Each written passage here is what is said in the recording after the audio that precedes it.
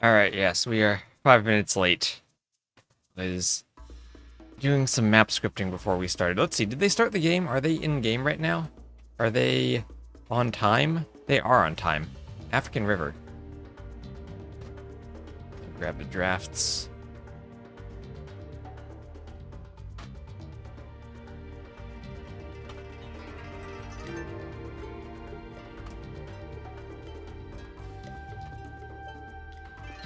And no, capture age. We need capture age. Hello, Hexacaddy.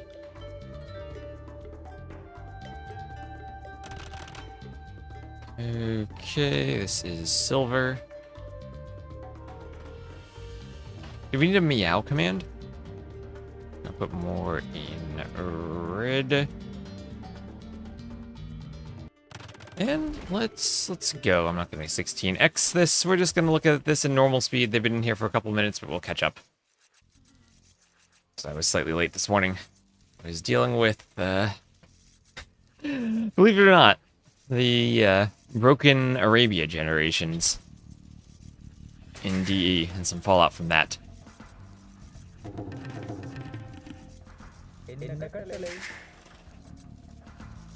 And then I forgot my coffee, so I ran to get my coffee. Day 2 of trying to do meow. You know what, you reminded me, I didn't even turn my bot on. Let's do that.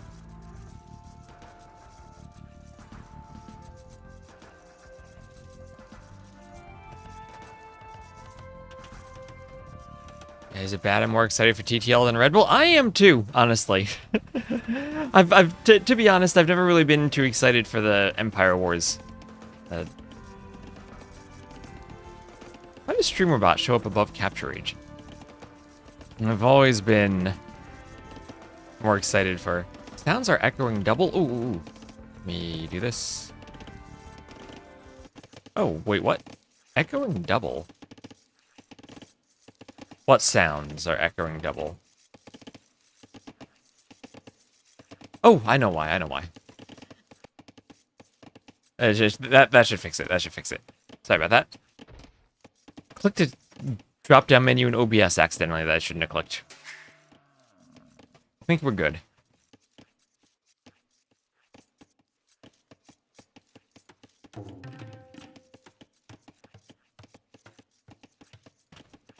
So, onto the game. We will have Dennis. Oh, that ostrich tried to run back. No. Don't run back, ostrich. Don't run back.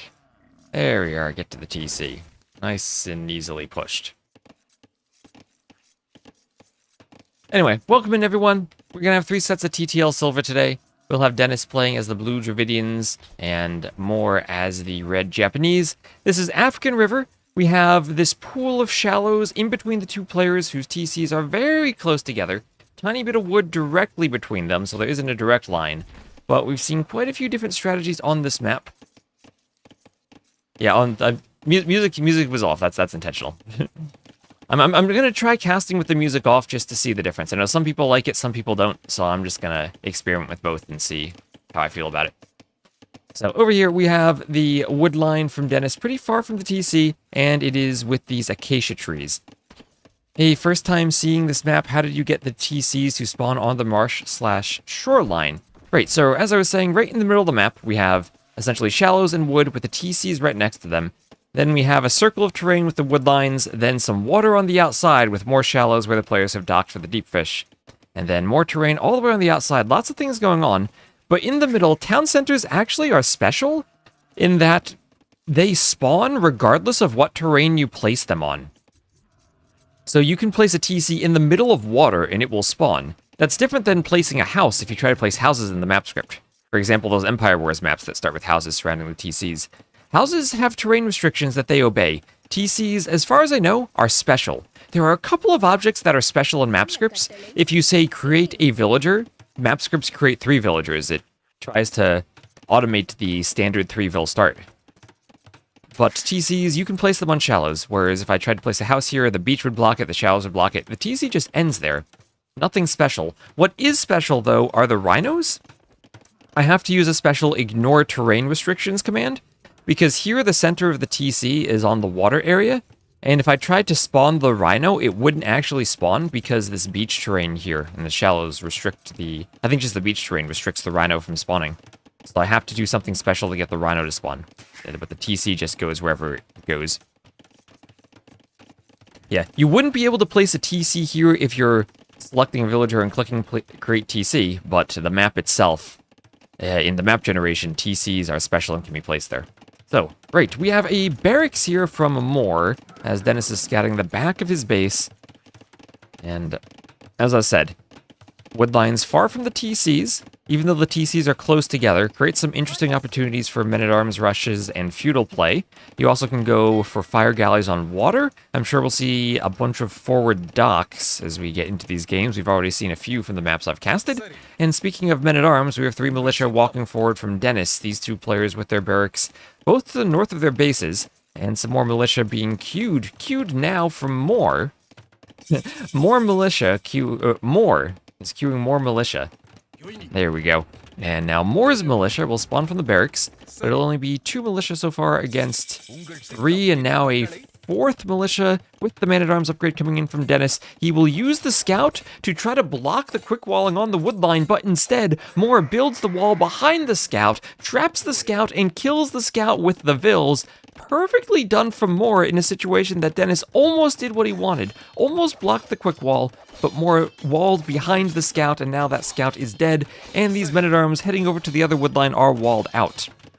As long as that acacia tree isn't overchopped and the wall's repaired, they're going to have to turn and fight the 3 militia from m0re, but m0re making a big mistake, engaging before that man-at-arms upgrade comes in. And suddenly he will lose some HP on 2 of his men-at-arms, and he's just going to cancel that upgrade now. After that poor engagement, it's not worth it for him. He does, however, have an archery range up, but is a bit housed. Ooh, has to throw down a house with 2 villagers to try to get archers out.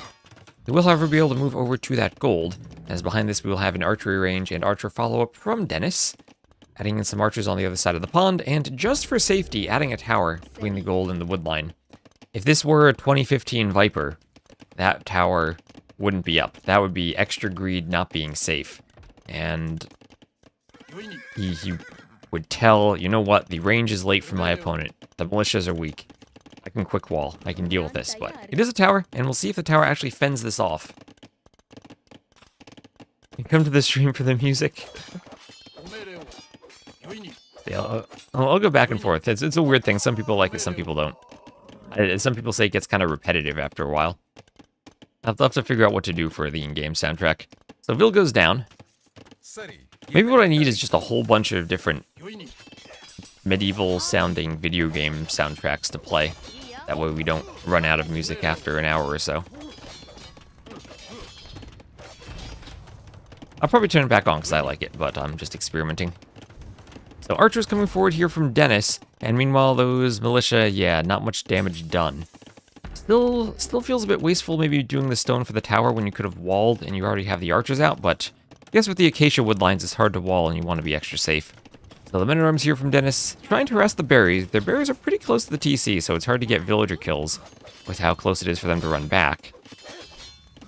Now the villas by the TC can go to the shorefish. A few shorefish, should be 2 per player right next to the TC. It was fairly balanced. Finger tracks from AoE 1 and AOM. Well, that's between the games, during the games I'm thinking of.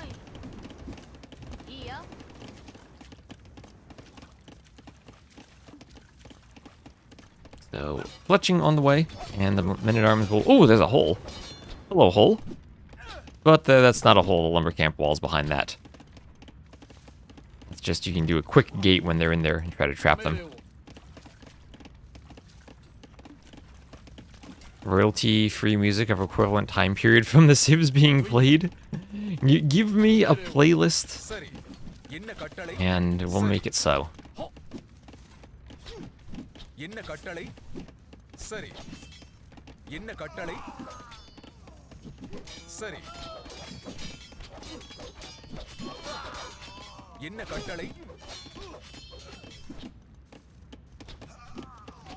So the men-at-arms cleaned by skirms, but they've been there for a while and have given Dennis a 3-fill lead. Even with a bit of idle time, he's gotten 3 kills. You're just playing Shamburger Extended in another tab. Oh, that'd be crazy. Twitch viewers, YouTube viewers, you all pick your own soundtrack.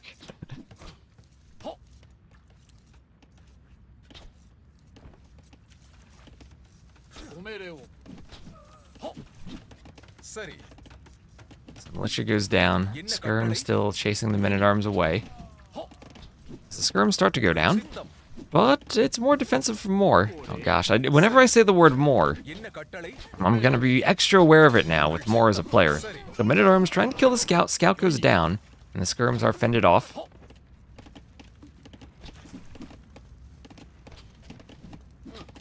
I don't know nearly enough global 500 to 1600 songs. Neither do I. Maybe we just need to get the Idle Villager band back. You remember them? Trebuchet. And, oh, what did I say about forward docks earlier? m0re giving us a forward dock. So 4 fishing ships to 0. I guess that's the Vil difference. And because m0re, going for a demo, lost his fish on the water to Dennis. Dennis came forward with fires, and he went for a forward dock. Gosh, so much going on. So Men-at-Arms dies, and we will have a fire galley on the way from m0re. Another 12-hour stream. More like 6 hours today, and I just said m0re again. Trying to go for 6 hours today. I guess one fire can clean up those 3 fires now. Probably. One demo could do it in more spectacular fashion, but yes. m0re's trying to push out, take those zebras. And I'll have Castle Age on the way. About 10 seconds faster for Dennis as he's going to tower up that stone. Pretty far back from the TC, but also pretty far away.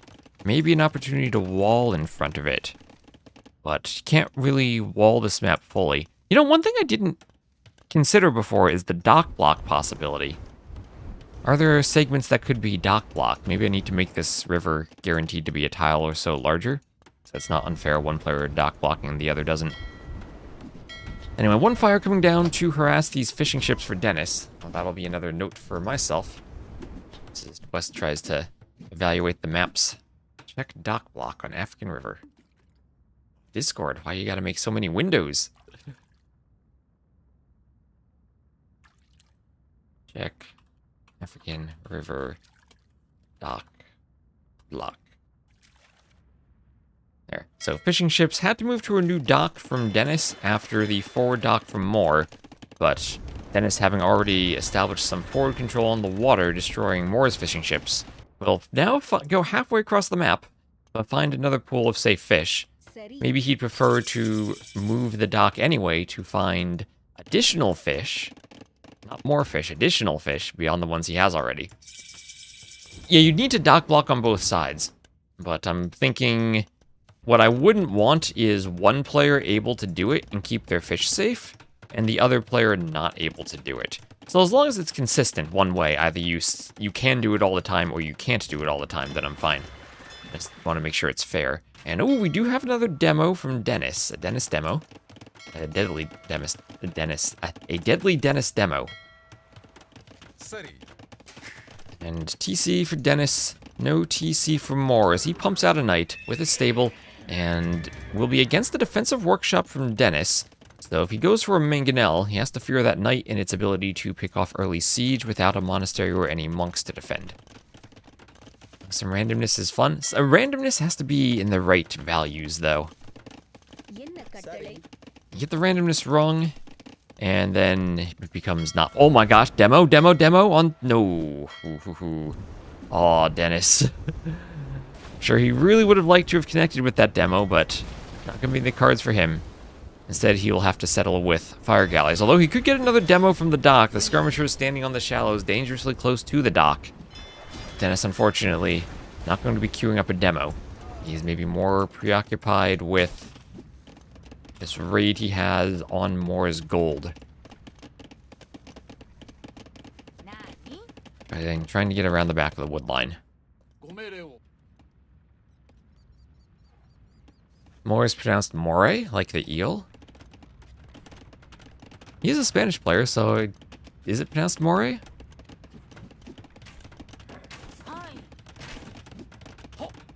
Okay, m0re. Then I can. Okay, that's more fun. Then I can say the word m0re normally. Oh, and Andre, thank you very much for the raid. Welcome in. We're casting some TTL today. We have Dennis and I've been calling him m0re, but was told to call him m0re. So I will do that from now on. Oh, I forgot this is silver.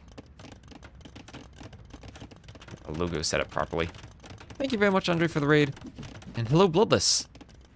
What does it mean in Spanish? I have no idea. Crazy to think Harrow is 2k5 elo. Well, he's gotten to 3k, right? And then he ping pongs up and down as elo does. So third TC now for Dennis, and he is going to start opening up a pretty good eco lead. Well, if 2k res isn't enough already. I mean, villager lead in addition to that. And m0re still struggling with having lost the fish. Good job from him, honestly, to disrupt so much of Dennis's fishing economy. I don't even know where some of those fish are. But Dennis has continued to expand, adding in docks on both sides. And continuing to move the fish. Oh, but this third TC could be in trouble. m0re moving past with some skirms. And he's not just passing. I'm going to be picking off some villagers. So I can say more in peace. Oh, you made it up? Make up stuff like that. That actually sounded like it could actually be a thing. I don't speak Spanish well enough to have an idea. I'll keep calling him m0re then.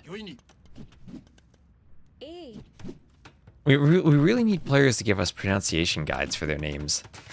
It's like that time Ornlu tried to argue that Vivi could be pronounced Vivi. Just like, no.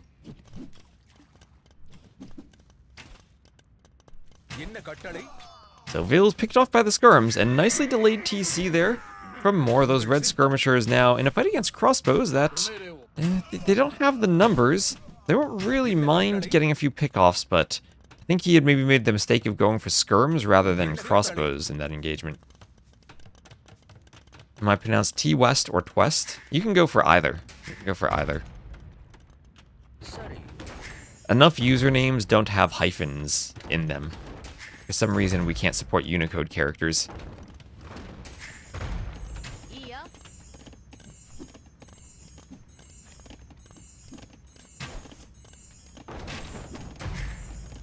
So, Mangonel hitting the TC as some skirms come over. Pronounced Veve. I don't even know how to pronounce the AE character when it's combined. So, monks want to convert the Mangonel. m0re does have Redemption and Sanctity, so he can convert the Mangonel. And tank a shot while doing so. And that usually gives you good defense against the siege. But you do have to worry about crossbows running forward and picking off monks. With 3 monks, though, you might even want to consider wasting all 3 conversions on the Mangonel to try to get as lucky as you can with an early conversion. His last name is Moreno, so probably just short for that, so it works even if you made it up.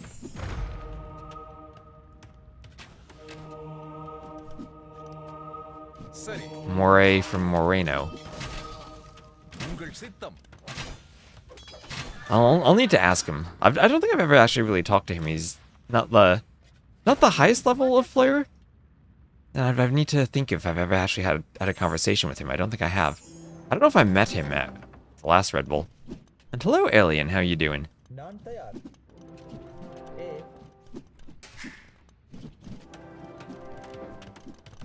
I hope you're able to see the forest for the trees now.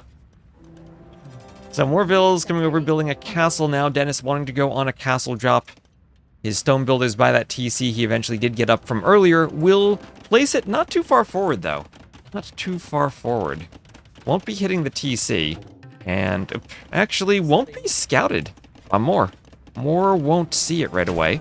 Instead, he'll have to worry about Dennis's crossbow starting to pick off his vills. At the same time, though, m0re wants his own castle drop, so we're rotating around the map with castle drops.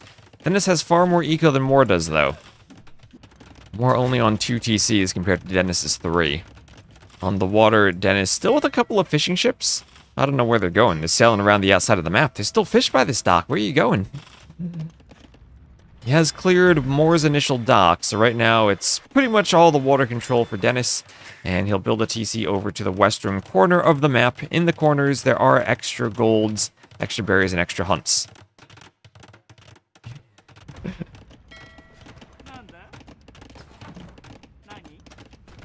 Yeah, I gave Alien some nightmares about how hacky map scripts will be. So hill's going down.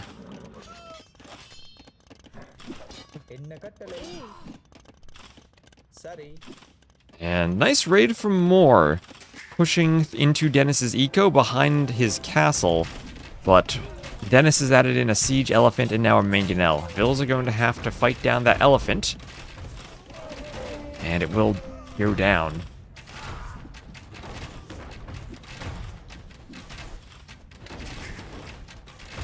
I think we should be the Baltic Fleet. That's the name of the subs. Nightmare's not a strong enough word.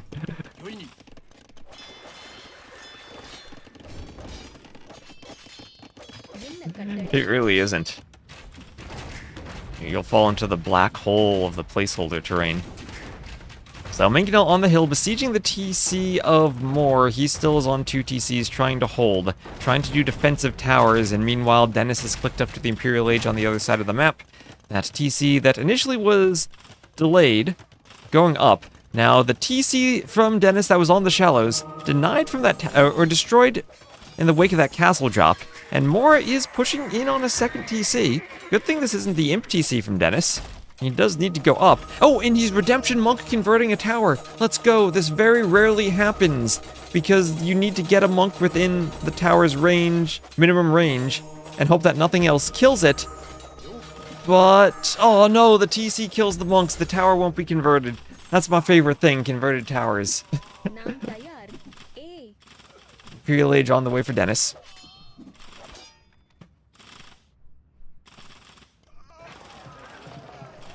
Oh, I was looking forward to that. So close. Monk also wants to convert a ship. I did learn that ships have a bit more innate conversion resistance, similar to how buildings do. I didn't know that back when I did my initial Monk video. So Monk goes down to the ships, and a few more farms being constructed around a mill. Viper has been pronounced wrong for years, actually the Viper. So, after seeing the Imperial Age come in, m0re will call the GG. Dennis will go up 1-0, and very nicely done from him. I like how he controlled the water early on, and then managed to run his fishing ships after m0re came forward for the dock. We have a fun map bug. What's the map bug, Arbase? What happened? Oh gosh, I'm scared now. I'm scared. Let me look at some stats. Gee, Monk's OP. Do I have to fix something right now? Or maybe it's on purpose? I'm scared. See, more food collected by the end. Golds and stones on the hill on slopes. What about them, Arbase? What about them? Is slopes the next map?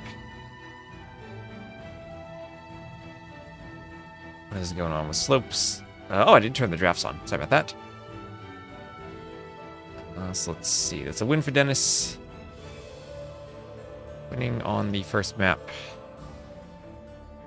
And what even were those civs? They were... Check that. Japanese Dravidians. Oh wait, why is m0re on the right? I thought Dennis was the favorite. Never mind.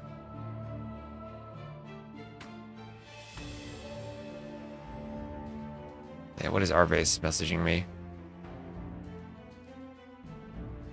With a 4-tile extra goal, but m0re has 3 tiles. That is a bug, yes. How the heck did that happen? Okay, that is a bug, yes. Same for the stone.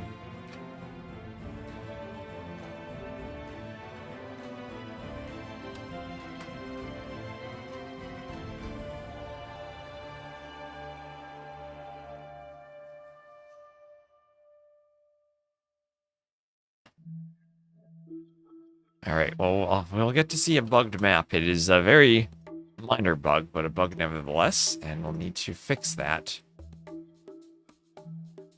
Slopes.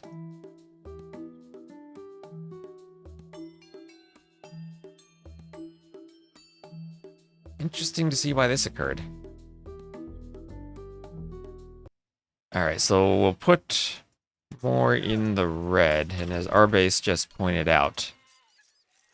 Let's see. Let me just go normal speed. We'll have the eagle coming forward for Dennis, trying to look for some laming. The boar and the sheep on this map were hidden cup in the past. We did put them all the way in the back of the player bases. In some ways, that makes it easier to lame, though, because you always know where they are at the start. But if you want to scout and stop that, you can always scout right at the start. And now m0re is trying to prevent Dennis from laming.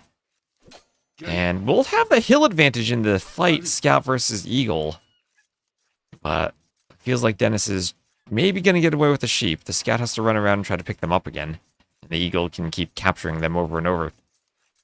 Anyway, the map is sloped m0re as the red m0re to the southwest, Dennis as the blue Inca to the northeast. That's why he's going with that eagle to lame. And, oh my gosh, we're seeing it. We are seeing the early Inca drush.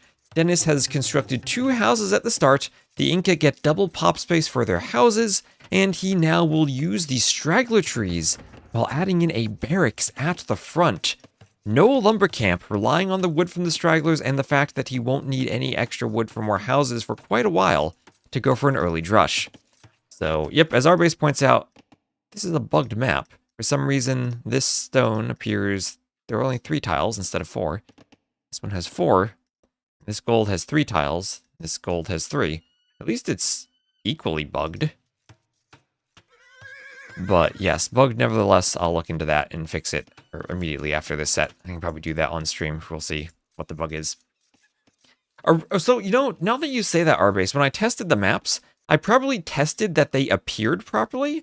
I might not have even noticed if the tiles were wrong. So this might just be one of those things where we test the map so much that we start to not notice the things that are broken. And originally, the map always had fixed positions where there were always, I think it was gold on the left and right, and then stone on the top and bottom.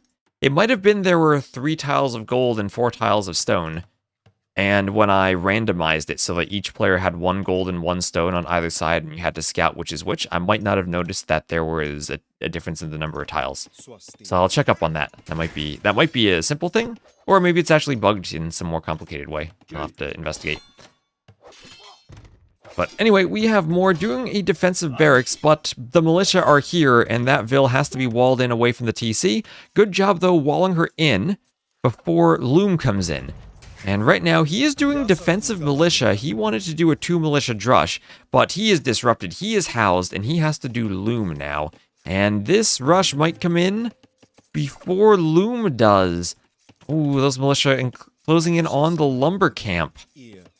But 5 Vills there just as Loom finishes, so the militia won't want to fight. 3 militia and an eagle as Loom comes in now for Dennis. But m0re is going to look to take a bit of a fight. Should be all 3? Yeah. Alright. Well, it might be that we made the list by looking at one that was 3 and didn't see one that was 4. So other slopes might have been bugged like that. I already have on my list to look at slopes for a shorefish fish trap issue, so I'll investigate that. Eagle poking down the mill. And Bill's coming over to the shorefish as an ibex is killed. And the militia going for the mill. They don't want to fight the Vills directly, where they're just militia. They will try to harass the mill. Dennis's long-term goal would be to turn those into men-at-arms. And meanwhile, the militia that are coming forward for m0re haven't really looked to do any damage so far. They're just wandering around. Downside for Dennis is that he hasn't actually gone up to the ponds with the deer and the hares. Maybe what m0re could do with the militia is kill all of the hunt up here. And ensure Dennis never gets it. But maybe Dennis just leaving that for later when he feels more secure in the map presence. So we've seen some aggressive drushes or men-at-arms play so far on slopes. That's what I'm seeing from the map this time. Hope for more damage than that with all the militiamen. It says about 100, oh, not even, very close res collected between the 2.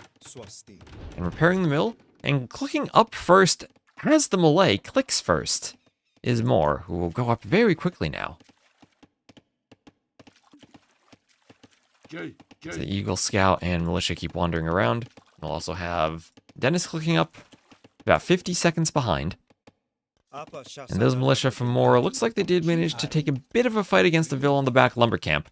But that's it. They lost some HP along with the scout, and knowing that that HP is gone, Dennis will send his Vils to do a mill on the top pond, take the 2 shorefish there, take the hunt there.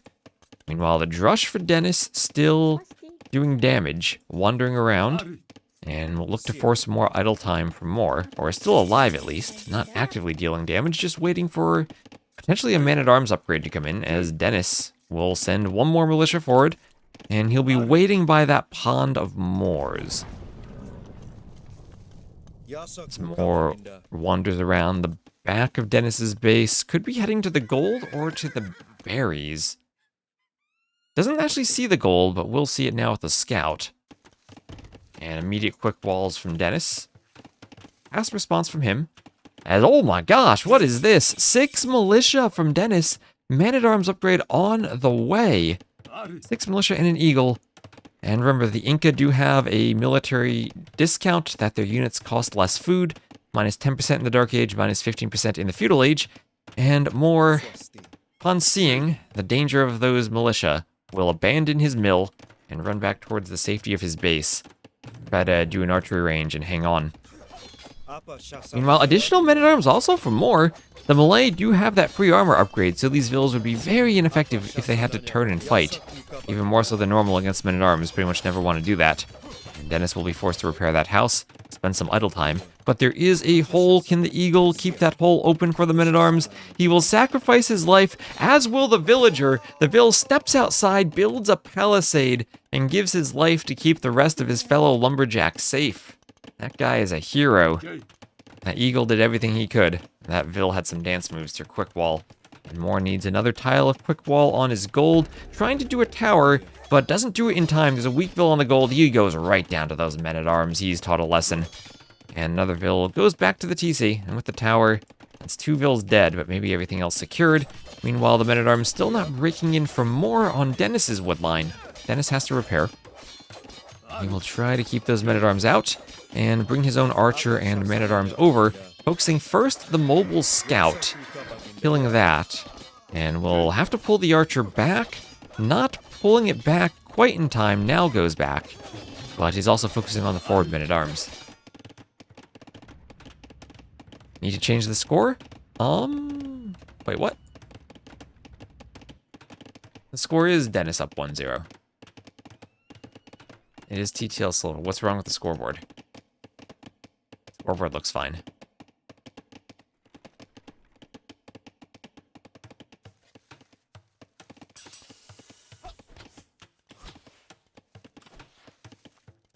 Anyway, the militia, or the men-at-arms, is still around for Dennis.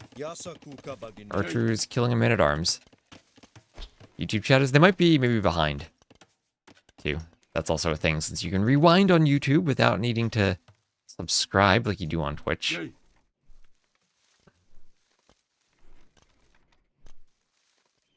And larger military, 11-6 for Dennis. He's actually down by a Vil, though. That Malay uptiming bonus still paying off for m0re, giving him, oddly enough, more villagers.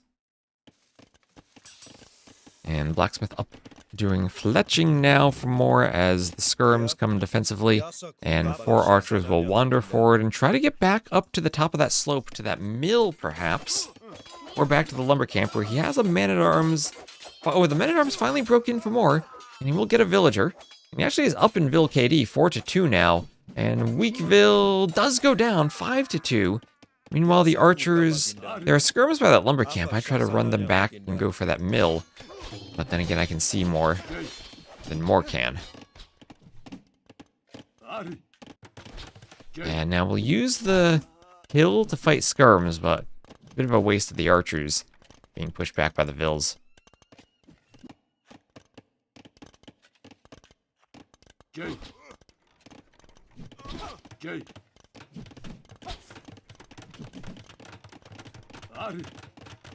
Men-at-arms wander around.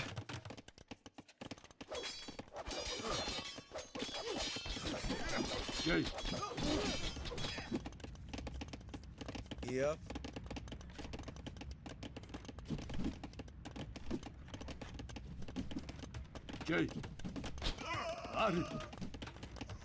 As the archers go down and the skirms come over. Yasa kuka baginda. And Dennis still kept out of m0re's base, actually down by 5 villagers now. He's had a bit of idle time, but still that m0re bonus paying off for extra vills. In terms of army numbers, as long as the skirms run from the men-at-arms, maybe they're okay. m0re's trying to sacrifice skirms to pick off archers. That'll keep his own archers alive for dealing with men-at-arms. And he'll lose some archers, but the men-at-arms will start going down. Numbers thinning a bit. Just trying to tank some arrow fire.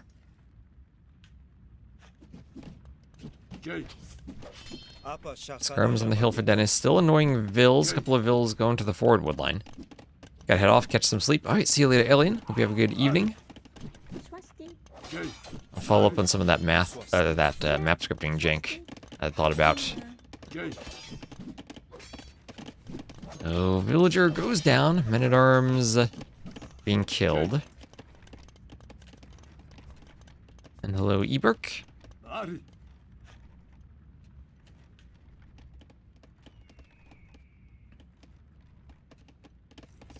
Here. Skirms will head up the slope to protect the remaining pond from m0re. And Dennis does go up to the castle age first. m0re just needs a market and he's up. And he's throwing the market down now. But unbalanced eco, not quite up as fast as he could be. 800 gold almost, 500 food. Apa shasananya baginda. Yasa kuka baginda. Apa shasananya baginda. Here. And the skirms from m0re will be atop the hill. Those men-at-arms very low on HP. Starting to be whittled down through all the javelin and arrow fire they've taken. As Dennis tries to push in on m0re's mill with the shorefish vills. And the men-at-arms are going down. Onto the skirms, and the vills will turn and fight. Turning and fighting because men-at-arms are weak enough that they can do so. And with all those skirms, m0re will lose only 1 vill and push this back.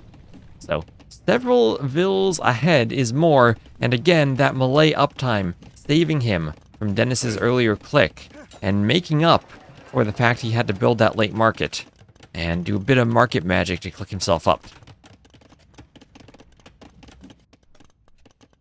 Some more walls coming up for Dennis, trying to be fully walled in the back of his base, and he will add in a 2nd and 3rd barracks. So 3 barracks, eagles from our Inca player, and remember going eagles doing the blacksmith upgrades means for the Inca they will apply to the villagers in the castle age. Those upgrades will apply to the vills, so they will be a bit tankier as they head out to the next pond with the hares. Skirms, Dark Noob. Hello, Dark Noob. Skirms summon Dark Noob. Whenever there's a skirm, Dark Noob is ready.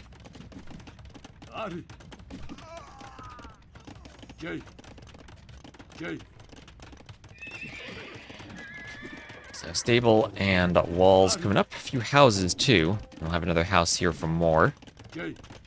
An elephant, let's go, m0re elephant. Oh, I love seeing elephants.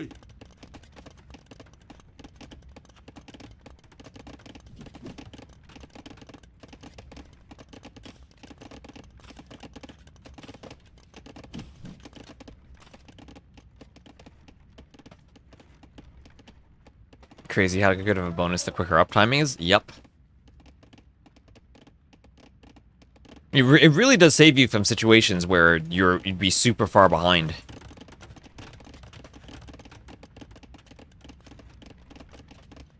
And 2nd TC, those tanky Inca vills building the TC out on the other pond for Dennis. So 1 TC in the valley, 1 TC atop the slope. m0re's 2nd TC will also be in the valley. Now, this could be a pretty cool 2v2 map. Maybe next cartographers. If we have the 2 TCs, maybe... I don't know, we could do a forward-backward thing like we did on... What was it called? Outcrop? Or we could do 2 TCs maybe right next to each other. Maybe some more fish along the top sides. Elephants fighting the eagles. Eagles also hitting the skirms, as the skirms have to run off of the slope, and a few elephants come forward here for more.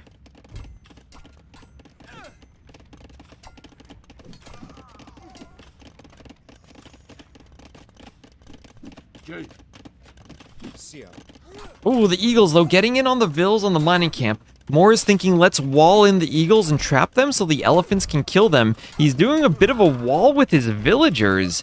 We'll lose some vills in the process, and Dennis has now killed 9 vills. Those eagles still running around, and he can't quite get the quick walls. Yes, he can. Yes, he can. He walls the eagles in, but that'll be a few more dead vills from the eagles, maybe. As the elephants take them down, and they finally find a little hole where they can flee, or where they can kill more vills. And the eagles keep pumping out of those barracks. The eagles keep pumping out of the barracks for Dennis, coming forward, and chased away finally by the elephants, but not after killing 13 villagers. Or, but not before killing 13 villagers. Let's come forward out of that monastery. Some of the vills might die, but it's a sacrifice I'm willing to make. We already saw the vills sacrificed to save other vills earlier. Who cares about the villagers? The elephants survived. Bailo knows what's up with the elephants. Dennis pulling ahead in score now with a nice villager lead after that raid. But it'll be Karambit time for the m0re. Karambits. Faster than the Elephantos. Won't care about being converted like the Elephantos will. And it might be an F-tier m0re castle, but the Karambits are a great, unique unit. And superb at fighting off eagles and monks. Do they have bonus attack against shock infantry? +2 against shock infantry. So +2 against eagles.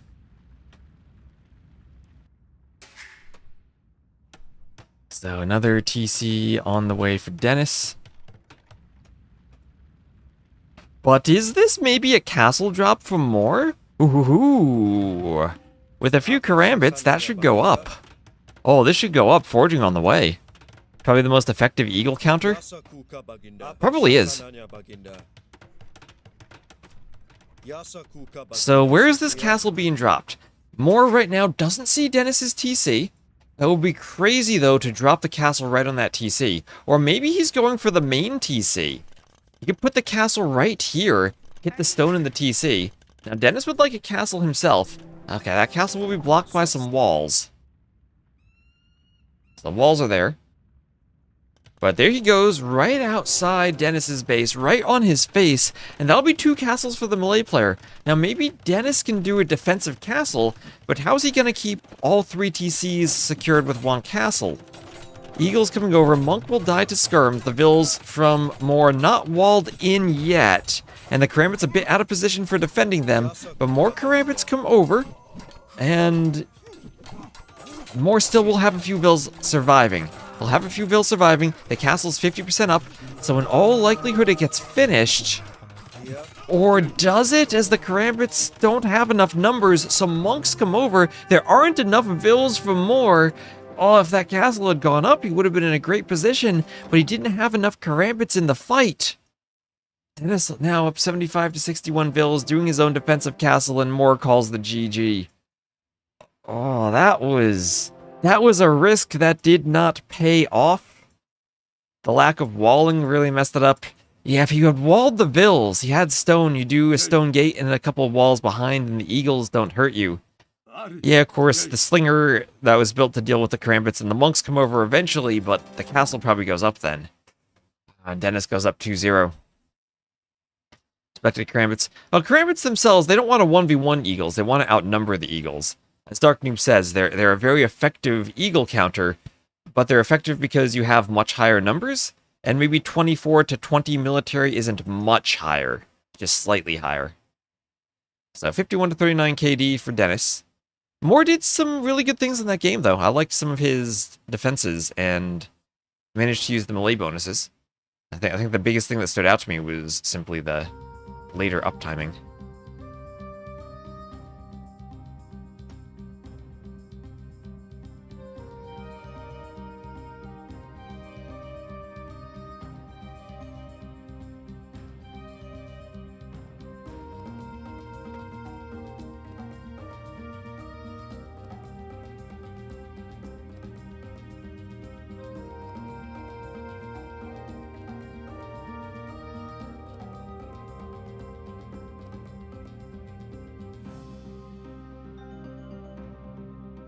Why am I being tagged?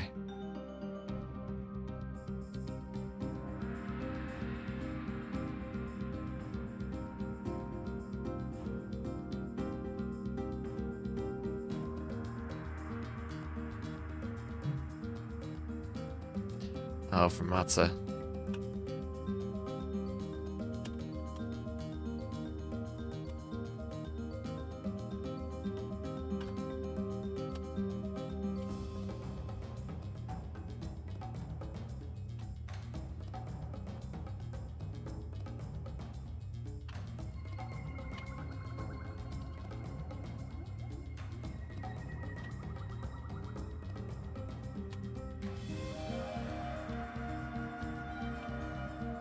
Matza asking me some questions. Alright, I need to remember to do ads between games, so sorry about that.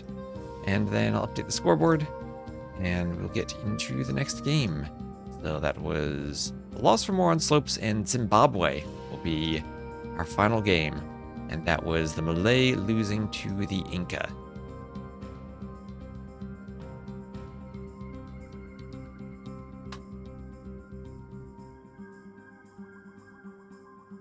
And let's see, does the dashboard have the game? I don't see the game right now.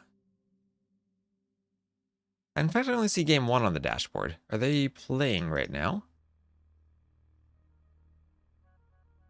I don't see Dennis online. This isn't like a very short game 3 from m0re, is it? Like in the previous set.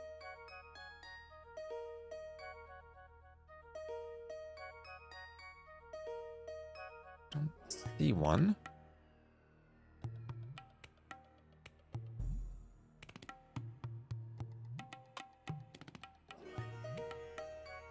In fact, I don't even see the Slopes game. Maybe they didn't leave the lobby? Maybe I didn't leave the lobby? Here's our base. Is this game happening? Good to see American Cities being played on land maps like that after the Eagle nerf was rolled back. Yep, I agree. I think it's good that they rolled back that nerf. Setting Mass Karambits was the most fun low elo strategy I've ever used. Karambits are the embodiment of m0re. Yes, they are. The perfect surround unit. You're right, they are the embodiment of m0re.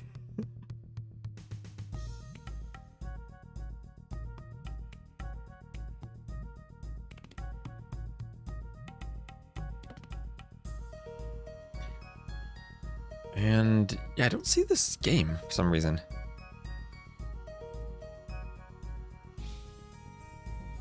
Oh, Matza confirming my answer is correct. Beautiful. Okay, Gabi's set got moved back an hour, so I guess we will have time for map scripting after this set. But I still don't see them online on the dashboard. Something's weird here. It says it's not live anymore.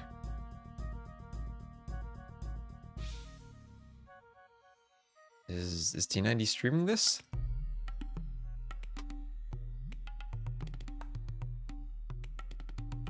And was there a game 3 that I missed somehow?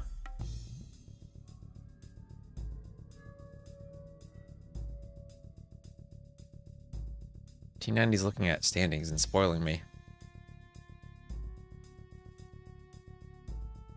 Okay, Daniela's not in a game either.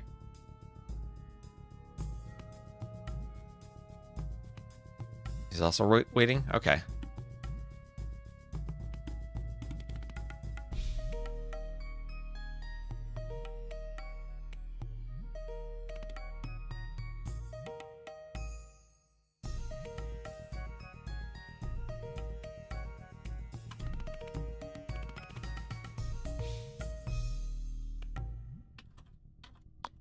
Maybe it just didn't show up because they were having a post-game chat in the game. Or no, they just said GG.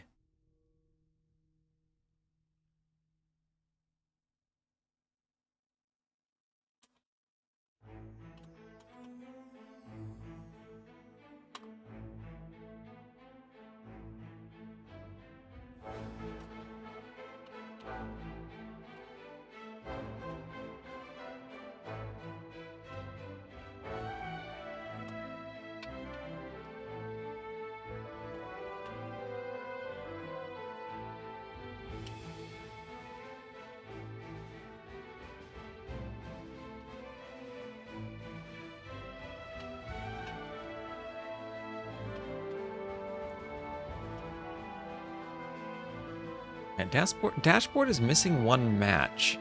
It says 3-0 Dennis. Was there a third match? Did m0re just GG out? Oh, wait, he's playing Ozone. What? Was there a super short third match?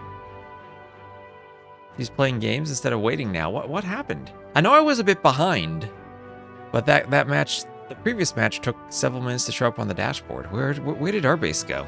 Hold on. Oh, was there game 3?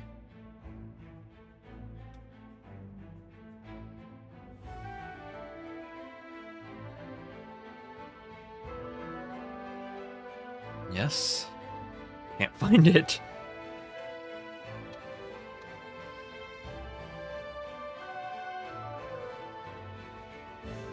Oh my gosh. Maybe it's on his account history? Oh, I can find it. I can find it. Okay.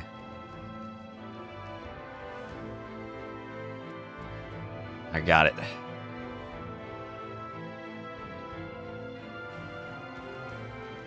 Alright, this is potentially a quick one though, so be warned. I think the reason I didn't get it was I was a bit behind, and then it was a quick one. So m0re did, remember last time we played this map, he tried to send a Vil up here where there's no hunt, and then resigned when he realized he went the wrong way. He's doing that again. m0re. The hunt's always in the south. Oh no. Where's that Vil going? He's turning around, he realizes his mistake, sending Vils the other way. We'll see, we're getting to 1 minute territory. Doing loom. Dennis down there already, he's luring in a boar. This is Dennis's home map, so he is pretty well prepared for it. Oop, he's not prepared to lure the rhino through the gate, though. A lot of players will use the buffaloes to hold that open.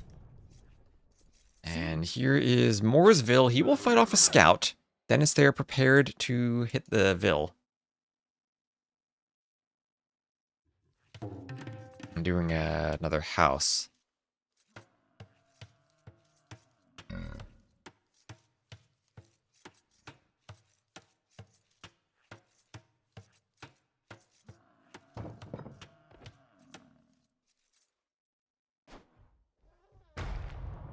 And okay, luring a rhino.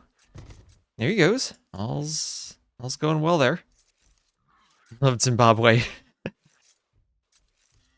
He said he wouldn't be preparing for this map. Well, he'd better be prepared for people to pick it then.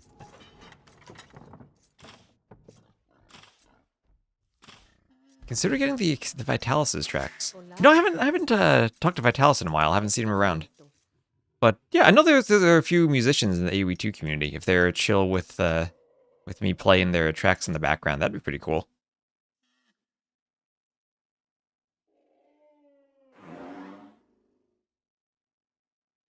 Alright, so 3:30 into the game, he's sending a Vil down south, and what's he gonna do? Dennis still struggling with that rhino, didn't get the rhino in, but did just take one of his own boars. And now this villager will... Where's she going? What's she gonna lure? Wandering around down here. One elephant. And a second elephant. And we'll be blocking with the scout, trying to take two at once. With his scout needs to chase the other scout away. This is where things get tricky. When you're on the shallows, you can't wall, and oh, that was not a good quick wall. I think that wall slowed him down. Oh no. Oh no, the scout can kill the Vil now. No, oh poor m0re. Losing the Vil, losing the elephants. And he's gonna call the GG. Alright. At least he tried to play the map there. m0re must not like clown maps. He says no more. No more. Thank you being the only streamer that reads the YouTube chat. I do read the YouTube chat. Twitch doesn't let me display both chats on stream, but I do the best I can to read it. So, disaster. Absolute disaster. So, a sudden disaster of all things. Anyway, so that's out of the way. Dashboard. Eventually got it. Let me send this to our base so that our base has all the recs. There we go. Good our base. So the Gabi set got pushed back by an hour. So that's going to give us time to do Survivalist Youpudding and maybe actually 2 sets. I think St4rk Bad Koala I'd also like to do too. So what do you want to start with? How about Survivalist Youpudding? Actually, let me real quick before we do anything else, take a look at the map script. So we will do Survivalist versus Youpudding. Actually, I don't know if T90 is doing anything, but let me just take a look at if he or Daniela are casting anything. I'll try maybe not to do the exact same thing that they are.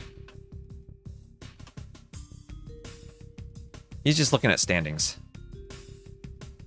So we'll cast some recs of sets that were played earlier.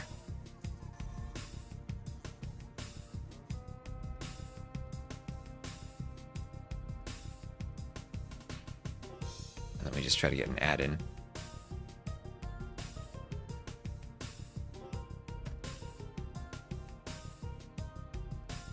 And we'll do Survivalist Youpudding.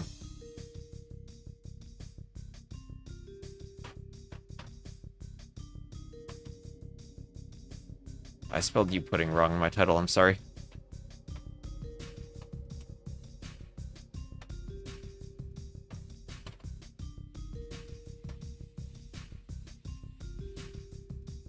Antagonist versus GoKu in 1 hour? Oh, is that scheduled? Was it? It's not on the dashboard. Is that in the Discord? There are too many schedules to look at. What league is that? Silver, I guess. Discord still says it's in the process of being rescheduled. If that was rescheduled and is in an hour, then we can do that. Let's all go take a good look at slopes though. We can take a good look at slopes for a minute and just double check that the map works. Let's double check which version of slopes I have. Let's see, I'm just going to look at it. I guess it doesn't matter. Yeah. TTL3 or TTL5 slopes. Yes, okay. We're going to fix slopes real quick because this is broken. Yep, it's going to be exactly what I said.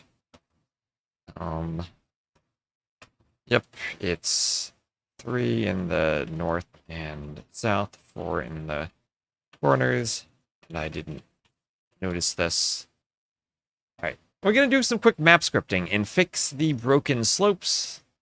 So let me just... Can I do this and go to map scripting mode in OBS? I think I can go to map scripting mode in OBS. So let me go to my scene switcher, and I turn this on. And then I just need to make sure here I have VS Code selected. Yes. All right, very quick map scripting. We're going to fix slopes. Full screen that. Zoom in so y'all can see it. And then we just double check our base. Our base says make it all 3. Easiest way to have it all consistent. Let me get the actual mod that we're using. So time to fix the map. And, yay. So right before we get to Survivalist, we're going to do... I think Survivalist would approve of this. Check the editor and double check the stones of golds, right? So it's... let me just double check. I should have hidden cup 5 slopes here. You can see I have all my maps. HC slopes. And gold.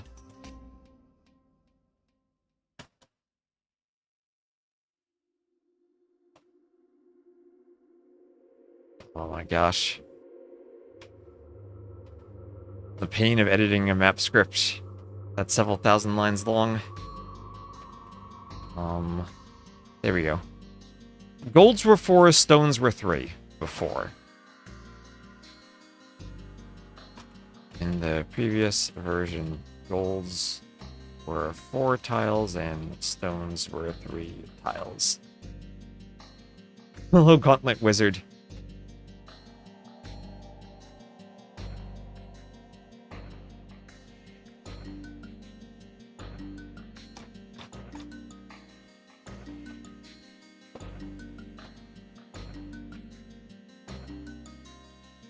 Alright. Corner 0.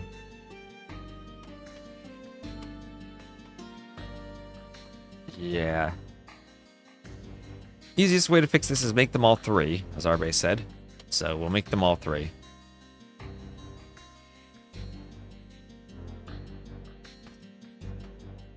Or do we want to do that? Let's just double check. There's 0. And we could just do the number. We're not going to make them all 3. Also fine by me. Why is it switched now? Stone/gold were in fixed corners. Now they're randomized. I just didn't realize the number of tiles differed. Simple effects. Right, so we're gonna fix this. So we'll do const num0 is 4, num1 is 3.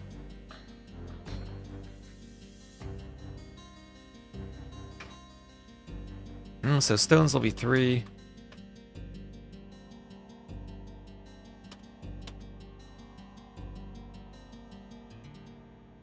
And golds will be 4. There we are. Then num0 is 4. Num2 is 3. Num0 is 3. Num2 is 4. And then finally 1, 3. 3, 4. 1, 4. And 3, 3. Let's just double check that. Gold in corner 0 is 4. Stone in corner 1 is 3. Stone in corner 0 is 0. Or stone in corner 0 is 3. Gold in 1 is 4. Stone is 3. Gold is 4. Gold is 4. Stone is 3. Gold is 4. Stone is 3. Stone is 3. Gold is 4. Stone is 3. Gold is 4. Gold and stone. And what I really should do is then const num stone is 3. Or gold is 4. That's 3. Should probably be a find replace, but there we go.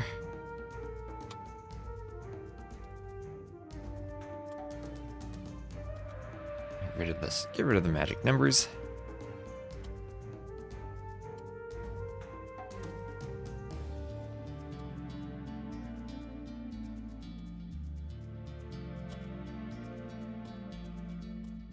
And then for each corner, we do num0,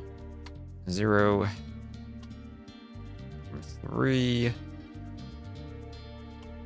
num1, and num2.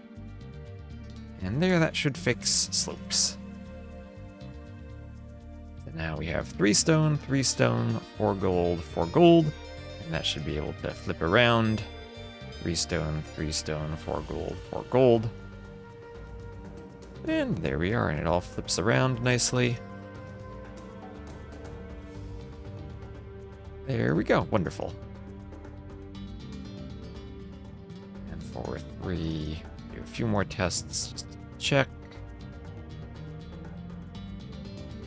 Okay, so that all is working lovely. All right, so one more thing I want to fix for slopes, and we'll try to get both of them fixed at once.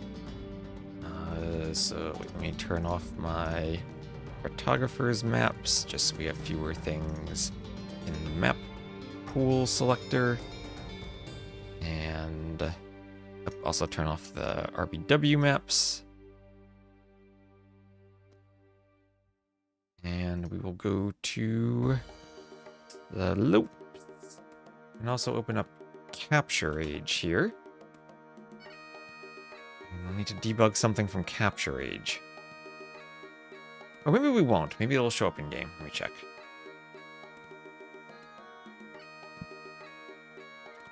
Oh yes, it does show up in game. You don't need Capture Age. Let me close this. Don't need Capture Age. I can show you in Capture Age though. This fish trap here. There's a dead fish trap at the start of the game. That shouldn't appear. I'm gonna fix that. Right. So back to the game. Let's just do one more thing and set the vision to be all visible. And right from the start, we see the dead fish trap. And you might be wondering, why is there a dead fish trap? And that would be a great question. Let's see where the pawns are placed. Right. pH neutral on. Where is that used? pH neutral on. Ah, that's because we don't need to use that. Great, we can just grab a... I don't have a pH on, do I?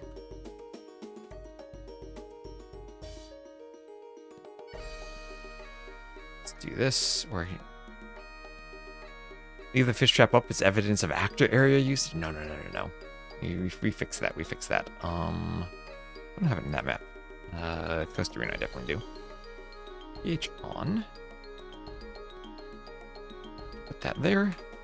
And then these hopefully just be pH on.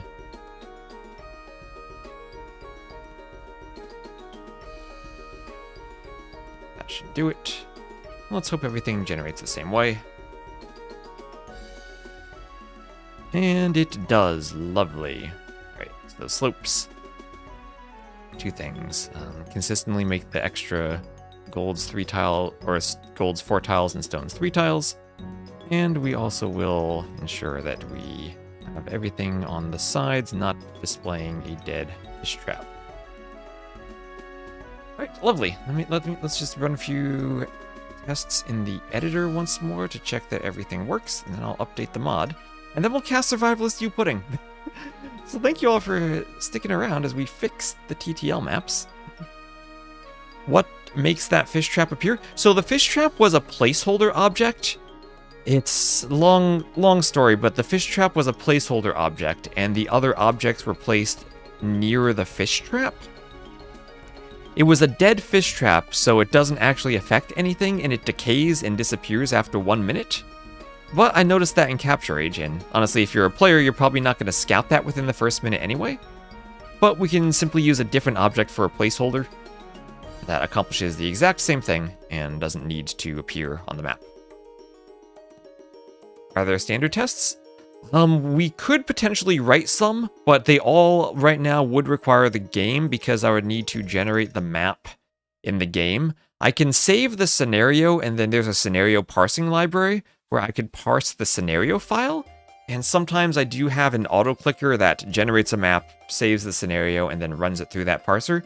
But I've never really found that to be particularly useful because the setup for doing that is kind of long-winded and takes more time than I really want to spend when I'm actively scripting maps.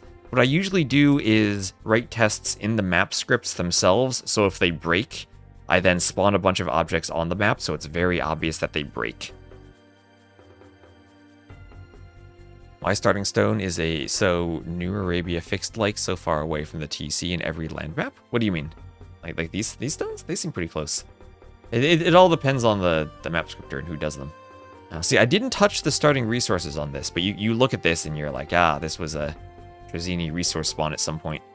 Every scripter does their own things, and you can tell who did stuff by looking at them. And I think this would have been a really early one of his scripts, and I think that we've reused, and I think he probably has more techniques for newer scripts. But when I edit it, I always got to be aware of little things like that. So, anyway. We're getting to that elevator. We're getting to that. We gotta fix the map. But anyway, this is all looking pretty good to me so far. So we're just gonna upload the map update, and then we'll get into the actual game. So I can turn my scene switcher off. Stop. Go back to the scoreboard. And, well, I guess I can update the scoreboard for this set. It was a win on Zimbabwe. I don't even know what the civs were. The civs didn't matter. Anyway, let me set the scoreboard. This will be Survivalist and Youpudding. What is the scripting language based on? It's just hacked together by people in the 90s. Nothing specific.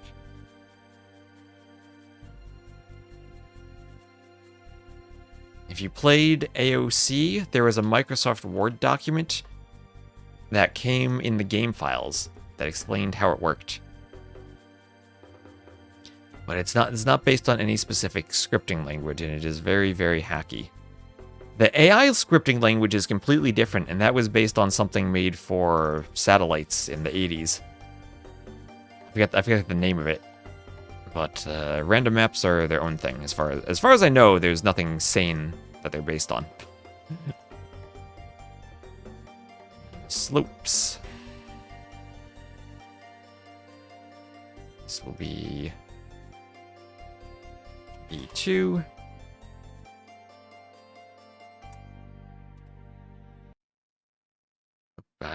My forward and backwards buttons. I'll never cease to regret that I put them as my scene switch buttons. Alright, let me just upload this mod and then we'll get going with... Or will we? Because there's a set in 41 minutes. GoKu Antagonist did get rescheduled. Alright.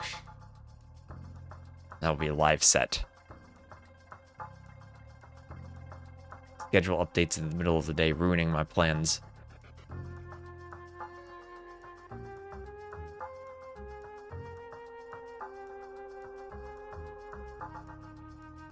So updates to slopes.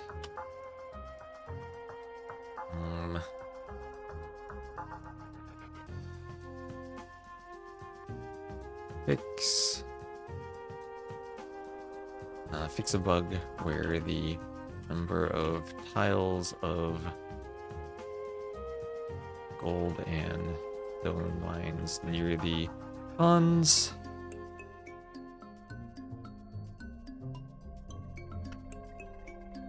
were not set correctly. Now gold is always 4 tiles and stone is always 3 tiles, and remove the dead fish trap graphics that appeared for 1 minute at the start of the game in each pond. Wonderful patch notes. Update the map script. Copy the patch notes over to Discord.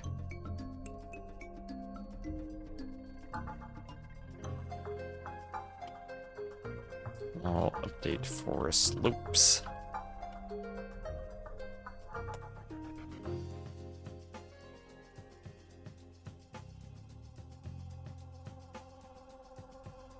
There we are. All right, maps are fixed. Yay, chat, maps are fixed. Thank you for bearing with me. Fixing the situation. And hello, William. Hello, hello. So Antagonist GoKu in 1 hour. It wasn't updated on the schedule tab in the Discord. I see it now. It still says in the process of being rescheduled, but then it's added in now. So I guess we cast Antagonist GoKu, and then Gabi Thunderbolt. I was gonna do these recs. I think we'll maybe have time to do Youpudding Survivalist between the games. I wanted to do that, though, because I think that's gonna be a good set.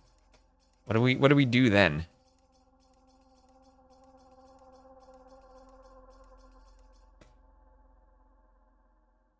Yes. That's why don't you say hi? It's obviously added in as a... It's a tool they use for development that was released with some polishing.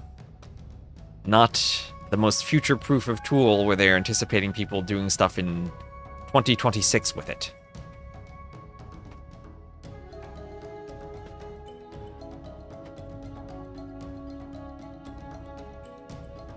Was it on Ada? I don't think it was that.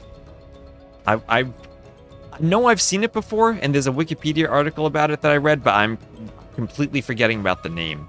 I know Will tweeted about it once. So what do we want to do, chat? Do we just kill time for like 40 minutes and then do Antagonist GoKu? Maybe that's what we do. And maybe we can slip in Survivalist Youpudding then before Gabi Thunderbolt. I know I updated my title and everything, but...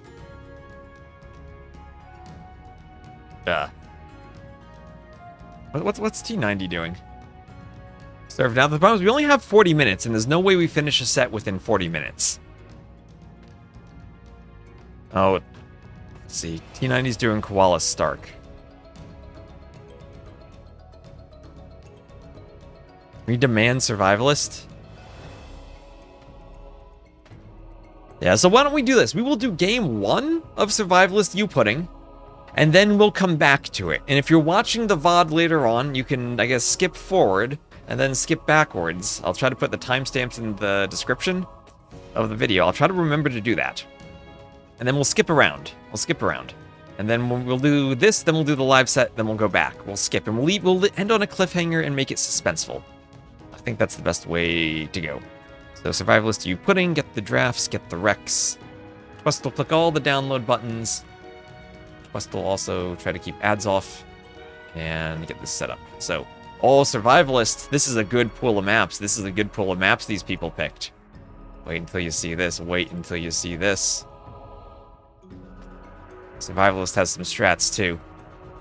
Boom, we have African River for game 1. Then Coast Arena, the home map for Survivalist, and Stranded, the home map for Youpudding. Oh, that's gonna be sick. That'll be absolutely sick. So we will have Shu, Byzantines, Ethiopians, Celts, and Portuguese. What the heck is that draft? That's an amazing draft for Survivalist. Then Armenians, Khmer, Sicilians, Japanese, and Bengalis for Youpudding. Yeah, non-linear storytelling.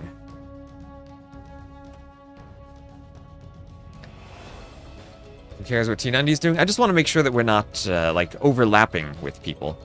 We're not doing the same exact thing.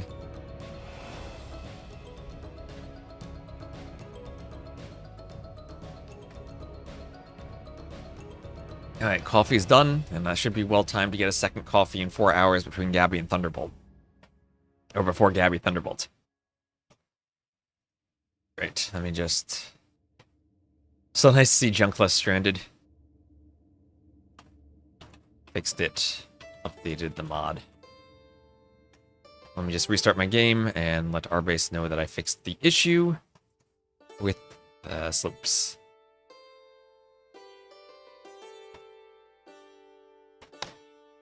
That's why I like these more chill streams that we're doing here. If we're not like doing a professional Red Bull big event cast, we can do things like alt-tabbing and fixing the maps in between.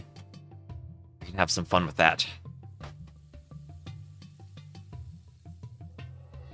So I do a lot of map scripting. It's good when they work properly.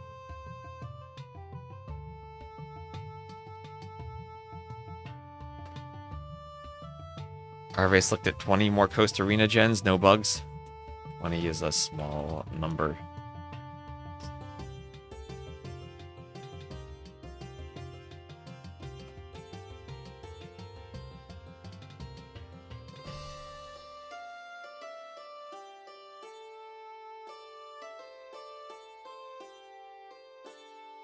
Always a pleasure to see the elusive Bloodless around. Bloodless isn't that elusive.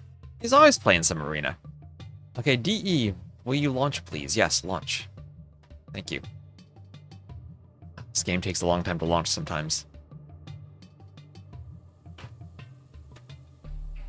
Alright, so sorry for the delay. Thanks for sticking around.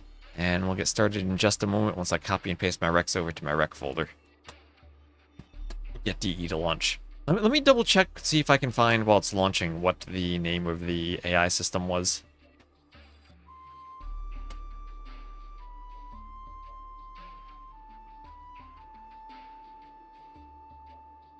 Is Will still on Twitter? Or is he gone?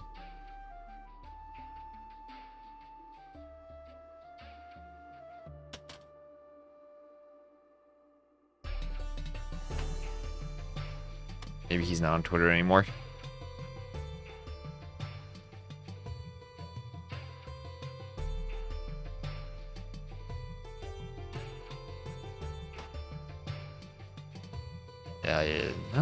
Is this one? Yeah, I don't see his account anymore. Alright, never mind. Someone actually elusive.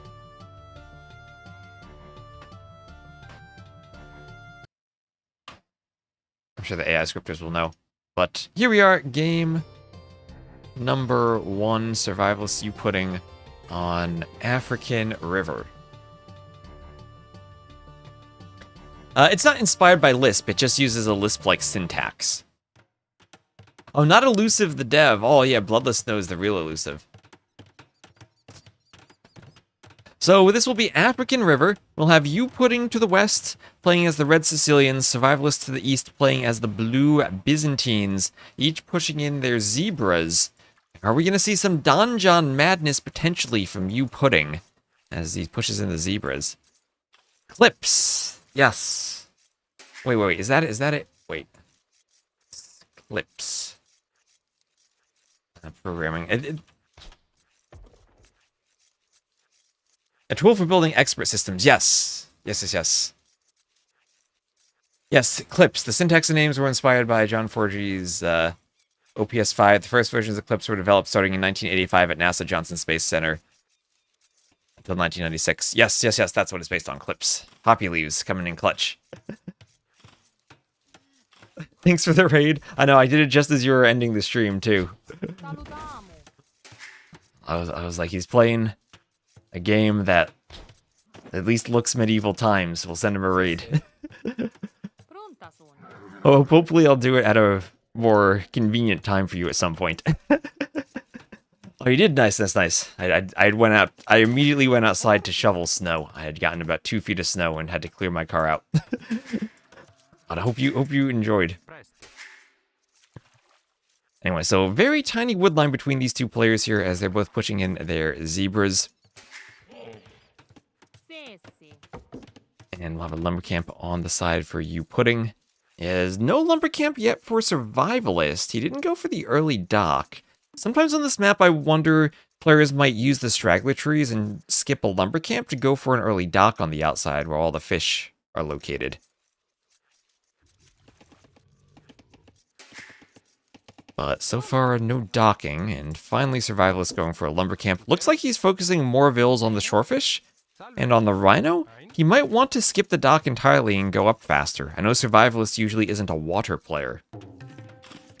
So he might be thinking, let's not play on the water, even though he has the Byzantines, which usually are a very, very good water sieve with their faster firing fire galleys.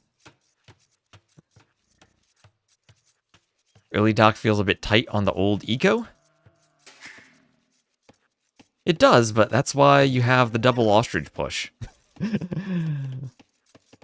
Loosen up that new eco.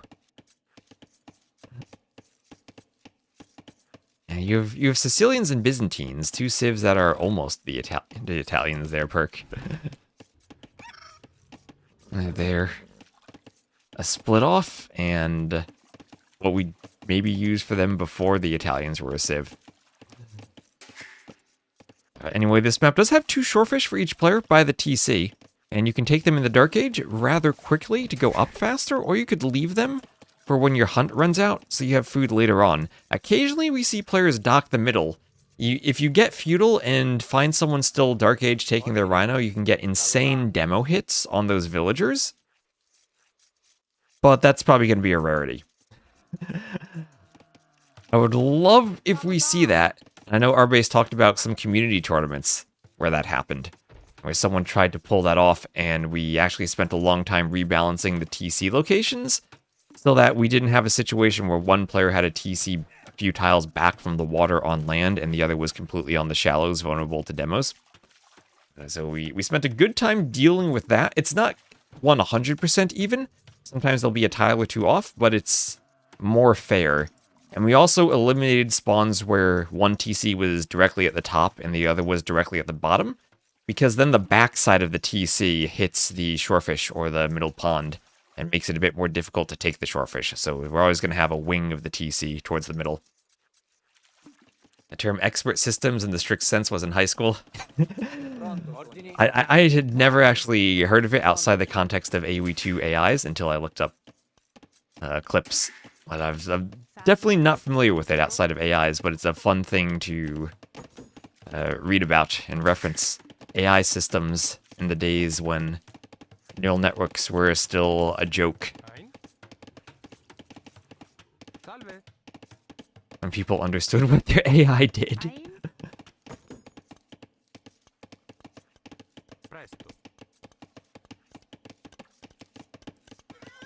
So on the outside, we do have a dock from Youpudding. He'll be docking the northwest.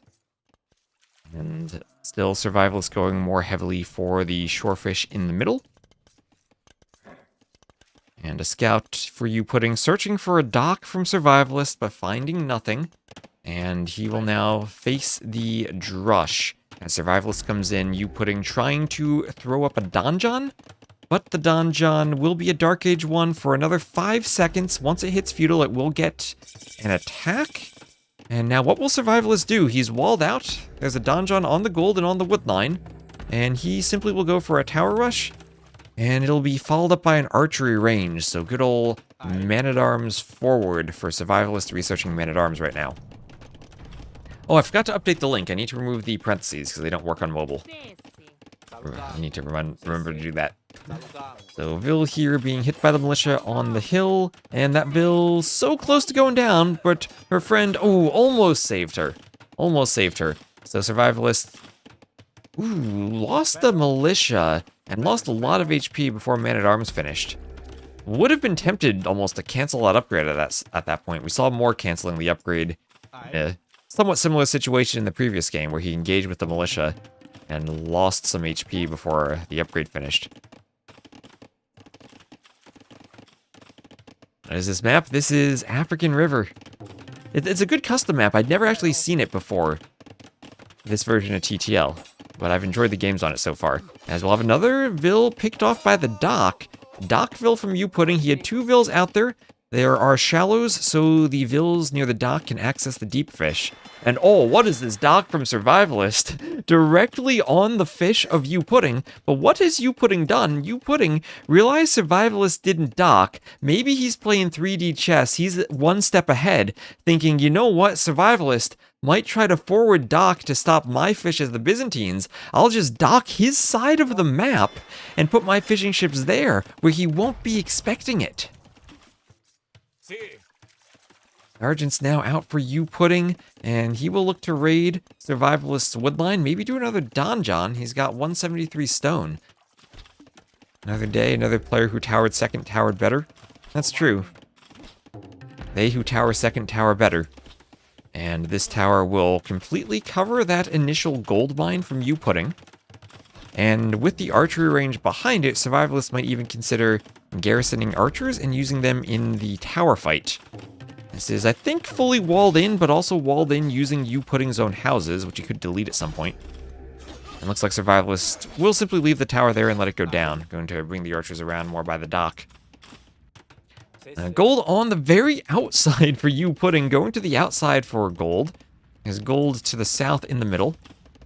Yeah, the romantic docks. Let's see, can you sail? If you spawn on the back, can you actually sail and escape? You might not be able to. And Survivalist getting a fire ship out, or fire galley out rather, won't find any fishing ships to harass. Youpudding already managed to bring all of them over to the eastern pond in the back of Survivalist's base. Survivalist hasn't scouted that, and he probably won't because he's dealing with a donjon with those forward sergeants being thrown up in his base, sending everything, even the water buffalo, to fight this. But the sergeants can repair, and they can fight Vils. And that donjon will stay up. Things looking a bit rough for Survivalist now, as Youpudding will go for another sneak dock to the south, docking both of Survivalist's back ponds. I think the title is lacking an R in Survivalist's name. Did I misspell? Yeah, I did, thank you.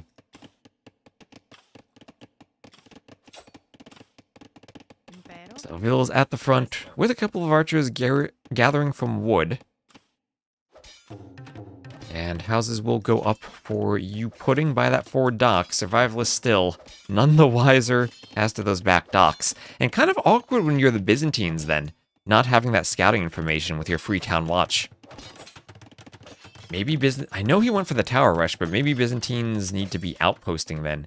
I think this is a really nice call from Youpudding. And if you are planning on skipping the dock and going for the forward dock as the Byzantines, something that you should be scouting and aware of, an outpost in the back to check for someone doing this, going for their own forward docks. 1 or 2 outposts could be insanely valuable for scouting the docks.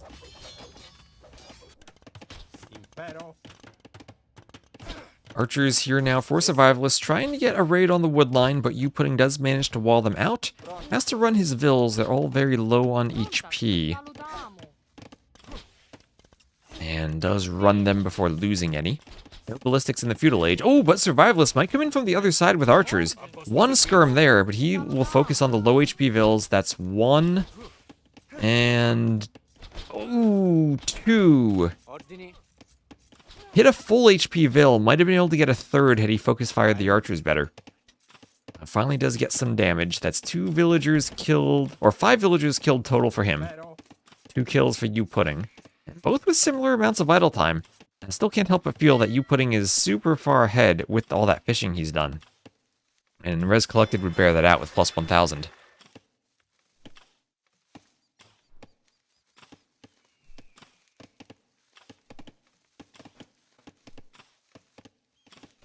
And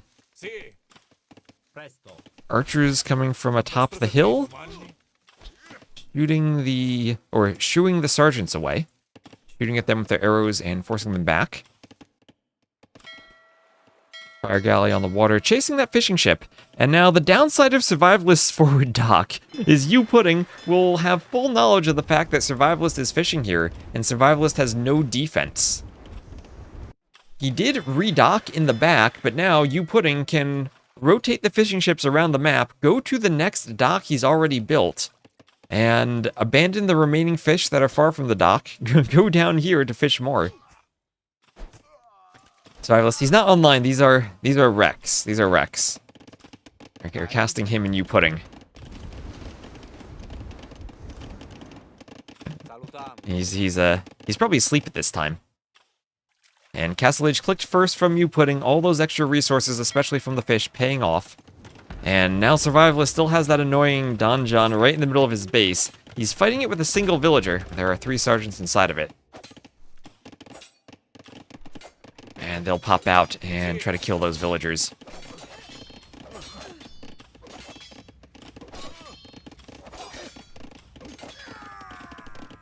Sergeants go down.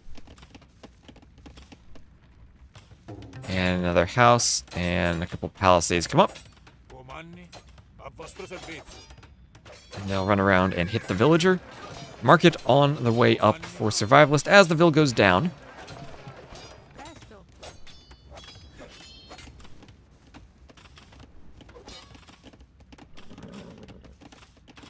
And another weak vill runs into the TC.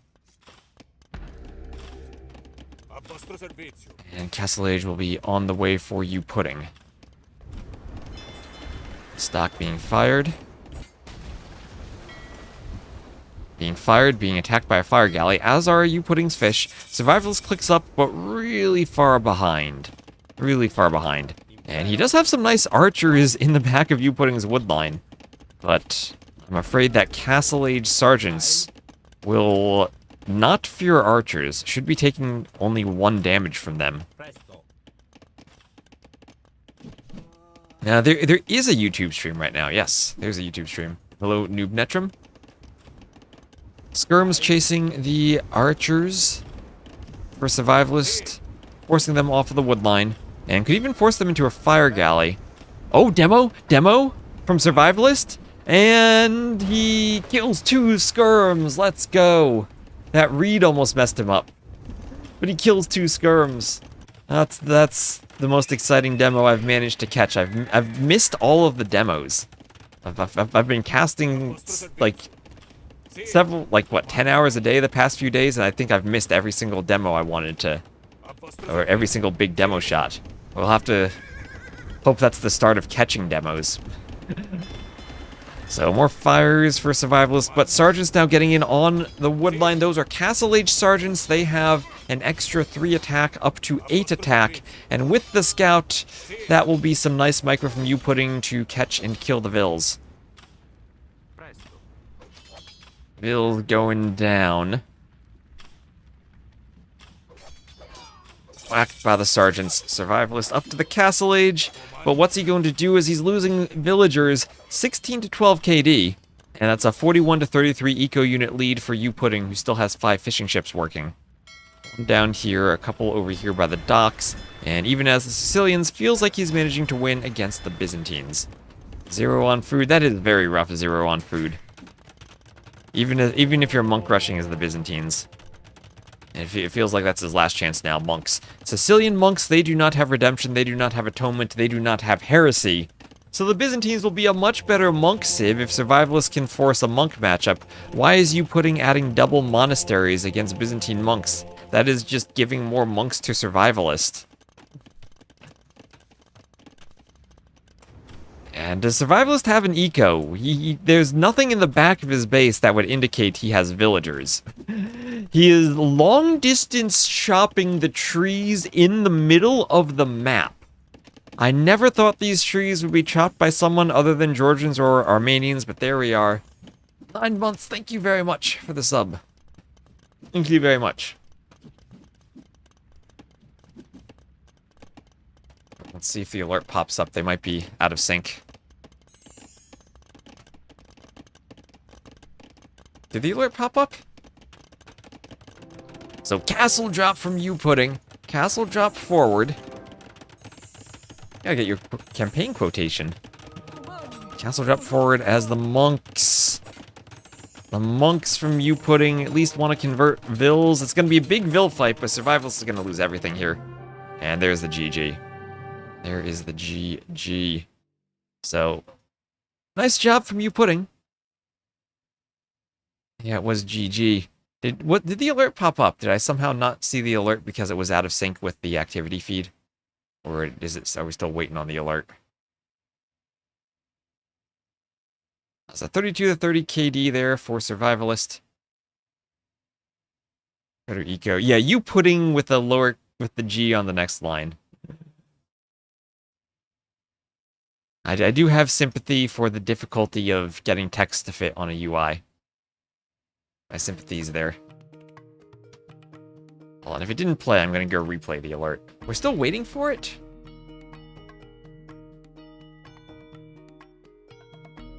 Let's see, where did I just get pinged? In Lidicor. Oh, there was spam in Lidicor's Discord. How did that happen? Alright, so we have 15 minutes until the next set.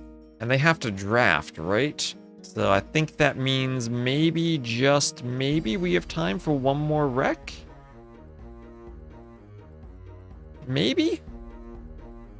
Let's do it. Let's do it. It's gonna be Coast Arena. We can maybe speed through the Dark Age on it. So what were those civs? Those Sicilians over Byzantines. Yeah, gamer time, game 2. Let me just double check this. I'm not satisfied if that alert didn't play. We gotta go to stream elements. Show the man who's boss. Replay activity. Bonjour, John. My colleague and I will escort you to the Chateau of the Dauphin, or else we will die trying. Oh, that was a good one. Wait, if I replay it, I wonder if we get different quotations.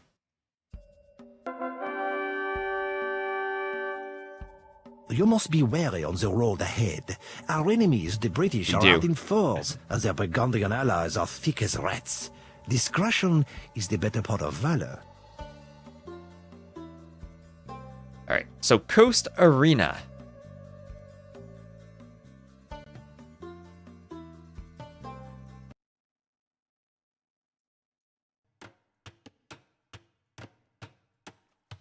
So we will have Youpudding playing as the red Armenians to the south, Survivalist as the blue Portuguese to the north, and this is a closed map. So why don't we just speed this up a bit? Speed up just a bit. Love the quotations. I do too. I had my history teacher in high school. He always told me, quote is a verb, quotation is a noun. Which is absolutely silly because the word quote absolutely is used as a noun fairly often. But I always carried that with me, and I will always use the word quotation rather than quote. So when you're programming and you have single quotes and double quotes, nope, single quotation marks and double quotation marks. So this will be a closed map, players will just be scouting around. I did see a report about a bugged stone. I did have some, as I talked earlier, some automated tests of generating lots of maps and making it obvious when that doesn't work out, or when it doesn't spawn to check for that. And I didn't see a bugged stone, but I can always check more thoroughly. Well, we have a scout fight here. So I'm interested to see what strategies players will go for. I did see Armenians losing to Italians in the late game on this map. We've seen a few instances of one player losing the water, the other pushing on land.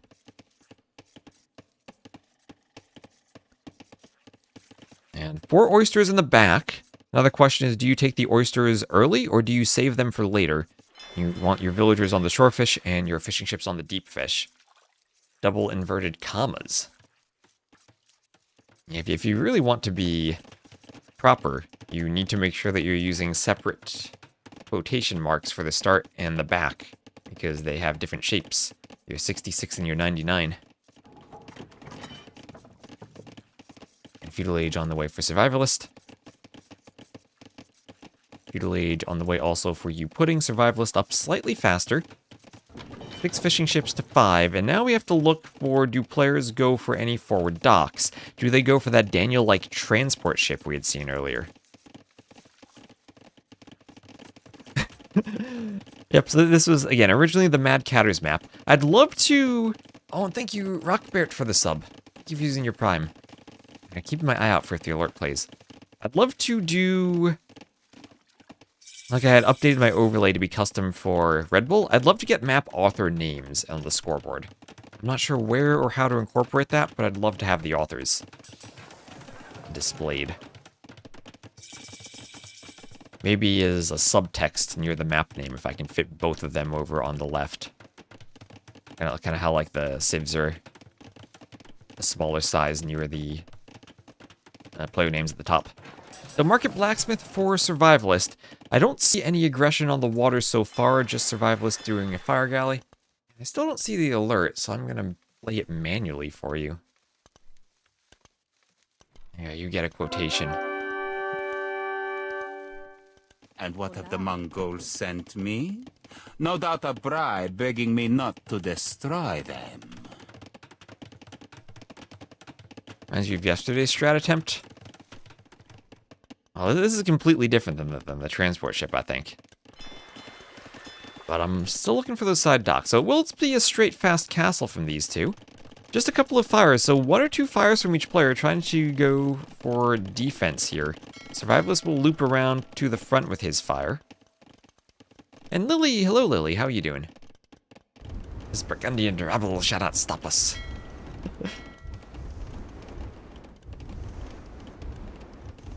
It's cute anti-meta pudding? Is that what ANKR means?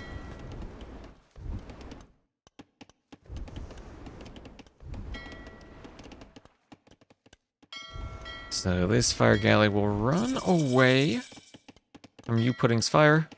Run back. Loom for Survivalist. He has been on stone, and he's going for a monk rush as the Portuguese. Monk or workshop and a monastery. But Youpudding as the Armenians will go for a fortified church rush. You're sleepy? Some people watch the stream to help fall asleep. And that will be a fortified church right on Survivalist's gold. But the way Survivalist is playing the middle, he has 2 gold piles in front of his base now. And with the mining camp there, he'll abandon his main gold at the double fortified church rush from Youpudding. And where does Survivalist place his castle now? Does he go in his base to stop forward progression from the church rush? Or does he go in the middle somewhere to protect his gold? A castle right here or right here could be interesting from him. Or he could just YOLO the castle forward to attack Youpudding. Youpudding will put a mule cart in the middle. Oh my gosh, I love this map. We've seen so many different things on this map. And fire galleys coming around for Youpudding. Trying to harass Survivalist. Survivalist has started taking the oysters with his fishing ships. Is this intentional? If fishing ships finish taking a deep fish, do they ever auto-task to oysters, or would they only task to other fish? Hola. Well, I'll need to experiment with that. Here we have some militia, or not militia, we have Warrior Priest coming forward, but Survivalist with the quick wall will Alcatraz out Warrior Priests, and with a Monk, we'll try to convert the Scout. Nice blocking. Can the conversion come in time? Yes, it will. The conversion is finished. And that's 2 Scouts for Survivalist. He's trying to go double Monastery Monks. The Scouts go down, and now he needs to build that castle. He doesn't have the gate started, and the Warrior Priests will get in, and there's 1 wall up. Bill's trying to fight off the Warrior Priest. That is a lot of Warrior Priests all of a sudden, 8 of them for Youpudding. And the castle is denied. The Warrior Priests will get into the gate. Will they hold it open? They won't hold it open. They'll just be inside. I think they could probably garrison out of the churches. And Survivalist will call the GG, and Youpudding goes up 2-0. Alright. So, wonderful strat from Youpudding with the church rush, and not handled properly at all from Survivalist. Res pretty similar, but if he maybe had done the castle sooner inside of his walls, maybe that could have worked. And he immediately put a castle, like, right here? But dang, those Warrior Priests came out quickly. Really quickly. I wonder what broken strat unit he attributes that loss to. The Warrior Priest. I still think the fortified churches are crazy. The fact that they're only 200 wood, and essentially means Survivalist can't mine his main gold, and also they can't be mangonel pushed. And do the Warrior Priests require atonement to be converted? Not really sure about that. I thought they did. But if they do require atonement, that means monks are useless against them. So this shuts down a... Yeah, they do. This shuts down the push. Yeah, I mean, the fortified church, maybe this could have, instead of being just a replacement for the monastery, maybe the Civ should have monasteries, but then also have a fortified church, so they have 2 buildings, like the Krepost is a separate building for the Bulgarians. Make it cost a bit of stone, and then only put the Warrior Priests inside of the fortified church. That way, at least you're investing more. I don't know, what, 75 stone? 200 wood? For this? And then at least you're committing to a rush and prohibiting yourself from adding TCs. As much as Light Cav are OP, I think Light Cav should get more bonus versus Warrior Priests. Probably. There was that time Survivalist had 2 scouts, and then was killed by units that the scouts have a bonus against. They do have the Monk armor class. Maybe that would help. Maybe if Light Cav resisted the attack of the Warrior Priest, because 11 melee attack is quite a lot. That's actually a ridiculous amount of melee attack. Longswordsmen have 9 melee attack, and less HP, and are... Yeah, other than the monk bonus damage, I think that these things are simply better than longswords in almost every way, aren't they? Just decrease their HP. Yes, that's something to make them less... It's the combination of them with the churches, too. So we do have a set coming up soon. So the question is, do we go for game 3? Or do we try to cast that set on time and be on time for once? Because we're never on time. You could zoom through Stranded. That's a Dark Age we could probably skip a bit of. And these players probably do need to draft, right? So let's go for it. Just keep the ads off and go for it. Survivalist Youpudding game 3.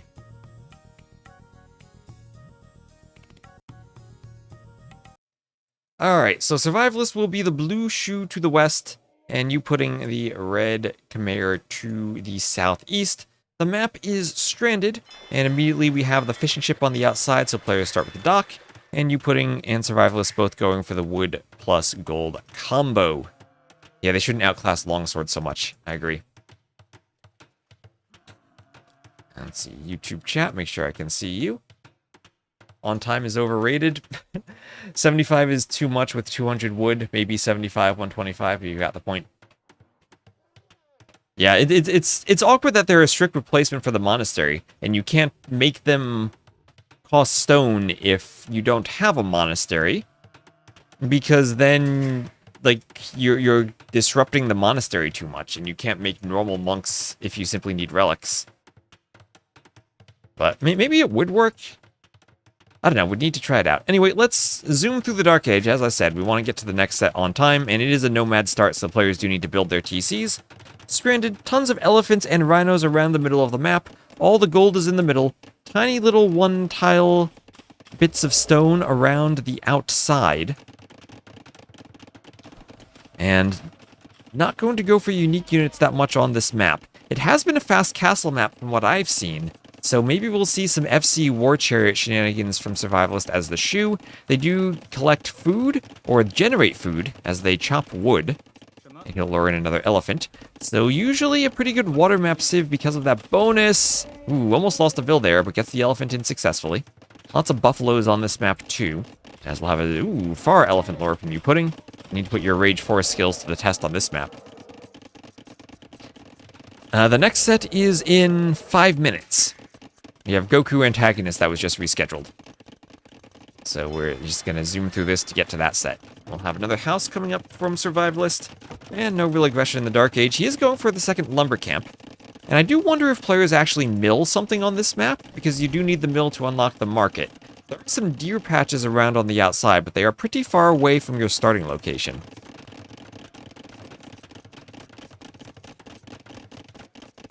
American hunt elephants and drop off by building a farm. You know that they can. that they can do. We've seen that with pastures for the Khitans. I don't think that's effective at all, though, because the pasture is the same cost as a mill, 100 wood. Or was that increased? I think that was increased, actually.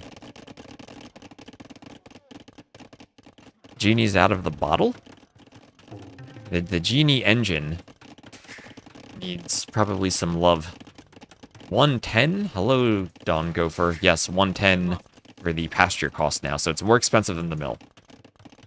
So Archer opening from Survivalist, he will look to go up and turn them into crossbow with the shoe discount that their archery unit technologies at the range and blacksmith are discounted. Already has fletching, and as we have Castle Age now for Youpudding, Youpudding will do a stable, and the stable will be a wall. However, Archer's atop a hill with fletching will threaten the Vils and maybe stop the stable.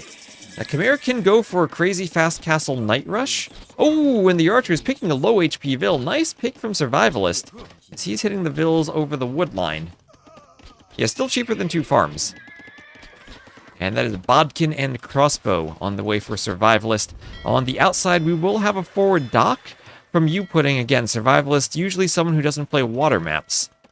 He has a bunch of fish that will be threatened by the fire ship as the war galley upgrade comes in from Youpudding. Both players fishing in their back corners, but fire ships very efficient at destroying fishing ships, and Survivalist will be losing some of his fish. Meanwhile, he's pushing forward with crossbows, trying to break through the palisade wall and get into Youpudding's base. Youpudding will have to do a defensive workshop as Survivalist losing more fishing ships, and that's 13 fishing ships for Youpudding, who has been fish booming in the back corner. Survivalist going for another TC, trying to add that in, taking the gold, one of the extra golds around the middle by another wood line. And so far, so good for the crossbow raid, denying the stable, forcing Youpudding onto one of the small wood lines on the beach, and Survivalist will get in with more crossbows. However, he has lost all of his fish, and only has 2 fire galleys, not fire ships, so no chance of disrupting the 13 fishing ships from Youpudding. And perhaps the most annoying thing when you're trying to raid someone, when they're the m0re and they hop in their houses, and you think, oh, I'm going to kill all these Vils, but then you don't have ballistics, and there's a m0re house, and a m0re scorpion comes over to hit your crossbows, and you don't notice, so the scorpion bolt hits all of them. With pastures, you can drop off several times. Yes, you can. That's true. That's true. You can keep dropping off, but it takes micro. With m0re farms, I think you can... Can you keep dropping off with m0re farms? I thought you could. Maybe I'm wrong about that, though. Maybe it's only when you finish building them. I guess other resources only when you finish building them. But that should be the same with pastures. And crossbows come over to harass some of the fishing ships. This is the best raid the crossbows will get on the fish. But not enough of them, really, to threaten them. So those Vils still idled in the houses. Survivalist fallen behind in res collected, though, and a lot of that will be due to the fishing.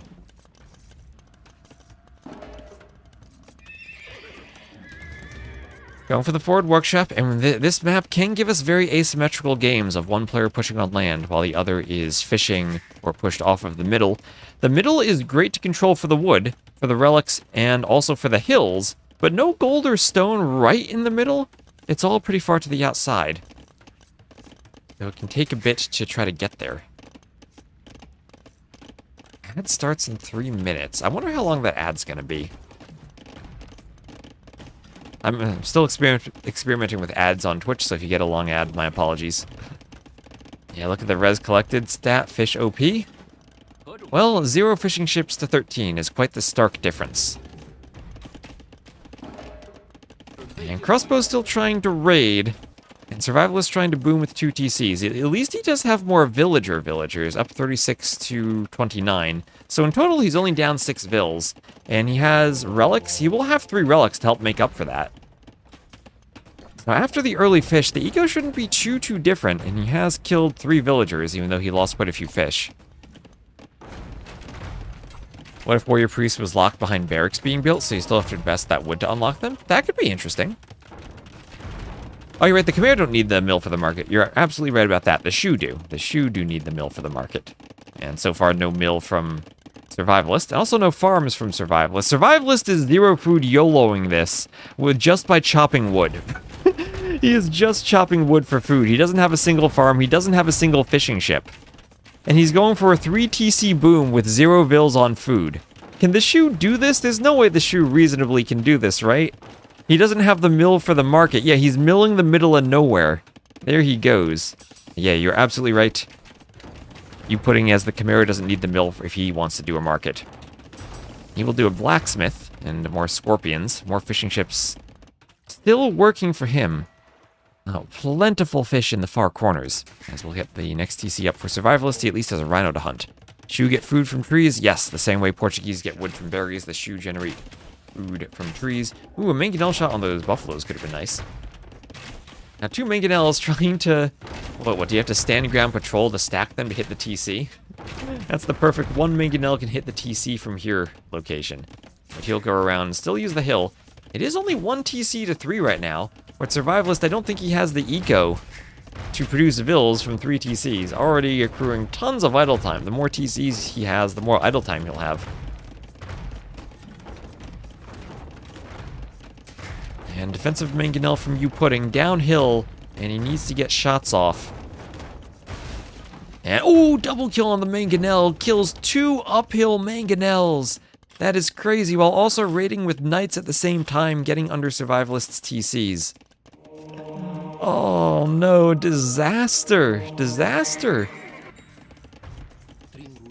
And that he wasn't even in the worst position. Yeah, he doesn't have anything on food. But if he controls the middle and pushes, it's going to be 0 TCs soon for Youpudding.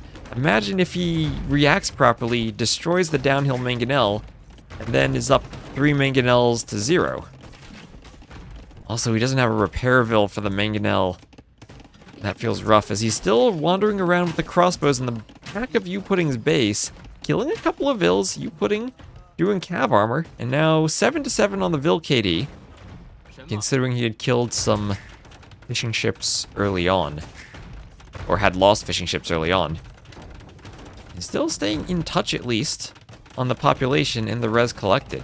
Oh no, don't lose another mangonel, don't lose another mangonel. He notices, ooh, 3 HP left. Needed to repair that. He's probably dealing with raids at home, probably dealing with the knights at home. And a second TC now for Youpudding, and getting the second TC up against the mangonel push helps you out quite a bit. Survivalist 1k gold. He built the mill, he could build a market and then do a castle and drop the castle between the 2 TCs. Oh, ooh, mangonel hits the house foundation. A 1-minute ad, interesting. Mangonel's trading shots.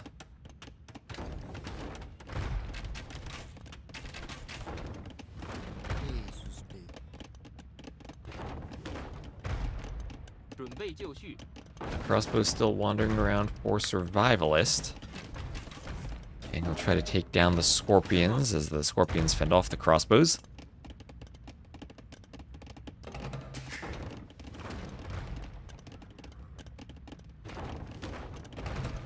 Vil wants a repair on the mangonel.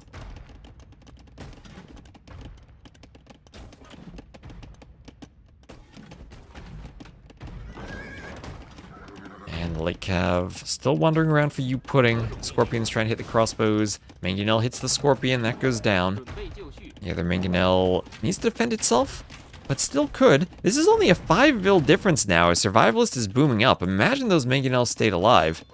The fishing ships will pump out food for Light Cav though. And this is going to be annoying for Survivalist as he does have 4 relics, that he doesn't have a way of stopping the Light Cav raid. Res collected are just about even, thanks to all this pressure he's applied. Lots of idle eco time for Youpudding, yeah, lots for Survivalist too. But Survivalist is catching up in population now, and 64 Vils to 48 Vils, 20 fishing ships for Youpudding, and he has to keep docking around the outside, otherwise he'll run out of fish. And he's moving even to the back of Survivalist eco to dock. University coming up, he'll look for ballistics. And he's actually not in that bad of a position, all things considered. So Ram coming forward. He switches to water, Pudding is dead. I don't even think he needs to switch to water. He just needs to scout the docks, and if he gets ballistics for the crossbows, should be able to kill a few fishing ships with crossbows. And if he can start killing fishing ships, that's what he needs to stop the progress around the outside of the map. This is something that is very easy for Survivalist to stop. If he brings the crossbows over to the docks, he can kill the Vils that are out there, kill the fishing ships, and then if you kill the Vils, Youpudding has to send more if he wants to do more docks. However he controls it though, he just needs to deal with the fishing ships somehow, and I think whether it's going one dock for a couple of fire ships, he still needs War Galley though, so that's kind of tricky. Or getting the crossbows in the right position. I think he has the tools to deal with it. Yeah, the fishing ships are the only thing keeping him alive right now. He's got 25 of them and 6 more on the way. I think he realizes Survivalist is not taking the water at all. And he can do docks with impunity. Even in the back of Survivalist eco. I guess what Youpudding has to worry about is the fish running out. He's fished maybe a third of the fish in the sea so far. Could use another dock in the south maybe, move the fishing ships around. But ballistics and bowsaw finally in for Survivalist. Bowsaw will be, I guess, a food upgrade for the shoe, as they'll chop wood faster and therefore gather more wood from the chopped trees. Now, there are not plenty of fish in the sea. Not for an entire game. Thumbring, padded archer armor on the way for Survivalist. And now with ballistics, should have some good raids on the villagers. Those Khmer Vils trying to hop in the house, not making it. And that's a lot of monks for healing the crossbows. Does Youpudding have a way of dealing with the mangonels, though? Does he have a way of dealing with the mangonels? TC taking some shots. Knight going down to the crossbows if they shoot. They don't shoot. Weird that they didn't shoot. Survivalist takes out the TC. He then has access to the 5th relic. He has 1 crossbow by the houses. So close to the fishing ships. These fishing ships, they can't even drop off. They've run out of fish. They've nothing to do. They're taking the shore fish. 34 fishing ships, but they're liable to collapse at any time for Youpudding if Survivalist simply gets a crossbow army by a dock and can shoot off a few of them with the crossbows with ballistics. Now, defensive Mangonel. Do the Shu have redemption? They do not, so the Mangonels will be an effective defense for Youpudding. Fish traps will still be efficient. Yes, but they require wood, and you have to add them in. And the same thing I was saying about crossbows picking off fishing ships. Even better if there are fish traps around, because then you can hit the fish traps. You don't even need to hit the fishing ships. More light cav raids, though, from Youpudding, popping into Survivalist's base. And they will pick off some villagers. Survivalist sending more Vils over to the TC. Is he just sending them to their deaths? Maybe he is at the front, Youpudding defending with a light cav at the front of his base. And the light cav massacring Vils. Oh, where are you going, villagers? Survivalist trying to garrison a TC with no more garrison space. He's swapping to pikemen. Pikemen never feels good in the castle age. Vil coming forward from Youpudding. He's honestly getting close to Imp if he stops light cav production and has the fishing ships working. 35 fishing ships. Light cav OP. Bloodless is right, light cav are OP. Mangonel's going for the workshop. It'll picked off by crossbows. So 20 villager lead, or 20 eco unit lead for Youpudding. It's actually 83 to 67 villagers. Survivalist thinking of heavy plow. We'll start farming.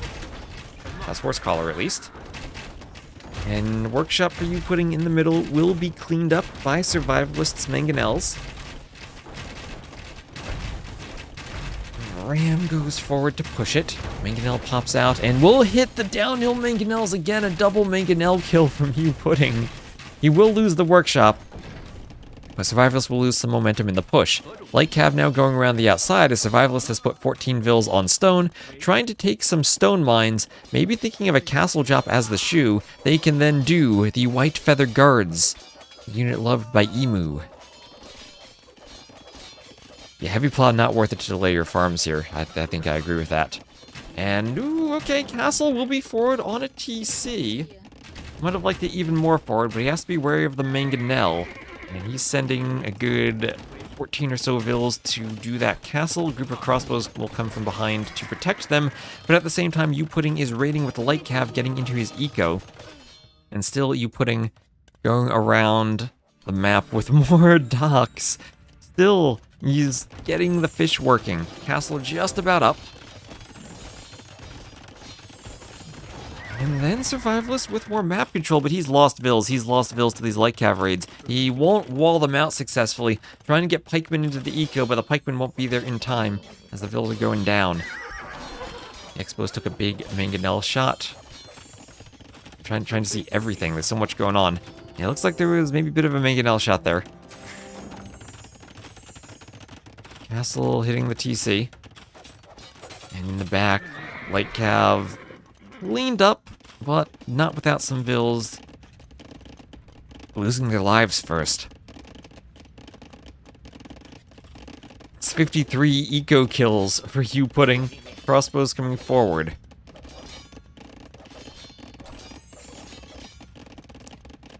Oh, Mangonel shot on the crossbows. They took a big shot there. At least they were uphill, though. They swapped the elevations, and that would have been a massacre. Mangonel defensively for Survivalist. Finally a good shot from him. Oh, and it's a 360 no-scope there. And picks off the Mangonel, so trades 2 for 1. Doesn't lose the crossbows. Scorpion bolts could be deadly, but some of them will be healed by monks.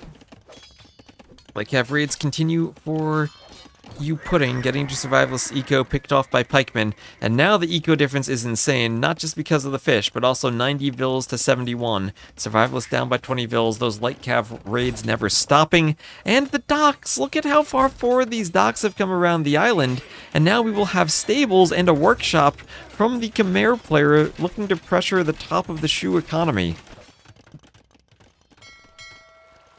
Fire ship patrolling in the west for Youpudding as the light cav raids a villager. More vills dying, light cav dotting the map, and then pushing forward against the crossbows. This could be a fight the crossbows actually win, and Youpudding will be careful not to take it. The eco difference, though, perhaps insurmountable now for Survivalist. So he'll try to hold on as best he can, but it feels like things are getting closer to GG. As iron casting will be on the way for Youpudding.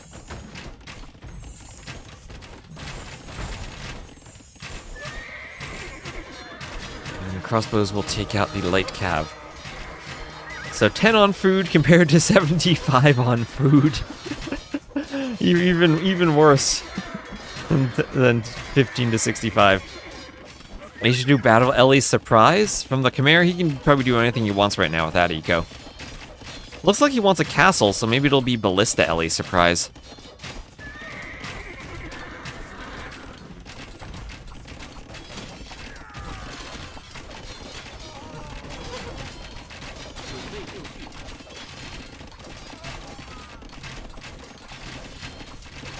Pikmin going down, as the light cav will probably die to the crossbowmen, Scorpion hitting the crossbows.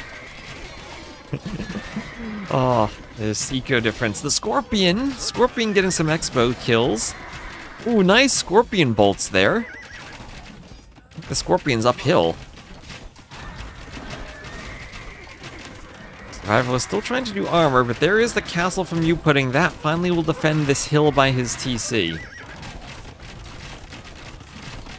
Anganil trade earlier really was a turning point. Still doesn't change the fact that Hoodster would have the fish eco with the TC down, gives him a better angle to push from. Yeah, that Mangonel trade, 1 for 2 that were uphill, was crazy. Meanwhile, light cav raids, and now Scorpions coming from behind. Survivalist eco also running out of gold at his starting TC. And Survivalist eco is crumbling. J-Clop's calling the GG. I think this might be GG. The score is still surprisingly close for how ridiculously far ahead Youpudding is. And this is a tight score despite the water control. But if there's one thing Survivalist takes away from this game, I think it has to be that, 1, that Mangonel shot, but 2, the ability to stop the fish with crossbows. I think he never tried to do it, and maybe underestimated the impact the fishing ships are having on Youpudding's economy, where he's up by 10k res. He's still a 10k expo and fish is running out. That's true, fish is starting to run out. Youpudding might literally fish every fish in the sea.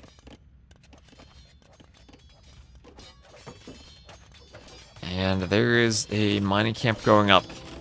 Youpudding continuing to pump out light cav with all of those fishing ships. Eco KD 93 to 49 or 95 to 51. Some some Mangonel attack rounds in there. The light cav are still raiding the vills. And more light cav going down for Youpudding, hit by the crossbows.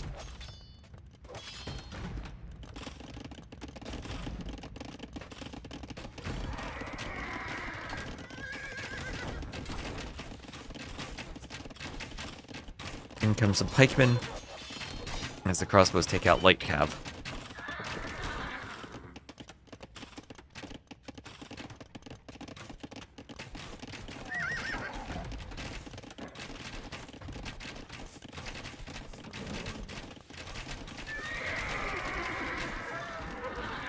Light cav going down at least, but way too many light cav. Survivalist actually has the KD advantage. Yeah, this isn't live Potkany, but I guess you get Survivalist stats? Elos? Oh yeah, I don't get the Elos from the Rex. I should have added them manually. Kills all there going down.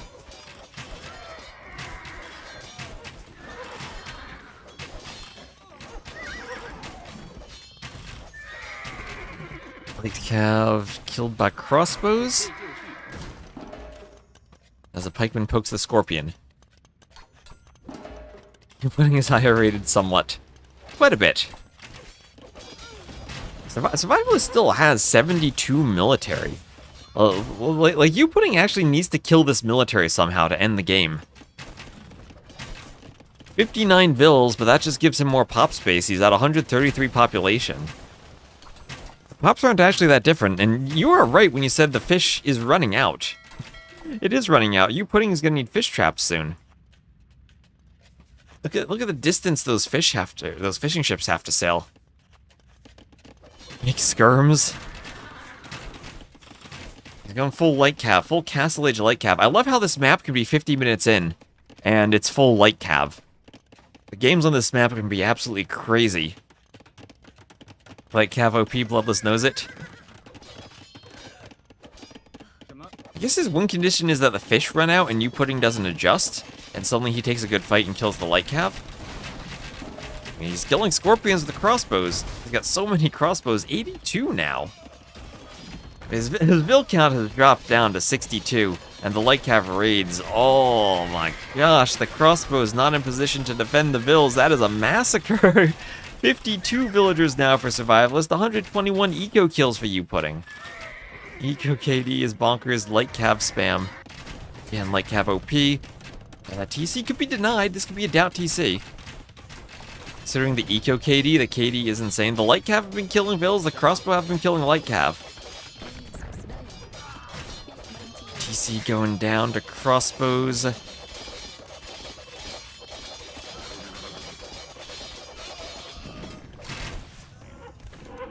Light cav down.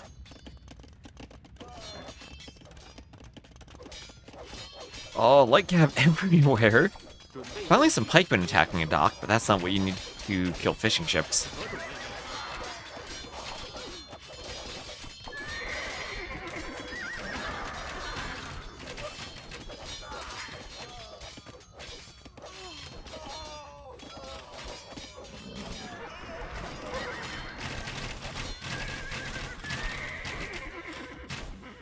And light cav forced away. Oh, how many light cav are there, though? 44 light cav. At some point, there are enough light cav to jump the crossbows. There have to be. Especially with m0re scorpions. Do they farm faster when you pick red? I guess they do. That's why Viper picks yellow. He gets better map hacks. Alright, light cav against crossbow pikemen. Oh, Imp! Imp clicked for Youpudding. I have my feeling that this game might be over once Imp comes in. Bill's going down to crossbows. Well, Hera light cav does counter everything. But that's also Hera.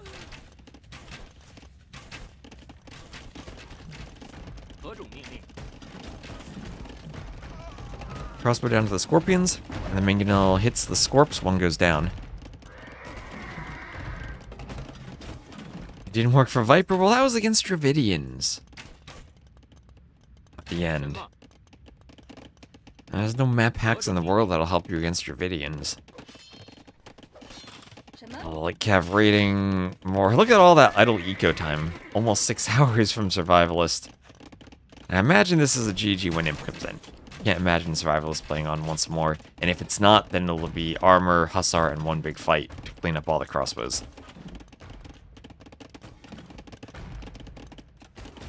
This is Youpudding still looking for some Vil kills. Being as disruptive as he can until Imp finishes.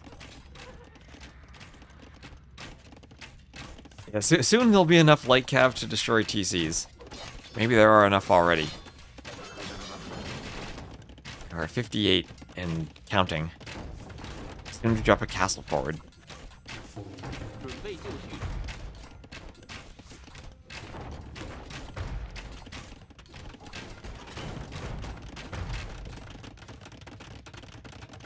And Siege Tower will have some units garrisoned in it, and this TC will go up for Youpudding. Mangonel... Oh, doesn't hit the Scorpions! m0re Scorpions with that range counter Mangonels. And Imp and the castle together. One big fight now. Okay, Survivalist will take the fight. He'll take the fight. Like Cafusser. Oh, no, he won't. Here I am giving him endgame credits, but nope, he will finally have to say GG. And crazy game. I love Stranded still. But it feels like if there were that Mangonel kill at the start was a huge swing. Went from pressuring the TC to no pressure on land.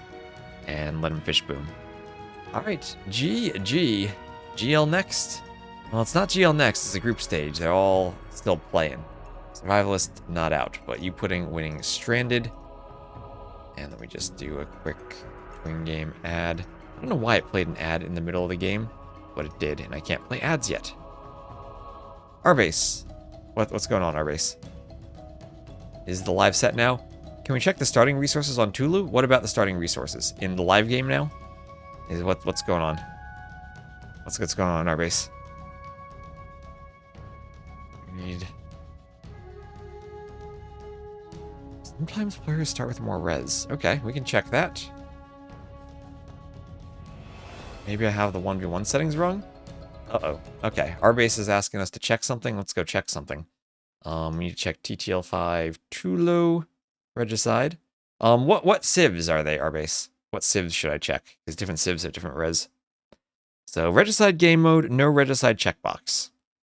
That's how to do it. Not a real game. Okay. Both Magyars.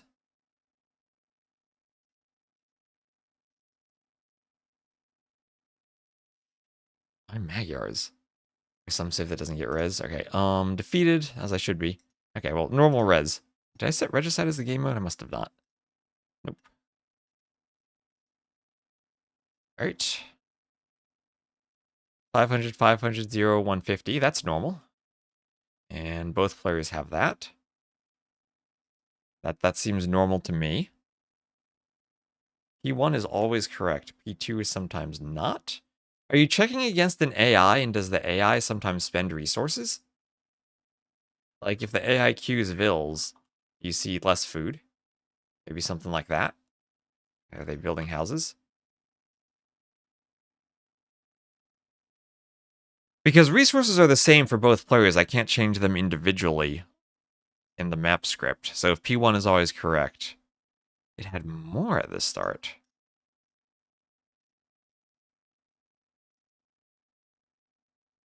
Yes, Glockton says, like, Persians start with more.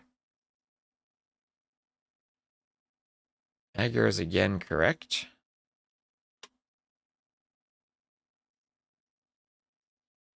Did you check the resources here? I don't know if I check that in the map script. I do. I check many things. But I don't know. I don't think I check every single possibility.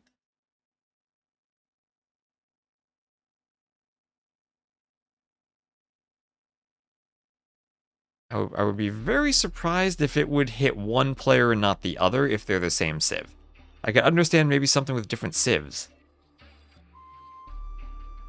Or someone changing settings. Where can you design AoE2 maps? That's any text file, any text editor, Notepad, VS Code, Vim, Emacs. There's a guide for it there.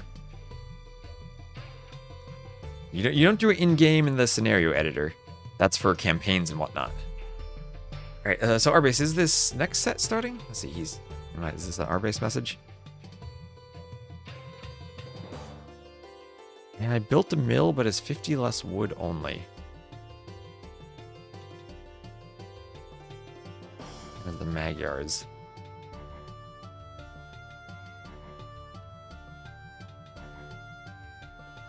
Handicap was on.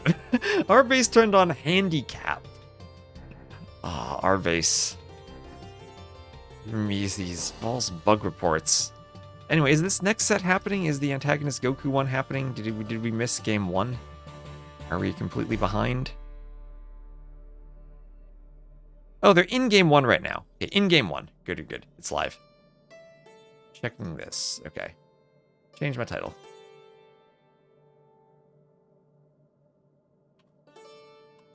Okay, we did Survivalist Youpudding. We fixed slopes. Do an ad as we speed to catch up.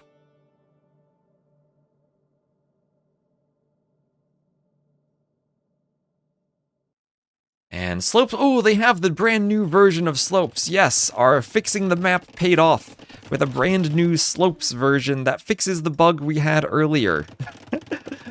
There we go. That's how fast we fix bugs. So, way for GoKu as the red player to the southwest, blue Romans for Antagonist to the northeast. I imagine Antagonist is the favorite here. This is still silver. If Arbase can confirm that for me, I think it's still silver. And Man-at-Arms opening from GoKu, trying to push Antagonist off of the berries. Neither player going for the middle spot at the top of the slopes. Both players going for Men-at-Arms, hoovering around each other's base. No slop on slopping slopes, on sloping slopes. No more of those fish traps. No more of those unequal res numbers. Was this bug fixed 30 minutes ago? The bug was fixed an hour ago. The bug was fixed about an hour ago. The bug was that the golds are supposed to have 4 tiles, the stones were supposed to have 3 tiles, and the problem was that whatever was in the north and south had 3 tiles, and the east and west had 4 tiles, so you'd have different stone or gold numbers for different players. So that is now fixed. I don't even know what you wrote, Jan Chess. Look at all those dancing emotes. I don't know what that says. So, up to real time, and Men-at-Arms are in as the skirms chase, and skirms will go for the archers.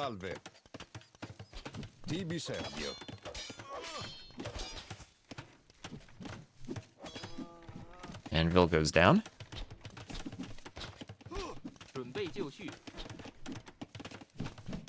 Do you use emotes? Oh, why don't you say hi? You can't use the same emote for different letters. Scout still chasing the skirms. Vill's building the wall.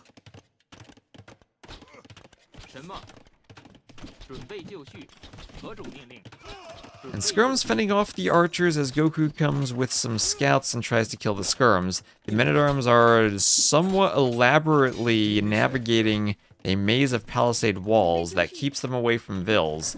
And they will have a fight against the scouts. I don't think you want to fight men-at-arms with scouts if you can avoid it.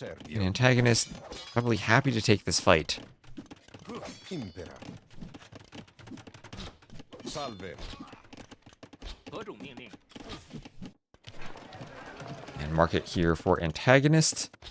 Impera. Oh, that is an annoying skirm on Goku's Vils. Still no one going for the hares. Yeah, we had, I guess, the deer push early on, / ibex push, but then no one going for the hares. Interesting to see the map how no one's going out to the sides. In the past, I feel that everyone heavily prioritized moving out to the ponds. Probably with Indians for shorefish, though, with the faster shorefish villagers. Yeah, Roman's men-at-arms with their armor bonus, too, for antagonist. Good shout out. Armor and attack as antagonist goes up to the next stage. And you would see Romans on this map, I would think, because you want to take the shorefish 5% faster.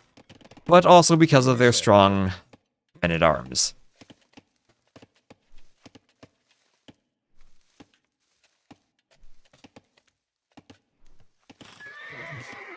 Tab is for hamsters. You think autocomplete is as bad as auto-farm? So men-at-arms hitting the scout. Scout will be fended off, and more men-at-arms will run around. And we'll have Castle Age now on the way for antagonist, as the barracks comes up for antagonist too. More walls going up along the sides for antagonist. And the scout will fight the men-at-arms. Scout goes down. And skirm and archers wander around the side.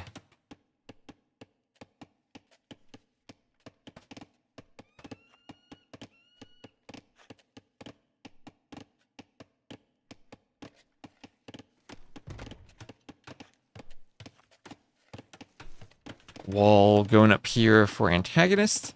And we'll have horse collar on the way. Castle Age and horse collar.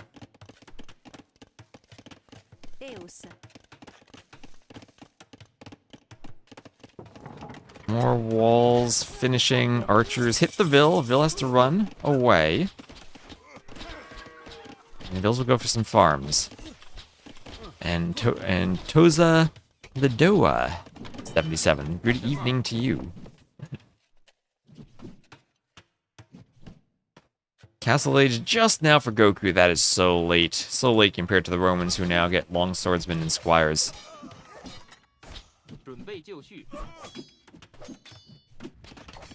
And long swords will not take long to break through the walls. At the very least, Romans do not have arson. That does slow them down just a bit. And Goku will try to wall this out. Has to commit to stone walls by the houses to keep the men-at-arms out. And we'll have double bit axe on the way for antagonist. Forward workshop too, and antagonist is going all in aggression with the Romans. We might even see some siege towers here, but I anticipate normal siege for the most part, as the longswords wander around the side. And we'll go for the stable and the houses. So what are y'all thinking of all the longswords we've been seeing in TTL? There's been a ton of longswords in these games.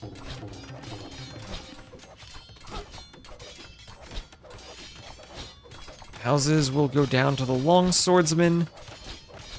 Roman sold 100 stone. Sold 100 stone.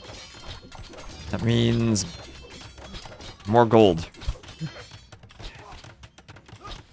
Not even long swords and siege towers. What is happening? I know, normal long swords. Where are the siege towers? Was the siege tower nerf we did effective?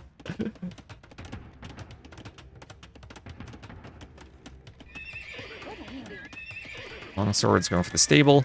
How long has it been since long swords were meta? Since the Age of Kings? I think champions were used in the Age of Kings, or so I've heard. Long swords ever had been used. Rams and longswords attacking a stable. Repairs come in for Antagonist. And it's not even mangonels, it's full on rams. Scorpions too. But longswords, rams. I think Goku's castle goes down to longswords, rams. It just might. It just might. Goku, up to the castle age, trying his best to do a defensive castle. As the rams hit the stable and bloodlines will be researched there. I don't think that finishes 50%. Scorpion's there to hit the repair bills. As the way, he would love to make some tiger calf, but he would love to have bloodlines for the tiger calf, which is denied from the falling stable. Some speedy longsword rams coming through. It'll go for the blacksmith, maybe?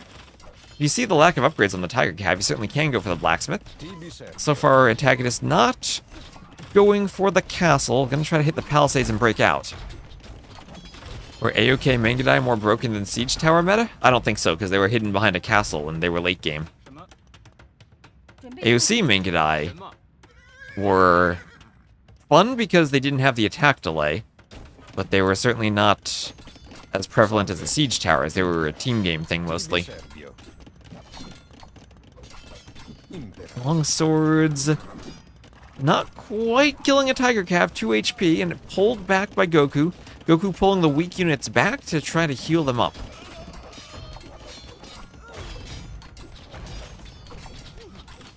You can change Twitch to audio only mode and it gives you an icon in the chat. An icon. Quite literally. Of an eye with a slash through it.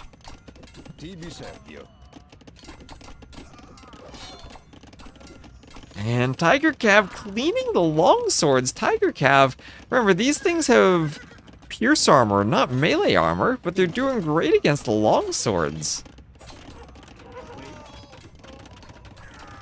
Now, Tiger Cav is doing work. All of a sudden, second TC for Goku, the Vil counts are still the same. Antagonist only 600 more res collected. He's going to add in a TC as we get some lag spike in here.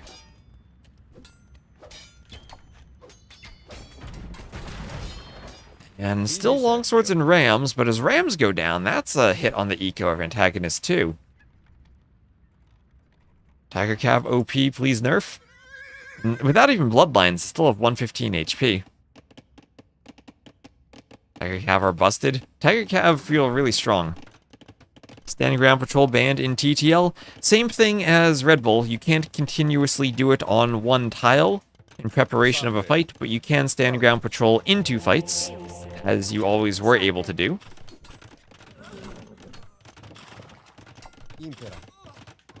Vils go down. Tiger Cav kill the other Vils. And another Vil goes down. Long swords wandering around. The Tiger Cav get to the back on the wood line. Houses going up.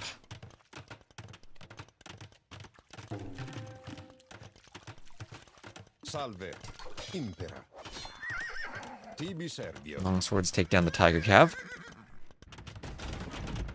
And stone wall attempt from Goku. I don't think that goes up, but he will have a second castle, and 2 castles in the castle age should be pretty darn impossible to push with rams and long swords. However many long swords you have. And Shinbei Raiders added in also along with the Tiger Cav. And a monk wants a conversion on the Tiger Cav. Gets it. Yes, he does get one. I believe the Tiger Cav, which normally would gain attack as it kills units, the same thing they did for the Jaguar Warrior, will be stuck, frozen in place with the same attack value forever now that it's converted. I actually don't know, maybe it still gains attack. I think it's frozen in place. Maybe it gains more, but I'll have to test that someday. So anyway, more TCs. We have 3 TCs from each player, 4 TCs actually from Antagonist, 2 in the valley, 1 on each side of the slope. Goku moving out to the back, grabbing the gold, and we will have a mill on the pond for Goku. Husbandry on the way now for Goku. Monks going for conversions on the Tiger Cav, some Shinbei Raiders running around, and they will have to run away due to the conversions. Time to start destroying houses? You could take out some pop space there. Feels so nice and slow after all this Empire Wars. It's lovely, isn't it? I mean, we skipped the 11 minutes at the start of the game, and it still feels lovely. Longswords at the bottom, as Bloodlines is on the way from GoKu. And the archers come forward. Wheelbarrow on the way from AntagonisT. Scorpion's going to hit the archers. Archers will take out the monks. Skirms hit the archer, and the monks survive. Survive to push the army away. GoKu with a good score lead.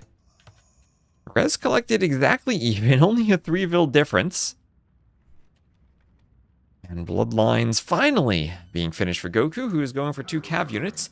And now the Romans have to fight the Wei, who've gotten to Tiger Cav Shinbei Raider, which is pretty much what they want to be going for. This is an insanely strong unit composition. I would imagine a game balanced and designed around having a Dark Age is better when you play the Dark Age. So Tiger Cav going for the Scorpions. Shinbei Raiders taking out monks. Look at that volley. I think all 6 monks go down if they're focused properly. The Scorpions go down. Everything here for AntagonisT should die. Everything should die. The more monks going down, go Shinbei Raiders after the monks. Tiger Cav slaughtering the siege, Shinbei Raiders slaughtering the monks, everything killing the longswords. And what a massacre at the front as GoKu hops ahead in score. Still hasn't damaged AntagonisT's eco, but he's actually ahead in res collected again. And more Scorpions going down. This is falling apart for AntagonisT. How do Tiger Cav do against Halbs and Scorpions? Well, we saw how they do against Scorpions. We're only in the Castle Age, so no Halbs yet. I imagine if they get enough attack and build up enough kills, they would do well against Halbs. I guess you still do want Halbs against them, but then the Shinbei Raiders can help deal with the Halbs. Morville's going down by that outpost as they try to build the outpost.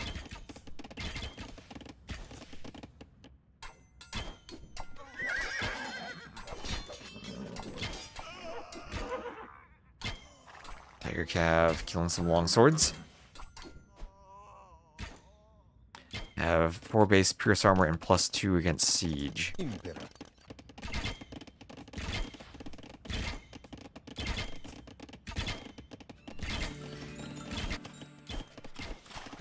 Tiger Cav hit by the castle as a Centurion pops out.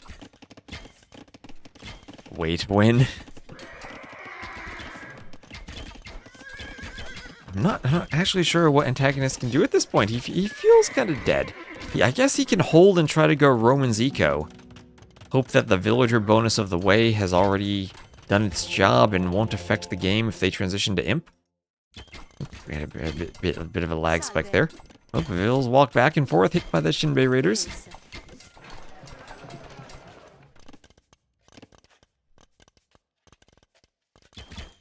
Got a ton of Discord messages too. What's going on?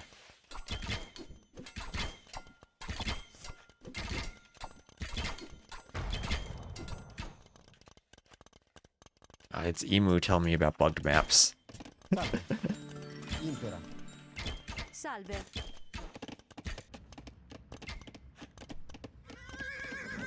So Shinbei Raiders here for GoKu. Killing some Vills.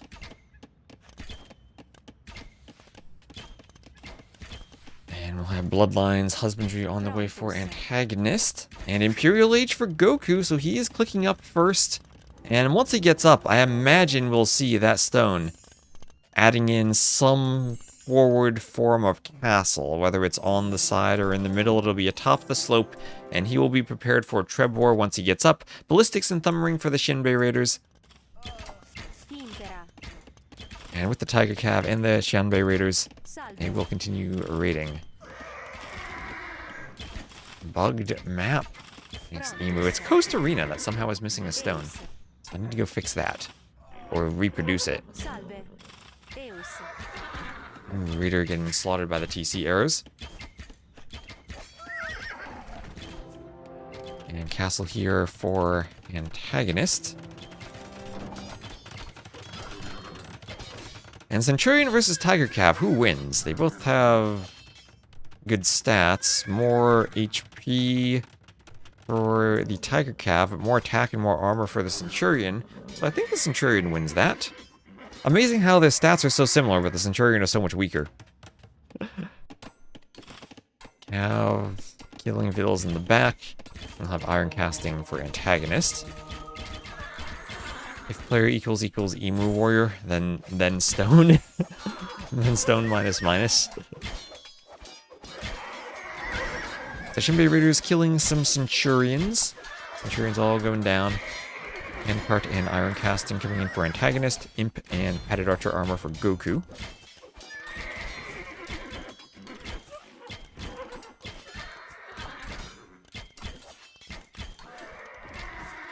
Prontus. Impera. Deus.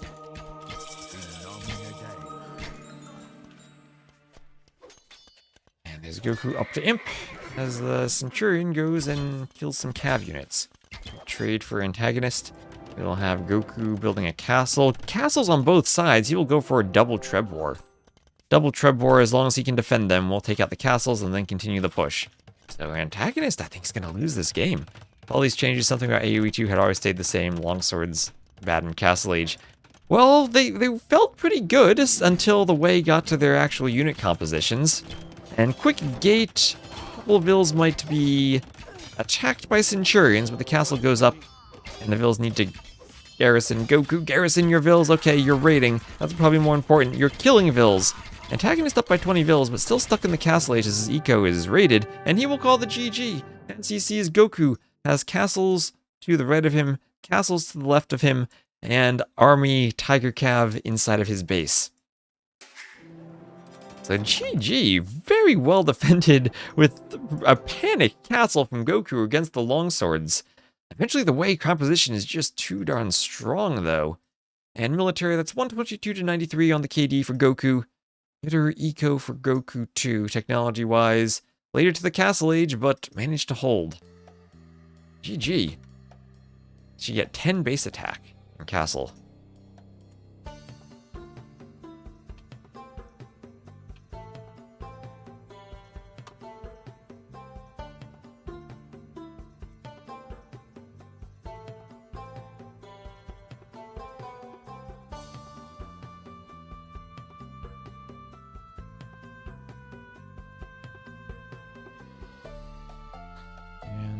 Let me see. We need to click something here. Oh, my scoreboard. There you go. I was looking for the drafts. That's what I was looking for. This is Antagonist and GoKu. How does Antagonist spell his name? How does he capitalize his name? There are probably some capital T's there somewhere. All lowercase there. I'll put a capital T in the name. I think that's how it should be.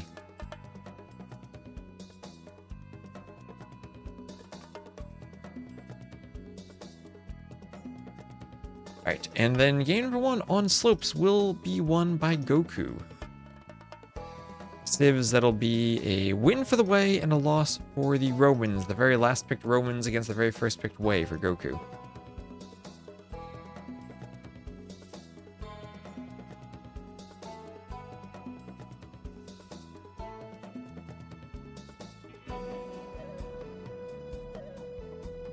The score update 1-0.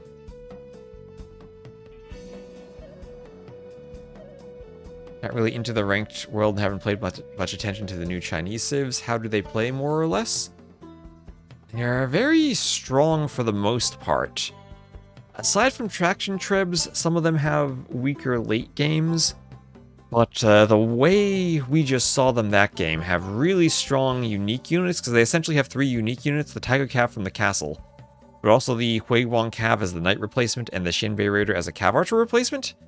They are all having their own nuances that make them stronger than the normal units, and when you get all 3 of them prepared, it's hard to stop the Way because they also have a great eco bonus. They get free villagers every time you do an eco tech, which is really strong. I don't know how to compare it to other strong eco bonuses because there are tons of them now.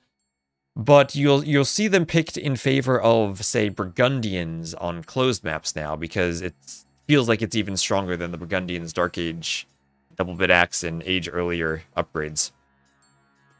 So getting into game 2 now.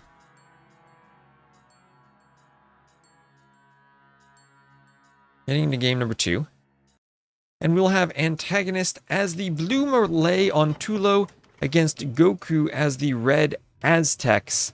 And as the Aztecs, he is sending 5 Vils forward to dock, and he's doing a barracks. Let's go, Aztecs gold, beautiful fortified tower, and it is drush time. And where are the kings for these players? Oh, the kings! Oh, they're queens this time. They are finding each other and scouting around the map. GoKu's best performances have always been on team games. Yes. Brazil, they've definitely kind of taken the Finland route of getting older. But they had a very, very good Nations Cup team. They beat Finland in one Nations Cup. Their B team did. Like USA, the B team was better for Brazil at one point.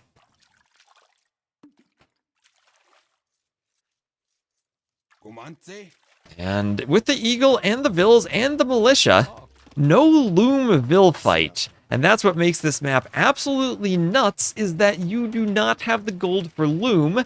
Unless you're Aztecs, but how you use the Vil fight for the docks in the Dark Age, I don't know. We'll see some creativity here. Super fast Feudal Age from AntagonisT. We could also see the good old Khmer Georgian strategy of instant clicking Feudal.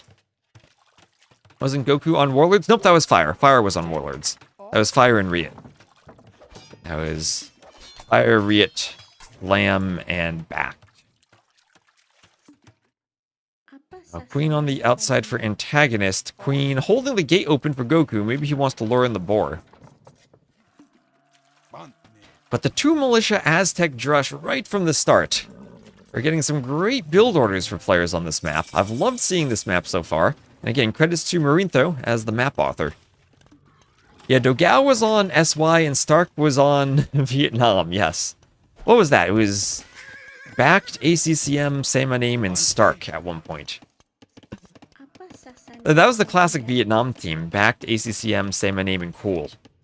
And then Stark joined at one point.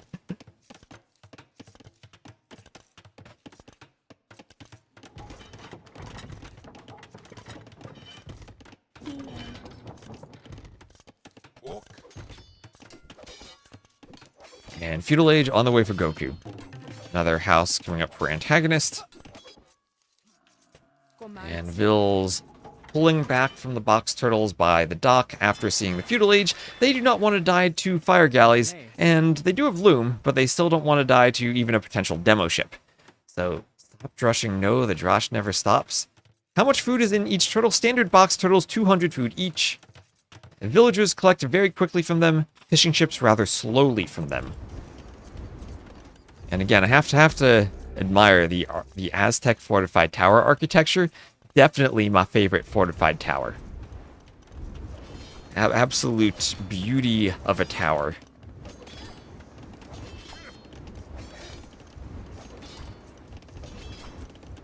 And Boar lured in from the villager. Double axe and Loom on the way for AntagonisT. And we will have an archery range there as the not the men-at-arms, the militia. The soon-to-be men-at-arms, perhaps, but the militia from GoKu will be attacking the wall on the backside of AntagonisT's base. Now, for this map, I did ensure that the players no longer have a base that touches the wood line. They are always going to be at least a few tiles away, so you won't be instantly walled. You do have to wall yourself, either with palisades and a small wall like we saw from AntagonisT, or from GoKu as he's walling here. Fortified tower stats are similar to a castle? Not at all. Much weaker than a castle. It does have more range than a castle, actually. Well, it's more similar to a tower or a guard tower than to a castle. And most importantly, cannot train unique units. So you won't have Spanish immediately going for conquistadors. Not just— oh my gosh! GoKu, what are you doing here, buddy? AntagonisT could run the scout on the inside, attack the queen, and make her run away, and force her outside with the scout. What is going on here? Hey, GoKu realizes he will run the queen and needs to put the queen in the fortified tower.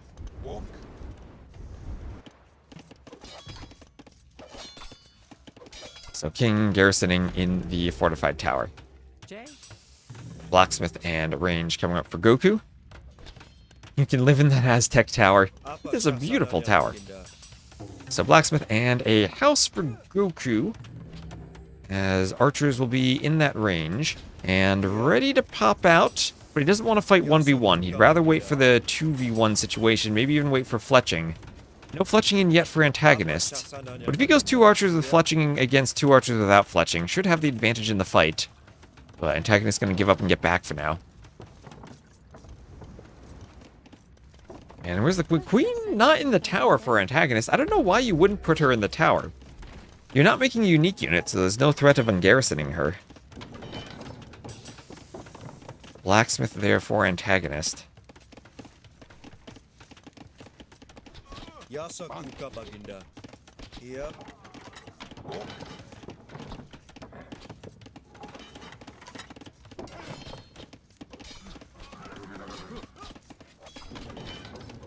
Yasakuka baginda.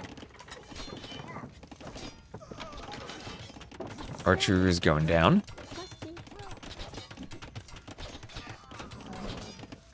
Apa shasananya baginda. Apa shasananya baginda. Kumante. Yasakuka baginda. And Eagle Here.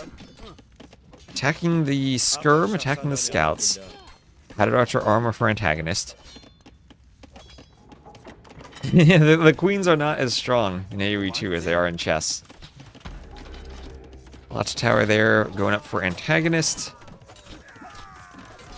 And he has to defend the woodline with a tower. So great aggression from GoKu, continuing with the forward, with the ranges, adding in skirms, and forcing the tower. Won't be able to stop Antagonist from cutting out, but will cause a ton of damage. And if Antagonist does want to do a TC later on, we'll have to mine a ton of stone just to get to it.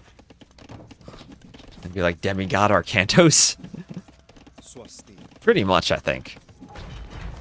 So forward market from GoKu, he could sell stone and try to buy his way up. But with less stone from the regicide start, that is a bit of a risk. He is almost to the outside though himself.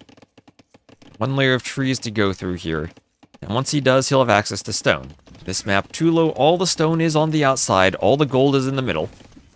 And Chaos Pit-like in the fact you have to chop to the outside.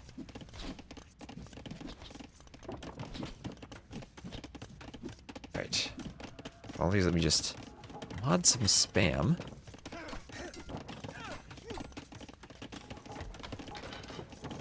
The YouTube chat.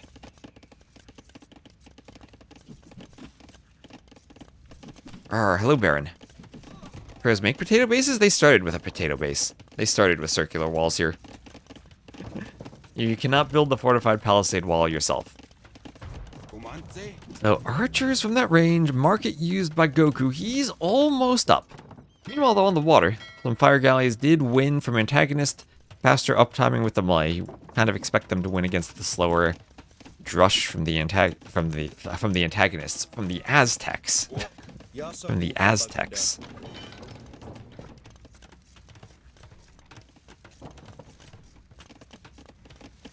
I like that we have maps named Slopes next to beauties like Tulo.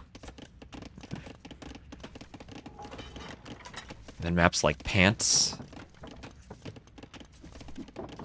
So, faster uptiming for Antagonist as the m0re, up about a minute faster than GoKu.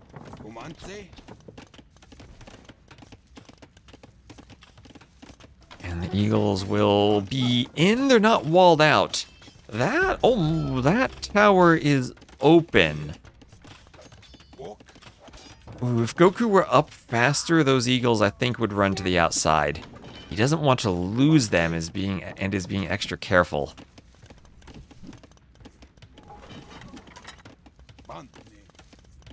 Otherwise, a few skirms in the middle. And with all the middle control, it feels that GoKu has the middle control now. Where's the queen? Wait, the queen is behind the TC. Antagonist had better not forget about her. Queen in the tower here. You need to make sure you don't forget about your monarch on this map.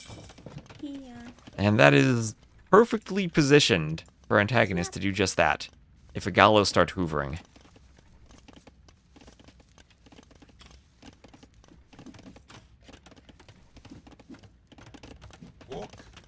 Skirm versus skirm on the outside. Skirms go down. And an elephant out for Antagonist. Elephant chasing the eagles around. Chasing the eagles. I'll run. Can't escape.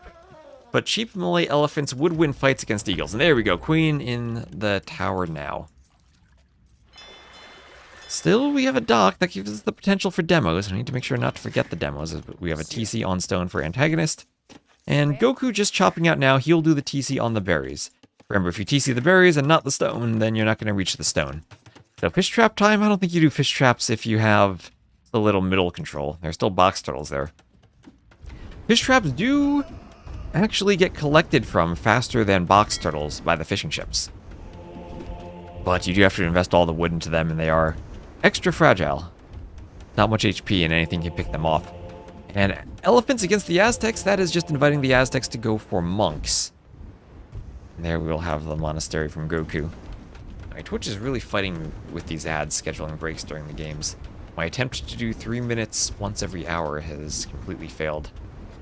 So apologies for the ads. I have to adjust more settings later. Eagle Warrior there in the barracks for GoKu.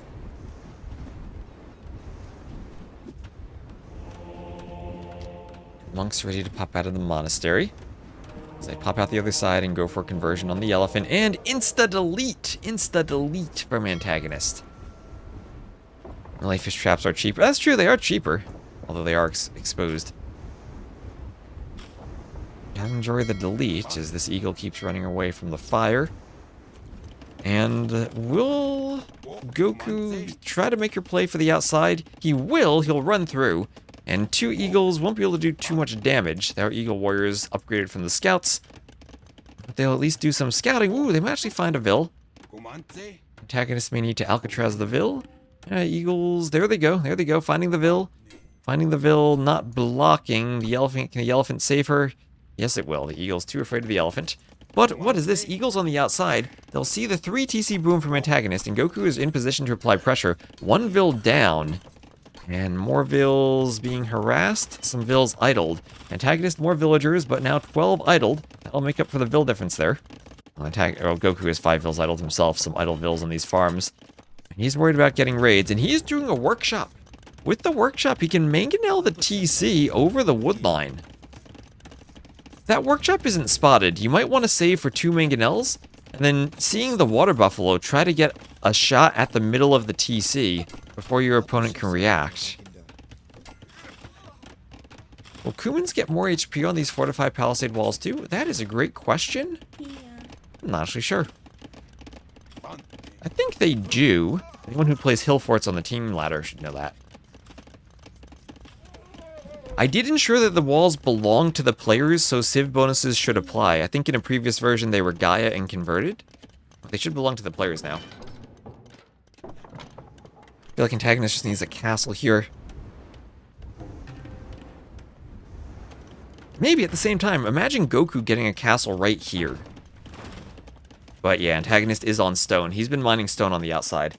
GoKu staying on 2 TCs to push. You do your castle where? In the middle? Mangonel hitting the TC.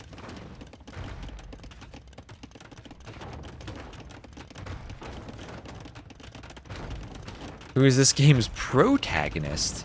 I'd say GoKu. He has the score lead. He is maybe the underdog trying to pull an upset. You don't usually make a story about a favorite, do you? Maya will not get more wood. No, they won't. Oh, that's true. Maya should get more stone for arena. Elephant taking the hill? He needs to fight the eagles. Oh, look at that guy go. Oh, eagles. Eagle versus elephant. Elephant will prove the dominant animal. And castle drop. Castle is up now. Castle is up, and as we talked about earlier, karambits tend to be a good counter to eagles. Maybe not so against Jaguar Warriors, though. Ooh, Jaguar Warriors could be interesting in this matchup. 3rd TC for GoKu. 1 elephant will idle that for a bit. We'll chase after a Vil. Yeah, counter to eagles, monks, and mangonels as long as you get numbers with the karambits. And mangonels, here we go. Speaking of karambits from that castle countering mangonels and monks. A couple of conversions. The mangonels have a lot of HP with how low the Karambit attack is. Are the Karambits doing the job? Yes, they will. Mangonel doesn't really splatter Vils like it needed to. And more Karambits should have this cleaned up now. Vils going down. Aztec struggle against the Karambit mass.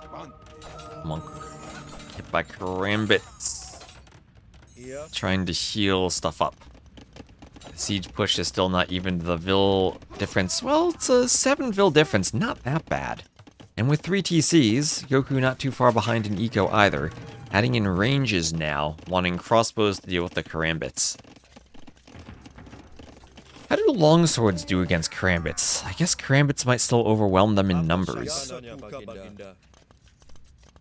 This is the hard thing for the Aztecs now. Their best units are countered by Karambits. Very Karambits and a Karambite that there are. So, a Karambite for Antagonist. Looking to push GoKu. These 4 will look to maybe nibble away at some Vils. Another Karambit trying to break through a palisade, but will force GoKu simply to wall. He's still chopping the wood back towards the middle.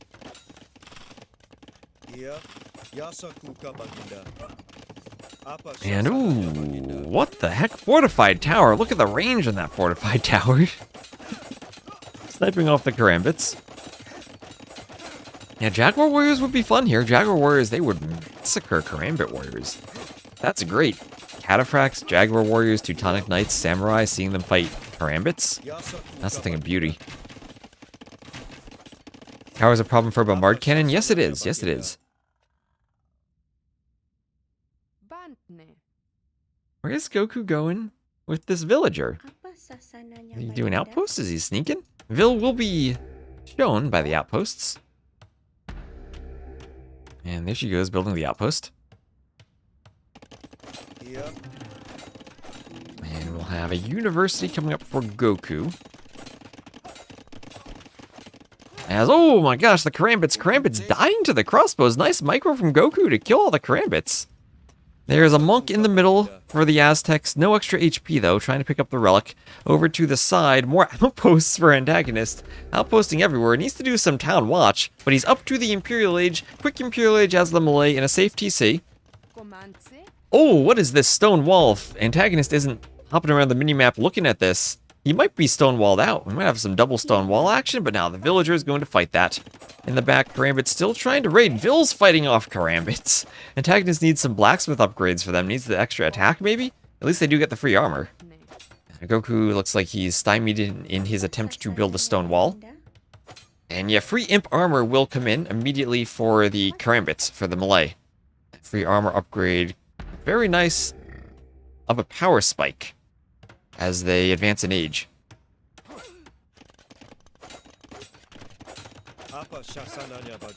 Is that enough for the Expo? They will then have 5 armor, so they'll take 2 damage from the Expos. Doesn't completely knock it down to 1 damage.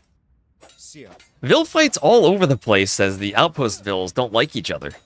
Perhaps maybe in too much nice of a power spike? Perhaps.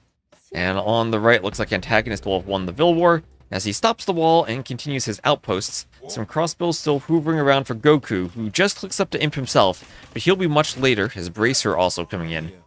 For Antagonist, and his Vil will win the Vil War, 2 HP remaining, gets that last hit first. And forward castle for Antagonist, and we all know what happens once the trebs are popping. Well, there's actually no castle here to be dropping from GoKu. Well, forward castle could be trebbed, tower and TC could be trebbed. This is where he has to remember that it is indeed regicide and that he is a queen in the tower. Yeah, they all just get along. Hello, Lorenzo. And GoKu's King Refuge is under attack. And do you think he realizes this? Do you think he realizes this? If a bunch of Karambits or a Treb were to get in, or a bunch of skirms were to open the wall, treb the tower, open the wall with the castle, could try to pick off the queen. Oh, this is the Imp TC too. Wait just a minute. A treb could have a hill advantage here on the Imp TC. Lots of attacks on her refuge. There are some dots over here. There is one crossbow, but a skirm to clean him up. Crossbows on the other side are being chased down by those armored karambits now. But here are the Jaguar warriors. Here are the Jaguar warriors. Let's see them fight the karambits. Oh, the karambits get massacred by them. That fortified tower is the best part of the fight. But, oh, wait, the king, he forgot about the queen. He forgot, the Jaguar warriors are there, but the queen goes down. The Treb hits the tower, hits the queen. Did the Treb get it? I think it just died from the castle. It was open fire from a karambit. Wait, we gotta go back and see that. I didn't think it would be that fast. I wanted to see the Jaguar warriors against the karambits. I didn't think it would go down that fast. The Treb popped out and didn't hit the TC. Or wait, we gotta go rewind then. Or rewatch that and get the end. Yep, let's go see the end game chat. We need to see the chat. He forgot.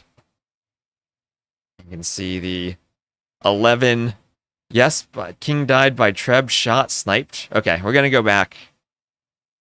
Time he thought it was a score victory from Red Bull. Poor queen died. All right, yeah, we will watch that. We're gonna check that. Don't worry, we won't miss it. We just gotta speed through it again. It's only gonna take 30 divided by 8. So like 4 minutes to get there. So we're good. Well, then we'll hop into the next game. Okay, we'll pay attention to this. Speed cast the game once more just to see that. And over to capture age, I guess.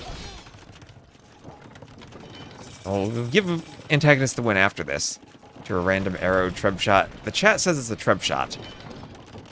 Jaguar warriors one-shotting karambits. Treb's also one-shot queens. Yeah, we need to know what happened. So we'll go on 13.5x speed. Catch up, and I'll get hydrated as we do so.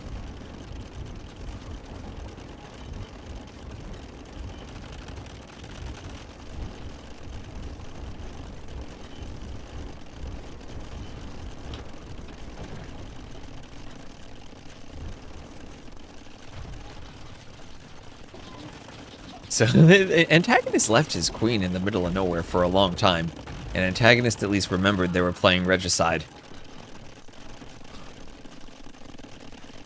CA log said killed by Treb. Their chat said killed by Treb too. So let's just double check this. We'll get there and then we'll do it in slow motion to really watch it.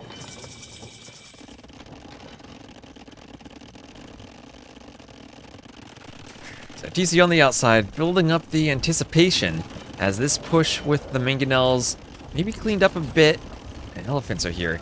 Execution by 300 kg projectile, the David Beckham of Trebs. I know that, he was a soccer player. I don't know anything else about him, but he played soccer. There's a movie called Bend It Like Beckham. I've never seen the movie, I just know it was a title of a movie. YouTube. I gotta allow stuff in the chat. So, 26 minutes, we're just about to get the forward castle. Queen inside of that castle, or inside of that tower. Queen's still safe from AntagonisT. As AntagonisT should be clicking up to Imp fairly soon, doing elite skirm. Killing the monk on the relic. Yeah, there's Imp. Vils and crossbows going forward for GoKu. He wants his forward castle. Maybe if the castle had been here, he'd still be playing. But there is the forward castle from AntagonisT right on that hill. And he will look to get a Treb. And the castle even turns and attacks the house as the Treb pops out. And what is going on here? So, Karambit Warrior there. Treb goes for the tower as the castle's trying to open the wall. And I'll slow motion this. Treb gets another shot on the tower. Thank you, the King Refuge is under attack, capture age. There we go. And the Queen ungarrisons, not enough HP on the tower. The Treb swaps targets and hits the Queen. One-shots the Queen. Beautiful. Look at that. The Treb has, what is the accuracy? 15% accuracy from the Treb. And that looked like a fully accurate shot to me. 15% chance that happens, and the Treb gets the Queen snipe. Straight to the dome. She thought she was safe maybe on the backside of the tower, but no. You gotta remember, you gotta be thinking, take that tower gather point, right-click your TC, make sure the queen runs when the tower dies. Yeah, who needs Warwolf? Who needs Warwolf? 360 no-scope? Antagonist should have, like, right-clicked the barracks and then the queen, done a 360 with the Treb, got it to turn around.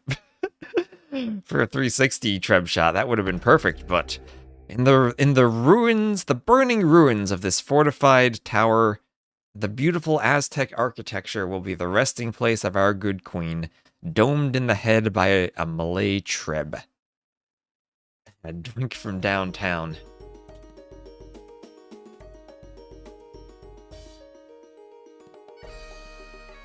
Well, that was an ending to that game. And let's see here. Interact 1-to-1. Antagonist 1 Tulo, and High Tides, probably the most played map so far, will be the map for GoKu. So that'll be Malay winning, Aztecs losing. So both players winning with their first civ, losing with their last civ.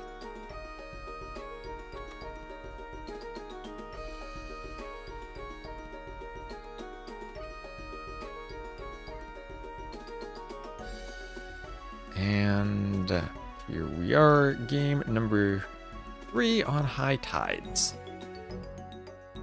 I was looking forward to seeing more Karambits snacked on by Jaguar warriors. Oh, that's true. The growl of the Jaguar was a bad omen for the Aztecs. So here we have High Tides, game number 3. We'll have Antagonist as the blue Japanese to the east, Goku as the red Georgians to the west. And the top of the map has that island separated from the mainland by shallows, where all the players will want to dock to get some decent access to deep fish. I've seen this map played quite a bit, and I've never really gotten the feeling that winning the water guarantees you that you win the game. I've seen that the fish, while certainly plentiful, are not infinite, and sometimes you can spend a lot of resources fighting for water and end up having it perhaps be a waste. Does aura increase? Does accuracy increase when the target is closer?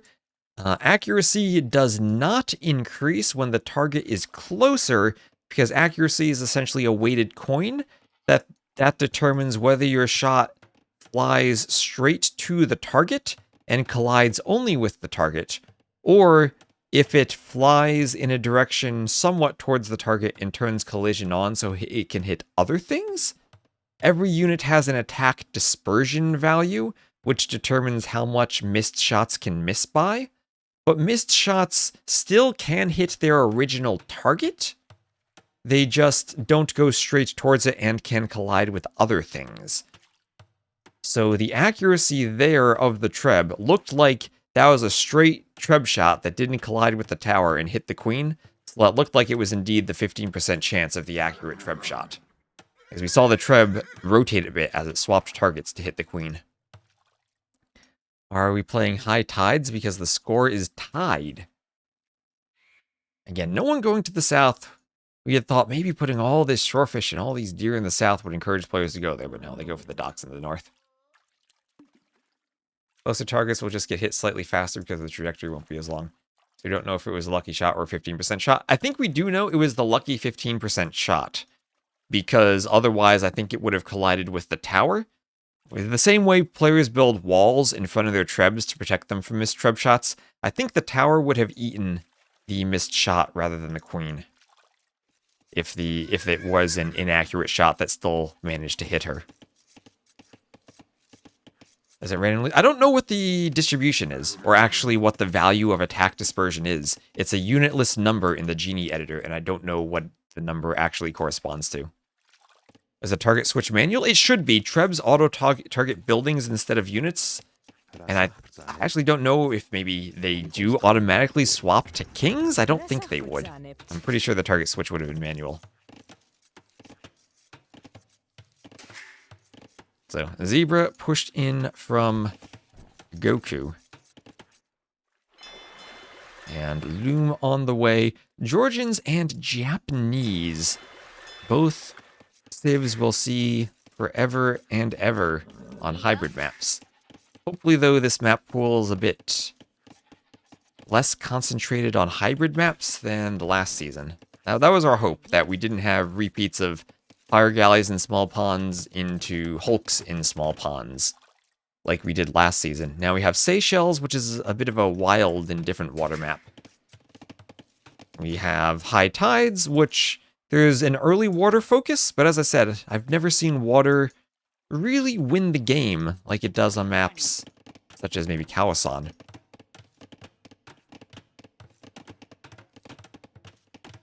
Japanese OP, they are. Yeah, the tower wasn't destroyed yet. That's probably in the wreck. The tide is high, but the water loser can hold on.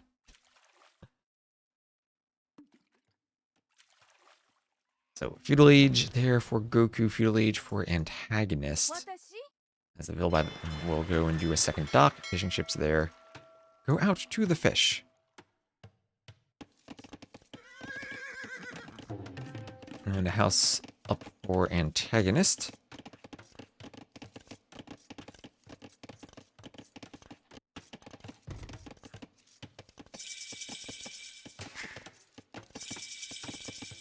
AntagonisT up to feudal, GoKu up to feudal. We also will have an archery range coming forward. So archery range for GoKu immediately upon hitting feudal. Man-at-Arms upgrade, but he's losing the Vil. He's losing the Dock Vil to AntagonisT's Scout.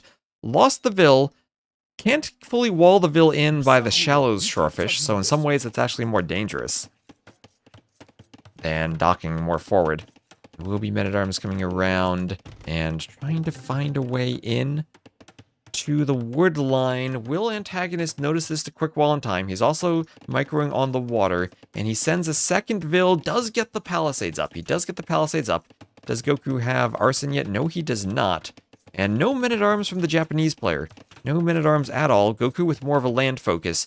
The Men-at-Arms here from him will force up the small walls and the Palisades around the wood lines, and he then will look to follow up with archers to shoot over them. On the water, he is not fighting. Double docks from AntagonisT as he adds in fire ships. GoKu instead staying far to the corner, doing what little fishing he can while focusing instead on land. Now, Seychelles is 144 by 144. Previous versions were larger, but I cut it down to 144 by 144. So that it's only one size larger than normal. It's no longer extra huge. Just slightly larger.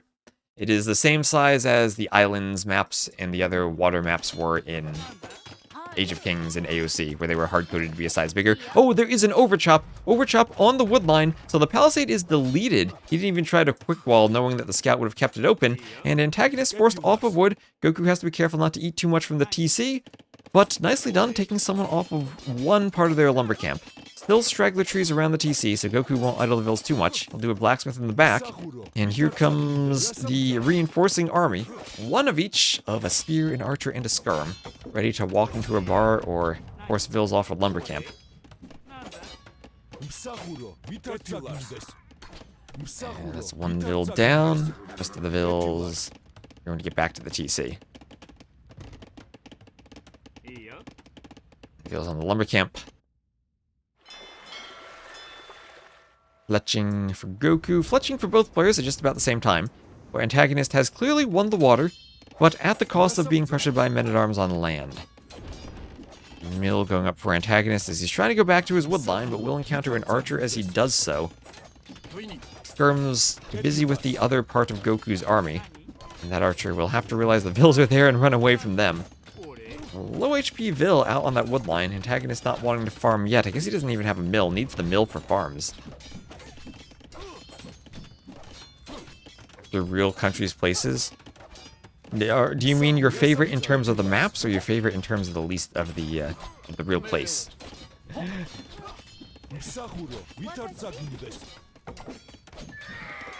Men-at-Arms attacking that lumber camp, but have to be wary of the skirms from AntagonisT. So far, res collected pretty similar for GoKu, and the Georgians mostly want to hold on until they get to the next stage and can add in those fortified churches. And buff their eco again. We saw them as the Armenians earlier, and we'll see them again as the Georgians this time. And some Vils on the berries. We'll have to run, but more skirms now for AntagonisT. It feels like he's managed to stabilize around his base. In terms of the maps, okay. don't like Yucatan as a map. I used to really like Yucatan as a map, but I don't know if it's just the DE version, but something feels a bit weird these days. You have all those extra resources and all the hunt. Maybe it's simply that Mongols are too overtuned on it with the Steppe Lancers now. Ooh, double Vills going down from GoKu. Nice Vill picks there. Antagonist has done one of those phosphor-like cuts to his TC. Bloodless rooting for the clown Antagonist. Armor on the way for GoKu. Hello, G-Grady. How you doing?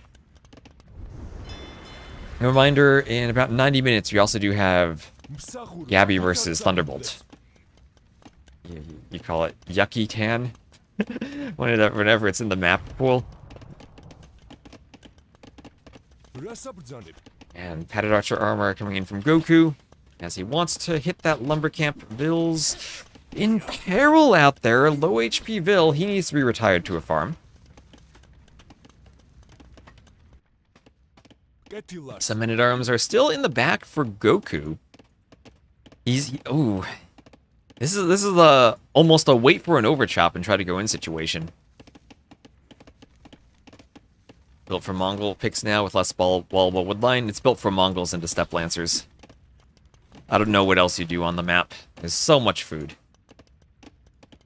Maybe Mongols should not get Steppe Lancers. And then the map would be better. I think you could probably say that for a lot of maps.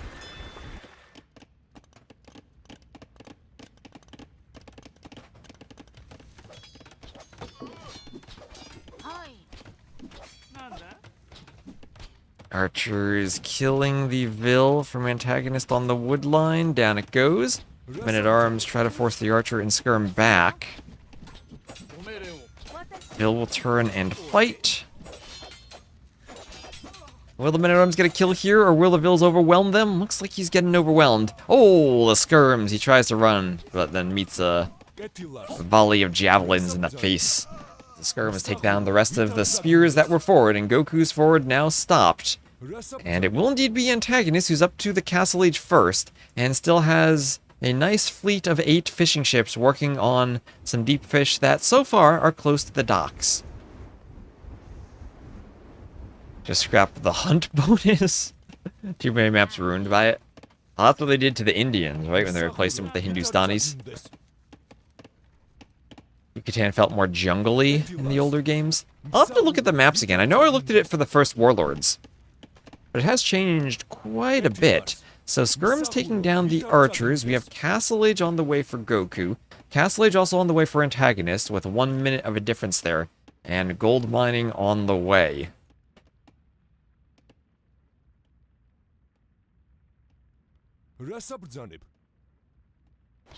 Horse collar on the way too for GoKu.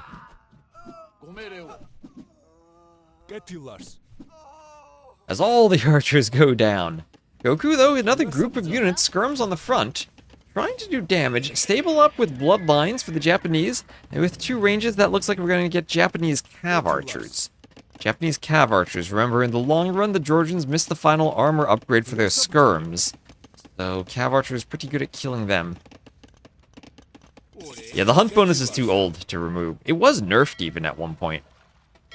I kind of think the Steppe Lancers are the bigger problem, though. Because now that the hunt bonus leads them into a good Castle Age unit. Before, a castle for Mengadai was too slow.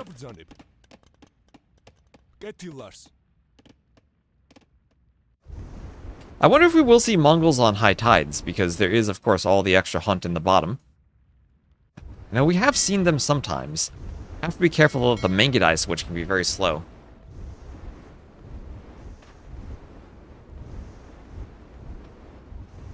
If Predator's bonus against Steppe Lancers, what you want? Crocodiles to one-hit Steppe Lancers.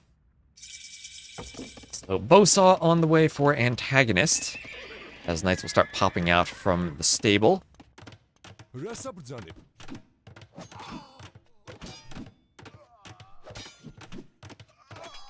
And skirm fight that GoKu has the numbers advantage in for the skirms, but he wants to run from the knight. Fortified church constructed, though, and that will shower arrows upon the knight. The knight at least has 1 armor. More knights coming in, though, for Antagonist. So interesting he's opening with knights. He wanted something to deal with skirms. That does force him to do the armor upgrade, whereas Cav archers, he could have skipped that.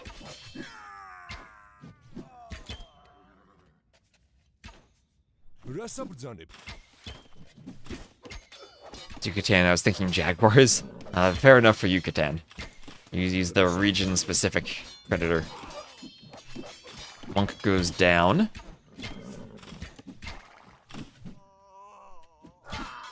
And knights try to kill skirms. Cav archers come around, and husbandry is on the way for antagonist. Skirm goes down. And we'll have fires destroying another fire as the fire galleys in the north go down.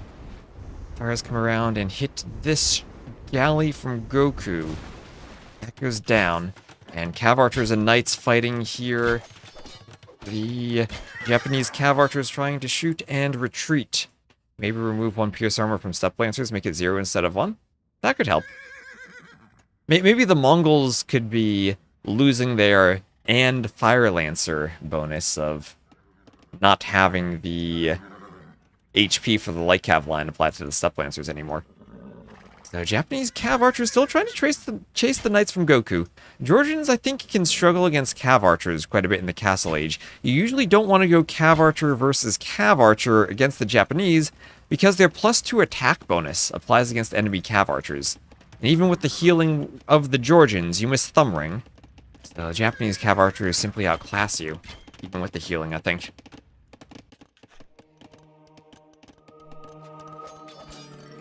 And that monk, ooh, doesn't make it back to the church. His body dead right outside the doors. So some defensive knights for GoKu as he gets a second TC up. I'm sure he would love to get a church by that TC.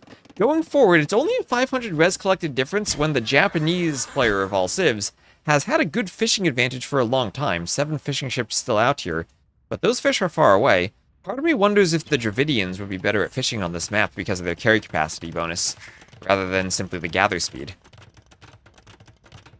But military is maybe the worry now, as the Cav Archer numbers for AntagonisT continue to grow, and we'll have Bodkin and Elite Skirmisher for GoKu. He died for our sins. He died as a sacrifice to doubt. And, well, the back of Goku's base will be very open. He's moved out to try to find a woodline. I did try to balance the wood lines on this map more. In the past, the woods simply were placed randomly, and I tried to even it out from one side to another. Knights run in under some TC and tower fire, as a monk goes for conversions on the knight, and 1 conversion does come in. So we'll have Cav Archers around, chased by Skirmishers.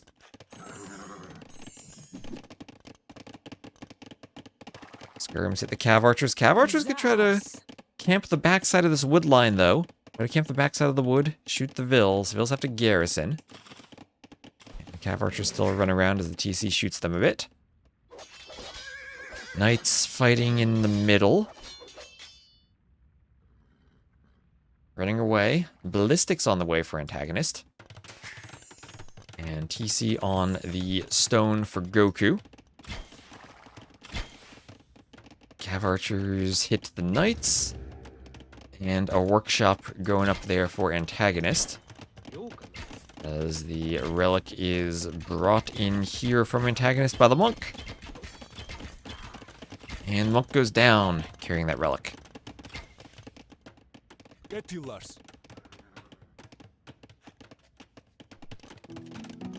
University there for GoKu on the way. He's looking maybe for ballistics, just about has the res for it. Have to be careful placing farms. If you're seeding a bunch of farms, they cost wood, and you're delaying your ballistics if you're doing them at the same time as your university. There's ballistics on the way for GoKu. Manages to click it pretty quickly. And the skirms will fend off the Cav Archers. So only 4 knights out, and they have only the first armor. So elite skirms still have a chance of killing them, especially if the knights are low HP. And the skirms are hidden. Skirms could pick that Vil, but nice outpost from AntagonisT. Turns the Vil around in time. And that will be a good... Let's see, what am I looking at? Town Watch. He does have Town Watch for the outpost. And the skirms are getting away.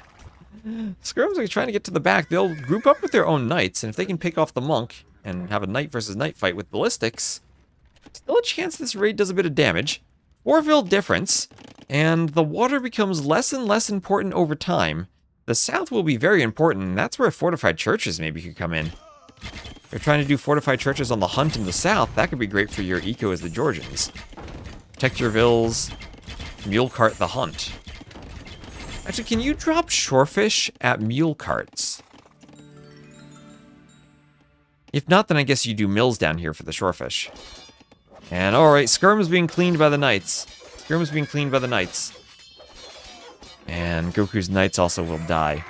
But at the same time, they did do a bit of damage in the back. Sanctity and Redemption on the way for Goku, so he can convert mangonels.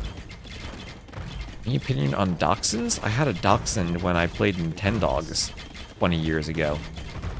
That's my only opinion on them.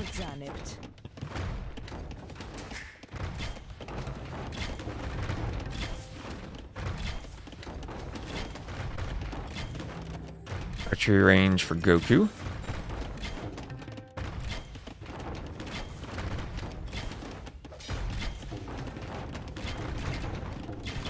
And houses going down to mangonels. Skirm's hitting the cav archers. House goes down. Cav archers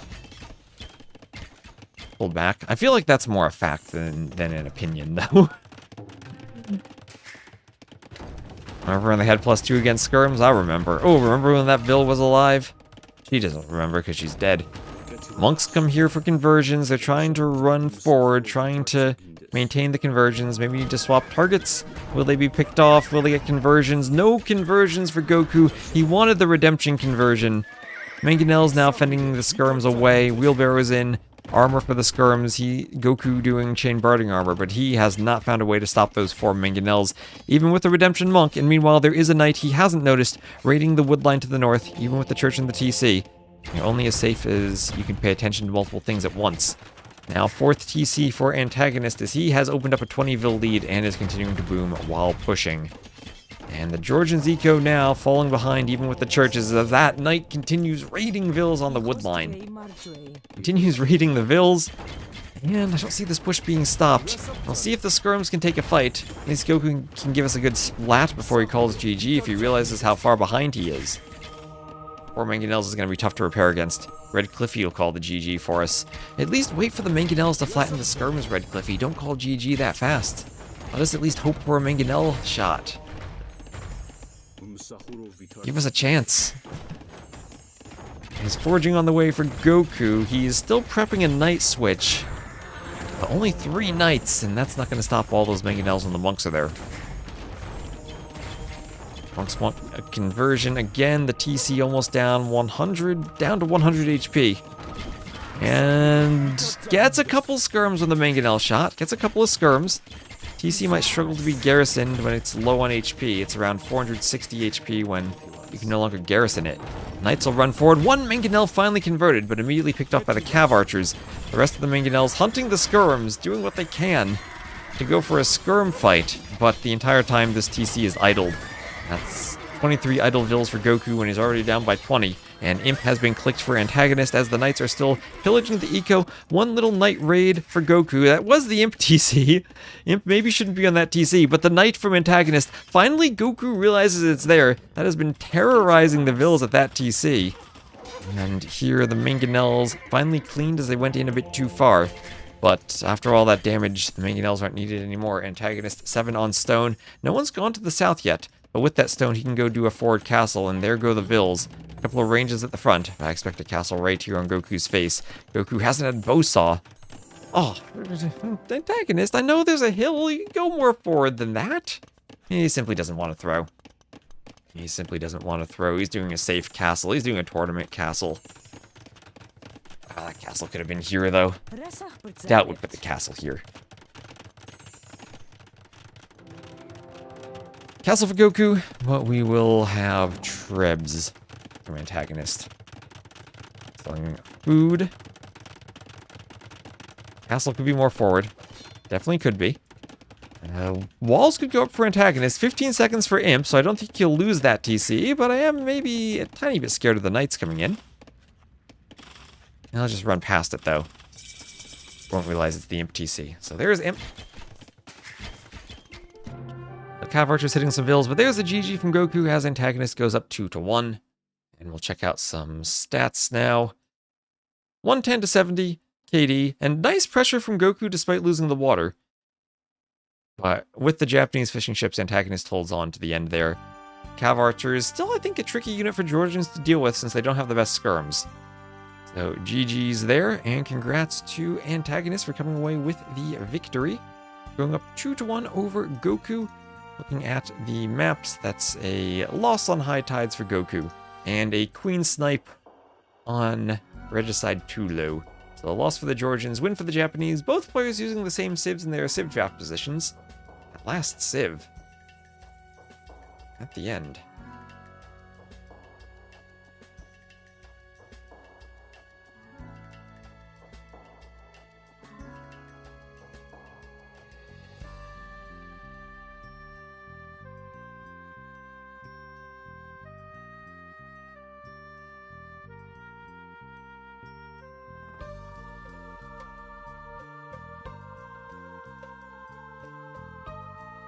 Let's see, so what do we do now? Gabi's set was pushed back an hour.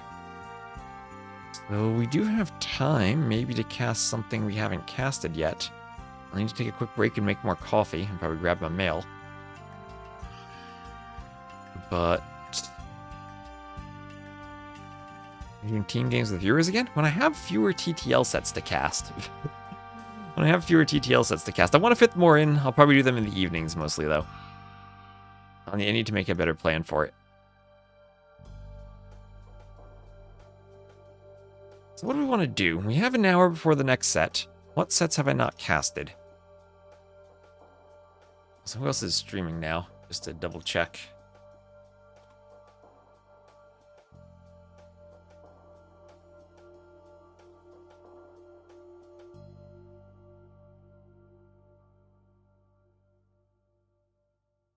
T90's doing his standings look. We can maybe squeeze in a set. We'll have to fast forward Rex, though.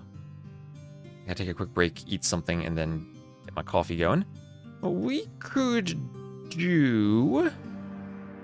Maybe stick to the Silver League. I think T90 might have covered Koala Dark.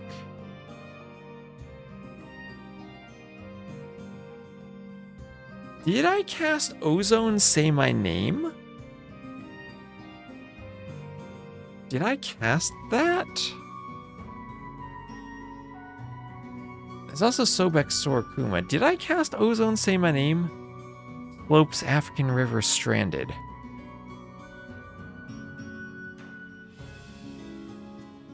I know I casted Ozone Survivalist.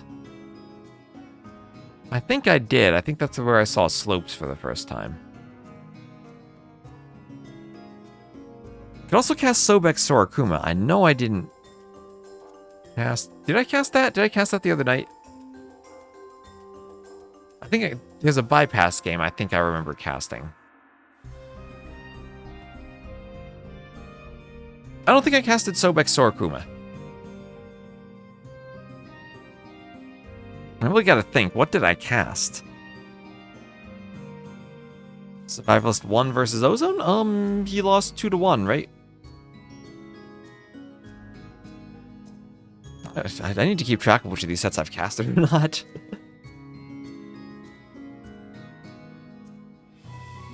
Also Gold League sets. This was gold. When was this played?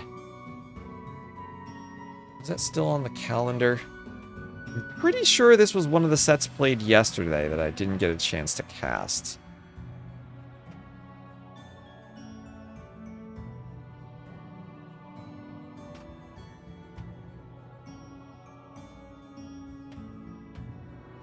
I know I casted Ozone Survivalist a week ago. Let's cast m0re and hope that I haven't casted that yet, because I don't think I have. Actually, just to be... Huh. First pick Cumins. I seem to remember that at some point.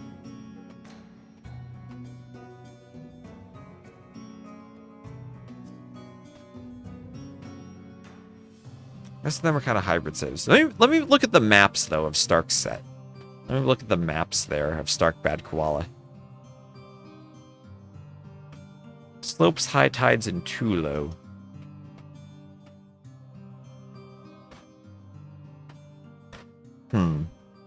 Let's maybe do st4rk Bad Koala. We'll do st4rk Bad Koala. Because I know I didn't cast that. This is real TTL. Yes, that has started. So, Bad Koala versus st4rk. And I will set the scoreboard up for that. What is R-Base telling me? Oh, probably next set in 15 minutes, Thunderbolt and Gabi reverted the time. Okay, never mind, never mind. Gabi, Thunderbolt X. Never mind, they reverted the time. Next set in 15 minutes. R-Base clutch with the update. Gabi versus Thunderbolt X. Up, and my title's even misspelled there. Wow, how was I so bad at typing? Alright, so they're back to the original time. Back to the original time, which means I will take a quick break. And then I'll make my coffee, and then we will cast the actual set we were planning on casting. We are properly doing this, so I'll be right back. Now they're unrescheduling, yes. So I'm gonna get ready for this, and I'll be right back.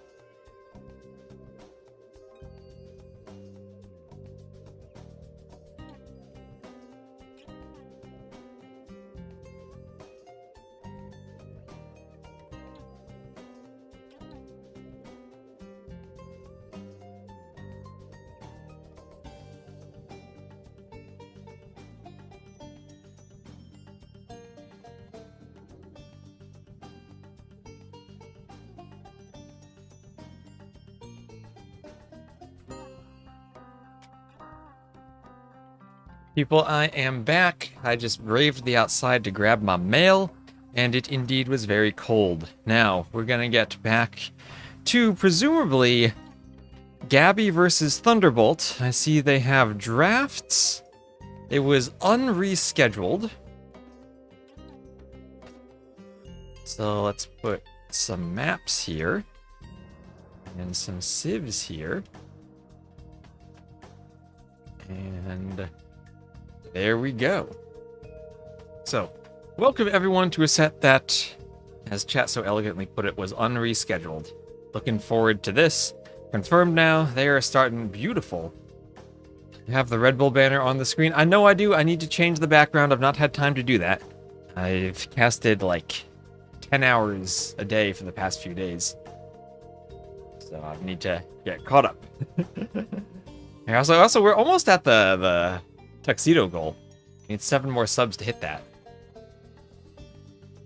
So we're ready to get started, I hope. And so many Discord pings today. What is this even? I have our base pinging me. Broadcaster announcements.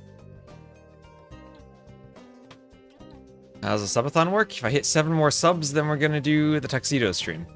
And Tomate, hello Tomate.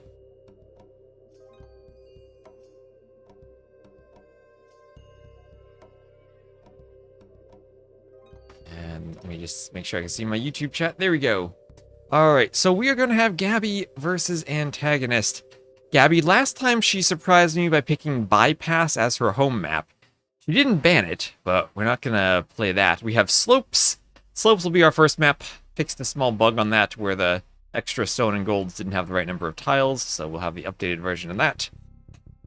Gabi will be playing as Mudflow for her home map, and Thunderbolt has chosen to play Monocle as his home map. For the civs, Gabi will take the Dravidians with the first pick, then Jurchens with her second pick, Khitans third, then Japanese and Vietnamese. Thunderbolt will start with the Armenians and the Persians, Malay, Shu, and Portuguese. Versus Thunderbolt. Do I have something mistyped somewhere? Double check my title. That's good. I think we're good everywhere.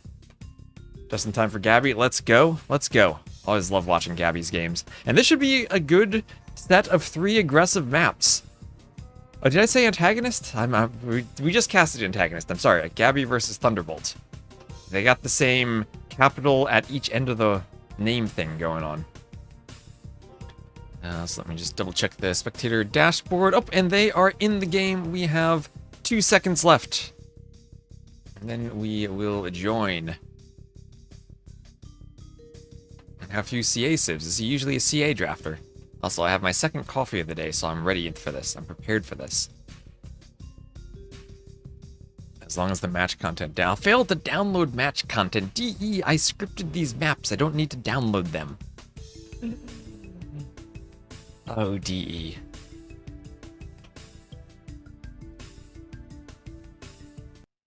Alright, so here we are. Gabi will be to the northwest as the blue Vietnamese. Thunderbolt will be to the southeast as the red Portuguese.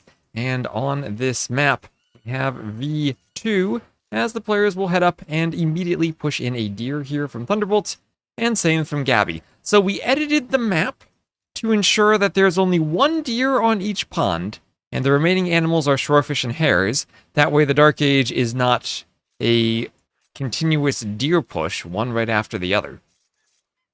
Should be a CA game again in Castle Age? I don't know, I've seen a lot of men-at-arms pushes. It could be a Scorpion game in Castle Age. I guess the Vietnamese probably want Cav Archers. Could also be a Rattan Archer game. And let's just double check. 3 tile stone, 4 tile gold, 3 tile stone, 4 tile gold. The bug fix is applied. Lovely. And this deer is getting pushed in as a Vil here from Thunderbolt. We'll head out to the wood line. And we'll have 2 Vils on the wood. Now in Gabi, there will be some men-at-arms. That's what I said at the start. This is a pool of 3 maps that I think should heavily favor her. And I was very surprised by that bypass game last time, which she did eventually end up losing. Maybe that is something of a lack of experience on the clown maps, because those games get absolutely wild when you have huge differences in ecos and swings with 1 TC versus 3 TC, going imp versus adding TCs, and they're very hard to get a good read on. And we have seen forwards on this map too. We've also seen some laming. We have seen the American civs too, like the Inca being played on this map. So yeah, both players pushing in their deer from both sides. But only 2 deer. That'll probably change the build order a bit from what we've had in the past, where players could push 4 deer in. Men-at-Arms probably won't be as tight as those Arabia builds where you'd push in 4 deer every single time. And house going up for Thunderbolt. He's looking to wall in front of his gold. On this map, we used it for Hidden Cup. And one of our goals there was to push the boar and your extra sheep to the back of your base to make sure you're less likely to be lamed. As the Thunderbolt takes his boar right now. But that does, in some ways, as I've seen the Inca Eagle be annoying on this map, actually make you a bit more vulnerable to laming. Because your opponent pretty much knows where your stuff is. It's in the back, and they can head straight to the back. It's a bit of a risk not to push your deer in if you go for the lame. But I think it is a pretty nice strategy. You send your scout around the back at the start to find your sheep, your geese, your turkey, whatever animals they are.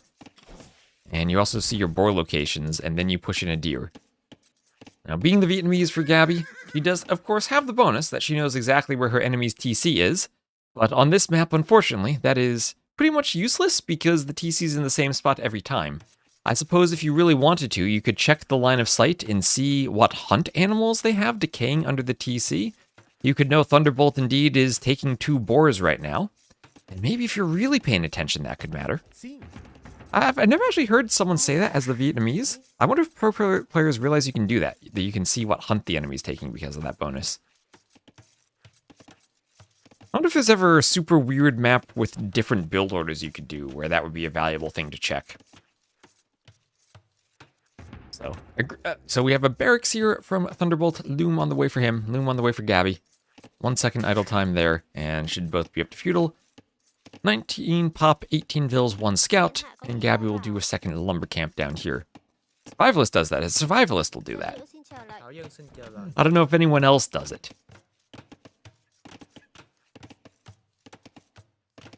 It's coffee. Coffee's still a bit too hot.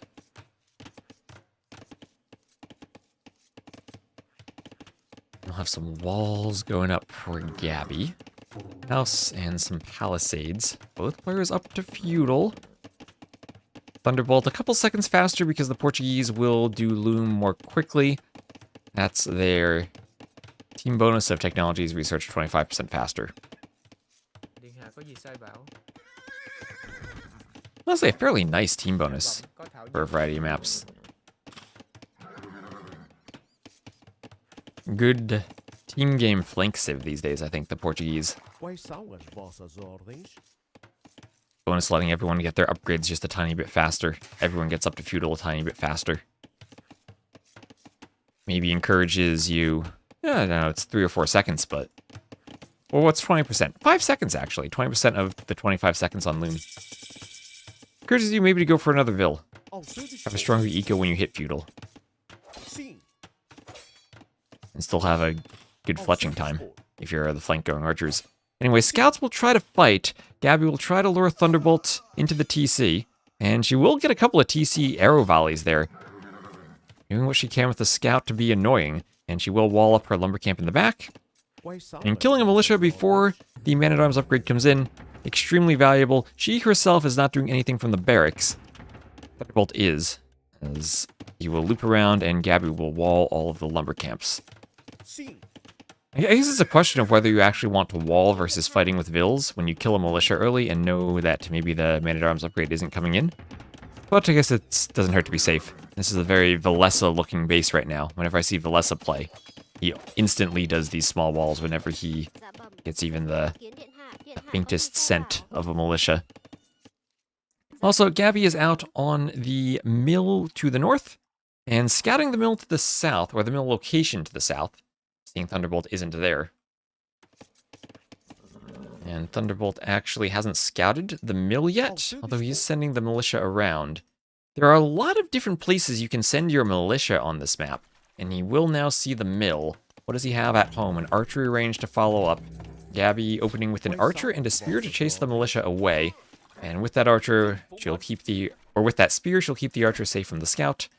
And with the archer, she'll be able to chase the militia. And she pulls the spear back from fighting the militia, wants to use the spear for the scout. And only 2 militia, she is getting ready to fight with Vils. We'll keep hunting the hares. I suppose if you have militia here, you could try to lame the hares. Don't know how much that actually accomplishes, though. So Scout will get some hits on the archer, then run away. But Gabi will bring her own Scout back. And should be able to finish off the Scout. Gets a nice hill advantage. And 1 militia goes down, so everything there cleaned up from Thunderbolt. Did keep Gabi's army at home, though, and stop her from coming forward. Maybe that's buying Thunderbolt the time he himself needs to wall up. As he will wall right to the edge of the map. Bit of an unfortunate wood spawn over here. Oh, don't use a straggler as a wall. Yeah, I guess it's unlikely Gabi goes forward and tries to palisade hop that, but you never know. I've seen Hera lose a game to Viper because of that.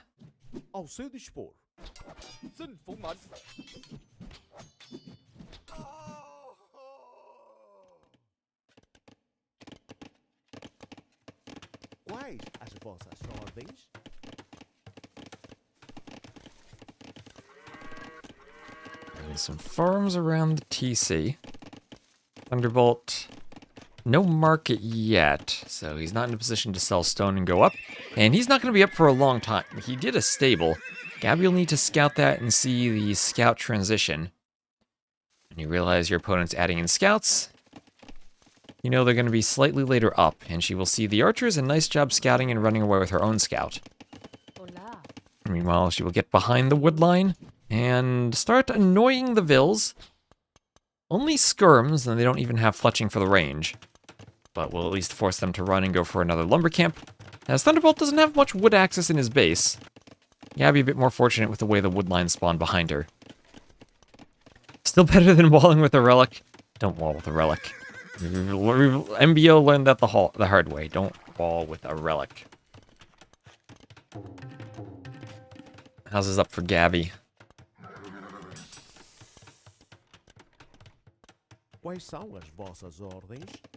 And Blacksmith for Thunderbolt. Interesting he opened both range and stable without the Blacksmith, but probably thinking he wouldn't be fighting that much. So wanted to delay the upgrades and instead focus on getting the unit numbers out first. Scouts and archers. Archers laming the hares. Remember when they wouldn't have any food left? Those were the days. There's fletching done.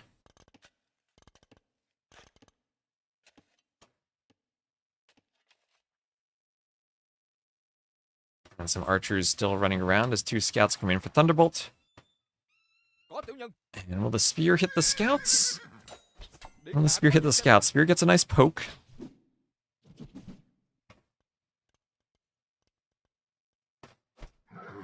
As the scout will avoid the archers. And padded archer armor on the way for Gabi. Ooh, scout goes down. And another scout hit. Pokes coming in. 1 poke on the scout. And those scouts didn't really do much in the face of those spears. Gabi did a great job controlling the spears, not letting them get hit by the archers.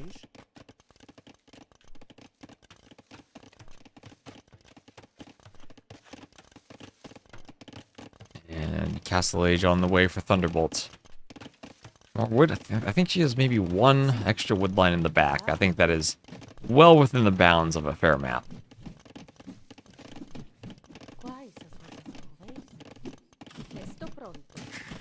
So, Castle Age first for Thunderbolt. And the Portuguese at least had their berries in the back, and that's very important for them, right? So it balances out. They can get wood, they get extra wood from their berries. And what is that? Second range. So second range from Thunderbolt. Gabi will be up a minute later. And she will look to break in. Spear is poking the palisade.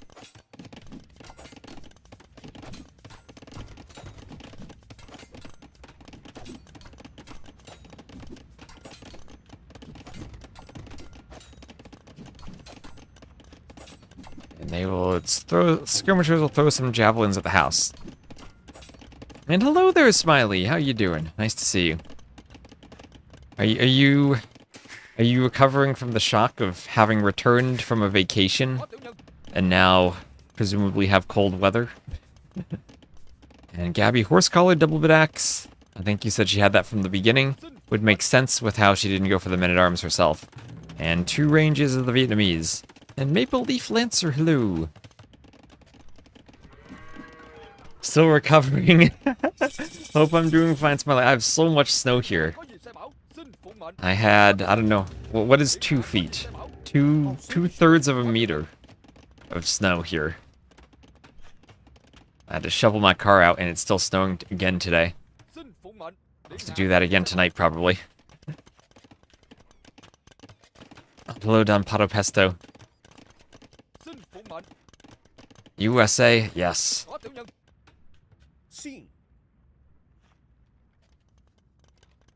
My heater is heating well.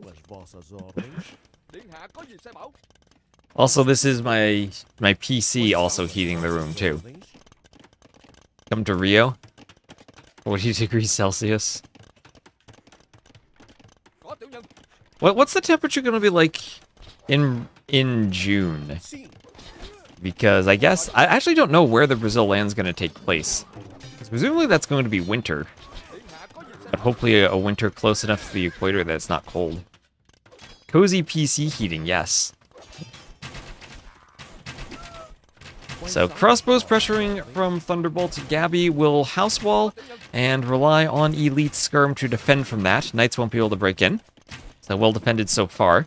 Thunderbolt's TC will be out on the shorefish and looking to secure the top of one of the slopes for now.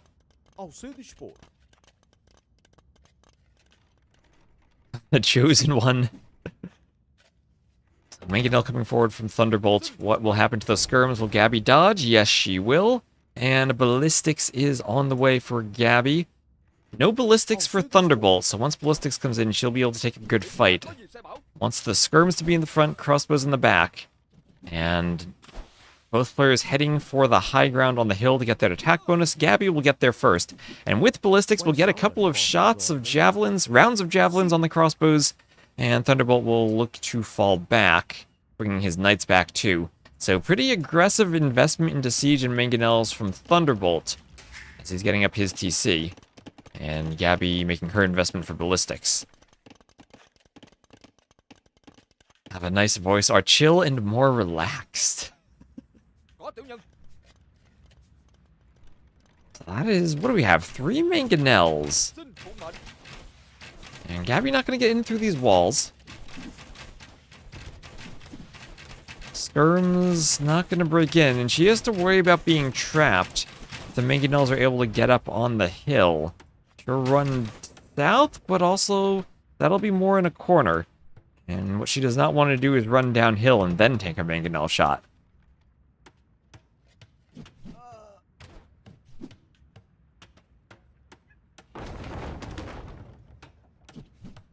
Nice goals to bring her playing AoE. Yeah, Smiley can surely help with that. Oh, how did the skirms not die? Oh, because they're Vietnamese skirms, they can tank 1 mangonel shot, but they can't tank 3. And Gabi's still doing what she can to micro the crossbows away. And actually, she's killing Thunderbolt's crossbows, but that was a nice attack ground. And she's standing still and dodging. We'll clear all of the crossbows and get her crossbows away. And can the skirms finish off that mangonel? Can they debate a mangonel shot into the mangonel? No, nicely done from Thunderbolt.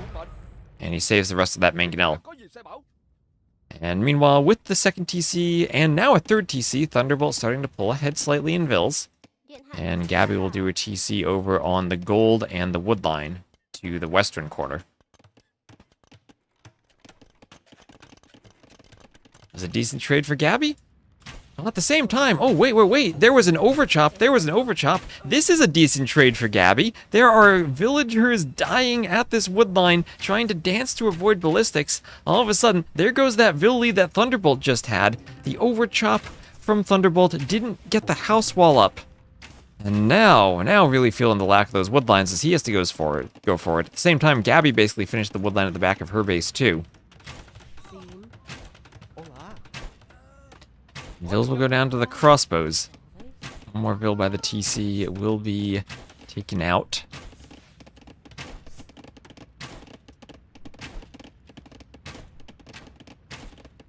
Real AoE is pretty much nothing to do with the farming simulator. For me, it was a cheat code simulator. And Mangonel shot on the crossbows. Mangonel on the crossbows. They will all go down.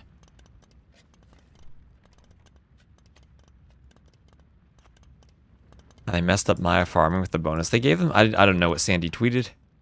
The Maya were ever so slightly slower at farming to address the longer lasting resource thing. I forget the exact technicalities of that though. I think that's been fixed, I'm not entirely sure. But yeah, the Maya were ever so slightly slower at farming than other civs.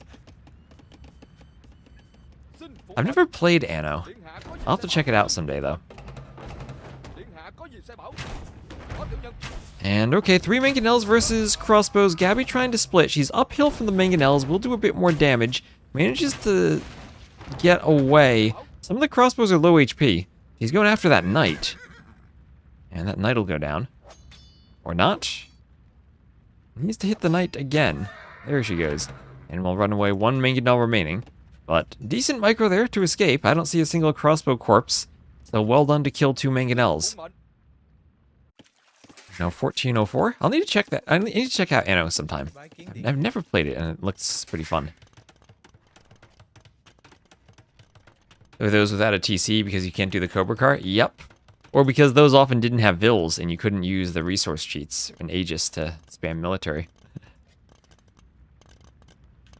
Is Gabi the only female player in TTL? I believe so. I don't think GoKu's playing this season.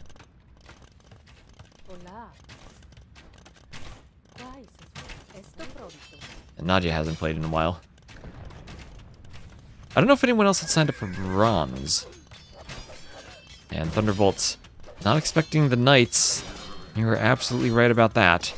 And the Mangonel will be killed. Mangonel destroyed. And at the same time, 1, 2, 3, 4 Vills killed from Gabi. Look at that score lead she has. Thunderbolt cannot keep the Vill safe, trying to throw up a tower on his gold. And the Vill going down to the crossbows. And Igotronics, thank you for the follow. For some reason, I feel like my alerts aren't working today, but thank you for the follow. And yet, no army from Thunderbolt, 1 military unit, and it's a Mangonel hidden in the workshop. There's a hole between the stable and the house through which a couple of knights will run. The crossbowmen will make their own hole through the palisade in the south. And, well, there's nothing left to raid here. All the woods to the top right.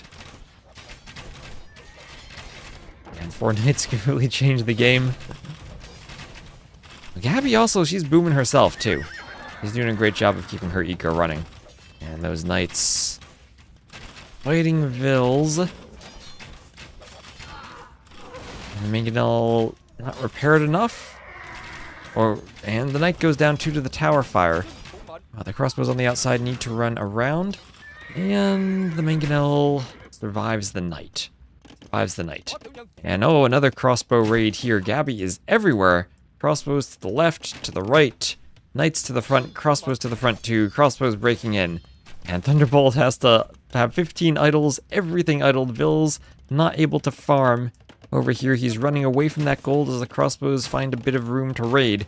Here he has to run and dance the Vills to dodge arrows. That'll be another couple dead Vills on the farms. Gabi now with a 20 Vill lead. And I think she's in a position to finish off this game now. We'll destroy that Mangonel and come in. Thank you very much, Full Metal Zim, for the bits. Again, I don't know why my alerts aren't working, but they need to play them manually, I think. Oh wait, we can do this, Did that work? Oh, that worked. Knights hit a Vill. That tower, at least it's in range of the TC. The TC can defend it.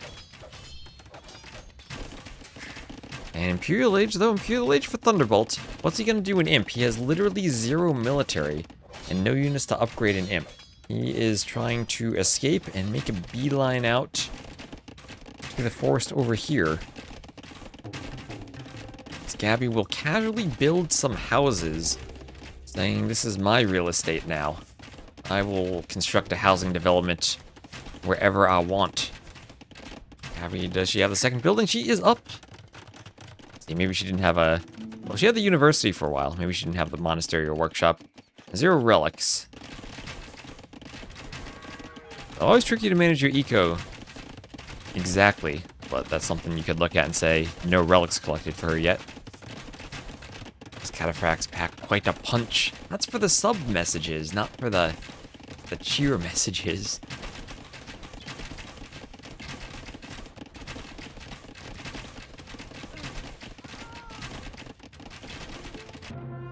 And there's the GG from Thunderbolt, as there's nothing left he can really do, and Gabi will take game number 1. Imp into what? Not even res for Pretoria. Alright, hello? Why am I getting a pop-up? So, military, 77 to 30 KD for Gabi. The economy fell apart for Thunderbolt. Even with the faster castle age time, wasn't able to turn it to an advantage. Thank you for gifting a sub to Kayanin. I'll need to play that manually. Hold on a moment.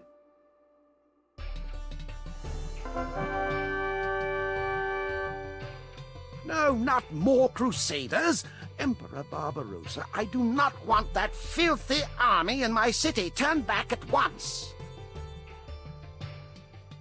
Now they pack a punch, indeed.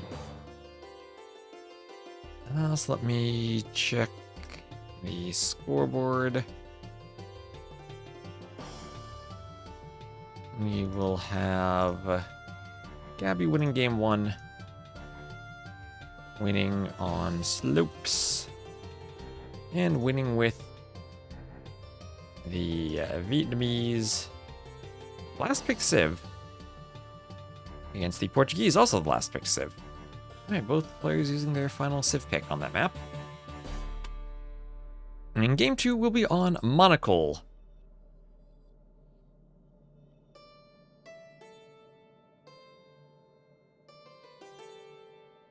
Now the cataphracts pack a punch.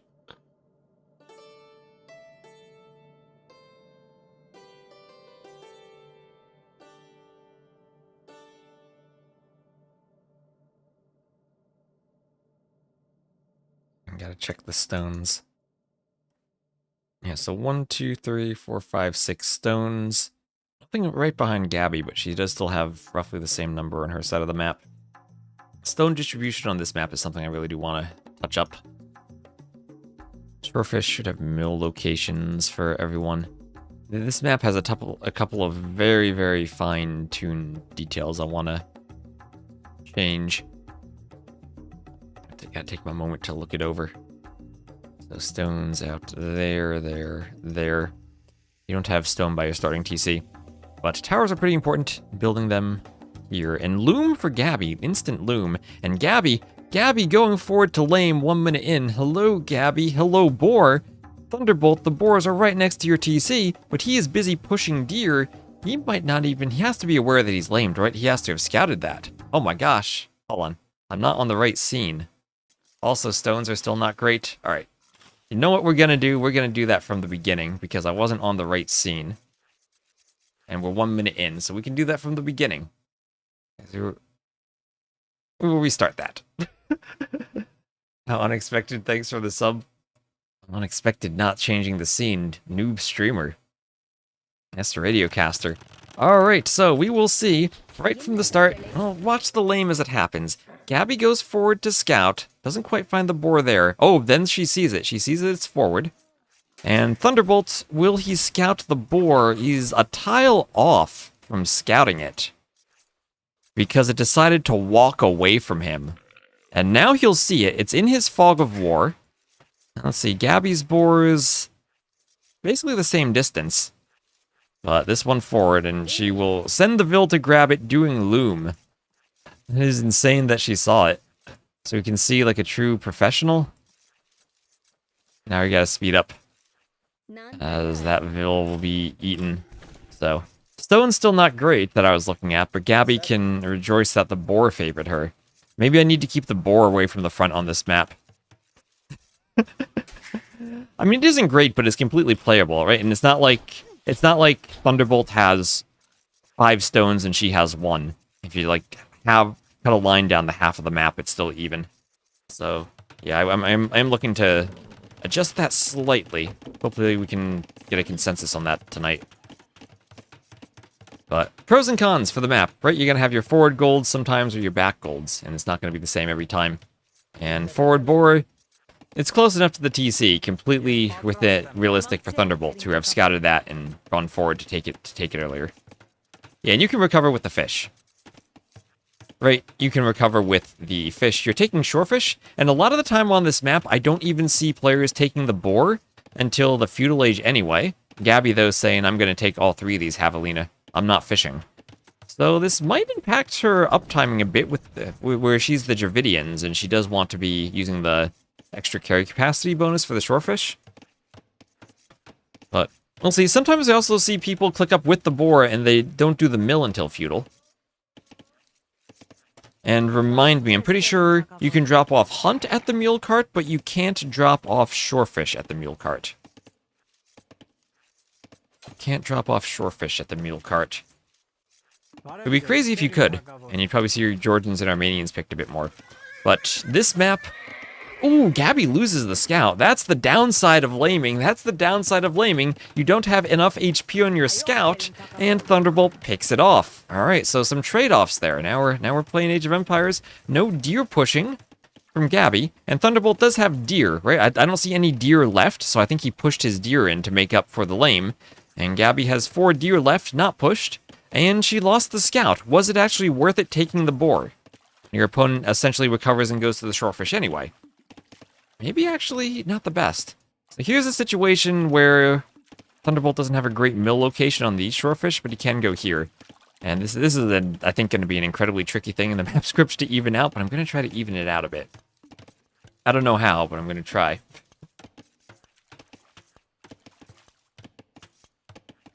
I've had a few ideas, but they all have their own pros and cons, and I haven't quite figured out something I'm happy with completely yet. For a very small adjustment, it's going to be nothing quite proper for it. So, more small walls for Gabi up over these pools of water. You cannot walk over the water.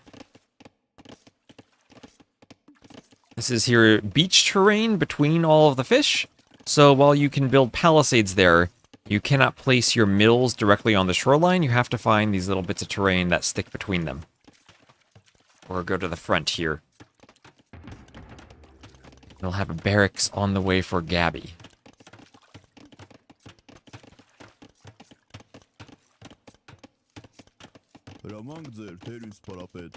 Now a militia coming forward for Thunderbolt. He chose stabbing instead of small walls to deal with the scout, and it worked out. So Armenians, why would you pick Armenians and Dravidians? Well, Dravidians for the fish bonus, but also because this is an aggressive swordsman map. Pretty much every game I've seen has featured men-at-arms, sergeants, or Flemish militia.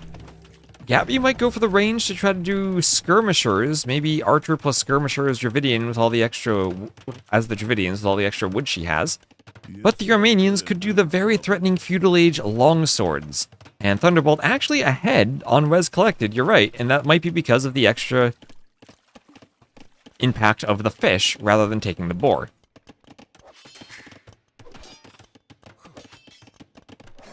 Actually, wait a minute. Gabi actually took the boar with the Vil. She didn't lose the HP on the scout, did she? Now that I think about that. She actually took the boar with the Vil. So maybe, I don't know where she lost that HP then. I watched the game twice. Did she run into the TC earlier? Not a swordsman map? It's a melee infantry map. Flemish militia don't have them either.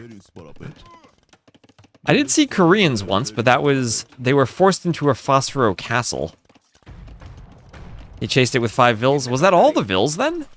Well, that's the danger of scouting and running between the shorefish then. Chased with the Vils.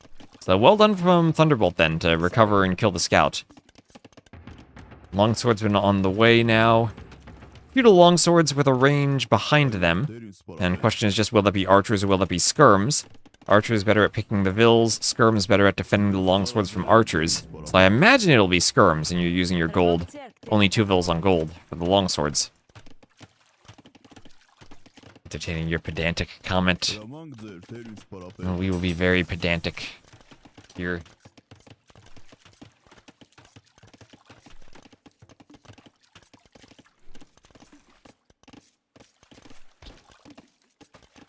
Deer being shot by villagers.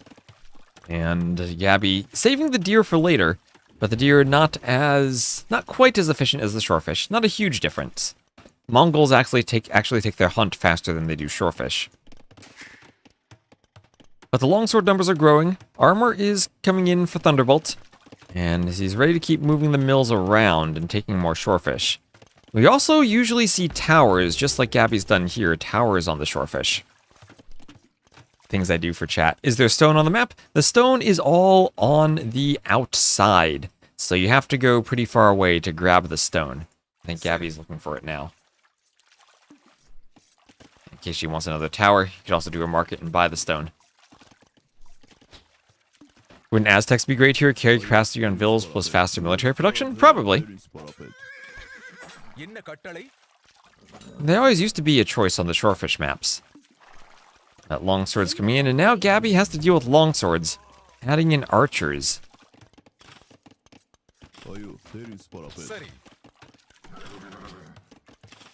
Tower hitting the scout, and the scout will go down. Archers trying to kill some longswords. I guess archers are the best thing you can do versus longswords. I guess so. I mean, Romans can fight the longswords with their armor. Flemish militia probably can fight it, maybe sergeants can. But that is a lot of dead vills. A lot of dead vills. And the longswords keep chasing the vills. I think she's dead. Feels like you need 2-range production. Maybe you play this like you do a team game, especially after the lame, and you don't do the mill immediately. You simply go into 2-range archer production. Do the blacksmith for fletching, and only after fletching go for the mill. Because you have 3 boar and the hunt, she could have pushed the hunt and gone for a more aggressive archer opening, had the archer numbers, and later switched to skirm. She's down 3 vill kills, and let's see, 3 vills total. How do the Armenians... Well, she has a tiny bit of idle time. Longsword is getting killed by archers.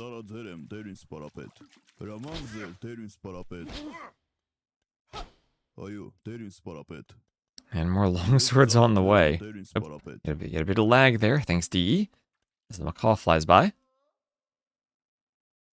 Here, Japanese could be good for the fish bonus for an early feudal. So Japanese are good for the men-at-arms, and the fact that their mills are cheaper. Their vills don't actually collect from the shorefish faster.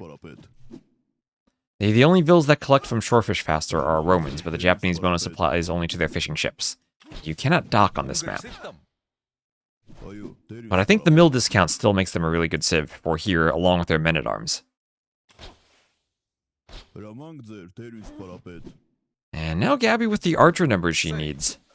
And skirm is going down to archers.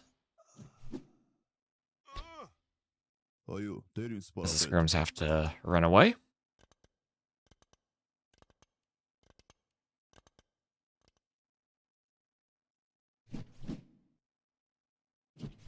And she does find a stone on the outside, or at least will in a moment with that villager.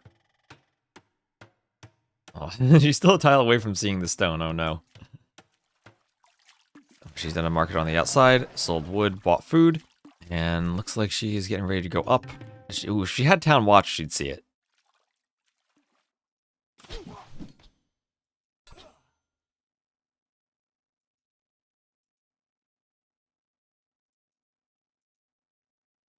No hills on the outside, right? No. I just realized there's no other hills on this map. I guess the big hill in the middle is the main feature. The longswords come forward to chase the archers away.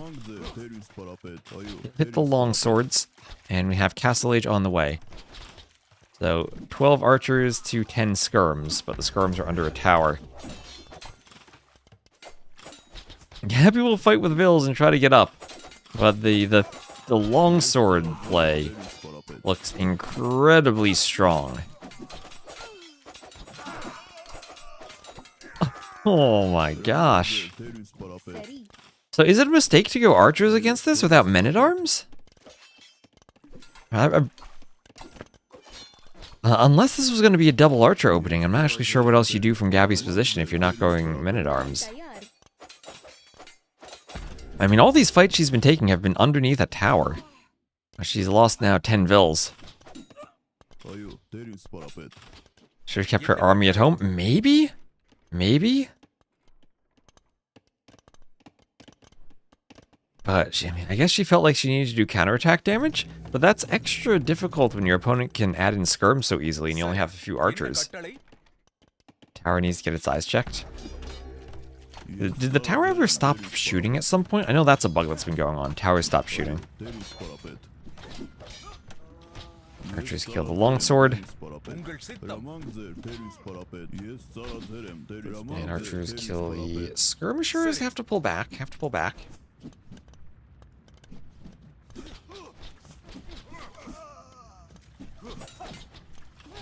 And she's going to fight the skirms, and when she gets up, she will click crossbow, and will have a very good castle age timing advantage. Extra barracks now for double barracks longswords, but Bodkin on the way immediately. I'm sure she'll do crossbow right away. Still walling to keep the army out. And she does have timing now to do some damage. I have seen some insane comebacks on this map. The fact that you don't need to add in farms and you can stay on the shorefish gives you an insane early castle age economy. And maybe she can even deny the market if the archers come here in time and become crossbows. Maybe she can do enough damage here to make this worthwhile, as what is this? What is this raid from the crossbows? She hid them in the back of the map. She'll kill the feudal skirms with them if she needs to. And those vills are going down. Now she's getting some revenge. That's 4 vill kills, and another group of crossbows coming around, and she might still deny the market, forcing a quick tower up from Thunderbolt. There's him spending his stone finally on his tower, and denying the market will stop the castle age. Thunderbolt floating gold. At the same time, he is running longswords into Gabi's TC. She needs to realize and garrison the TC, but she's pushing Thunderbolt back to his TC, and crossbows should be able to deal with feudal skirms. Not gonna pick the farm, but she will realize, and the longswords are running into the town center, and she has enough crossbows out to deal with them. Lost a vill on the gold, but she will slaughter the skirmishers with the crossbows now. Has to be careful with the fight. But we'll find more vills when she runs out by that tower. Now it's 7 kills to 11, and the longswords are pushed back a bit as Gabi takes a score lead. And this is the downside of the longsword strat. If you get stuck in feudal, the vill's even gonna fight. Gabi's saying, I want a micro on both sides, but running into the tower at the same time. And okay, that was not the fight she wanted at the front. But denying the market denied the uptiming, and now she's in a spot where she could maybe get some TCs. Does she have? She still doesn't see the stone. She's 1 tile away from seeing the stone. This tower had good aiming. By what the heck was the difference between those 2 towers? And still looking for Gabi. The eco's been rough. The eco's been rough, right? But now 9 to 11 vill kills. She's getting some revenge. The crossbows, there's another group of crossbows that broke in from the front. She's doing even more damage to Thunderbolt. He has to keep running.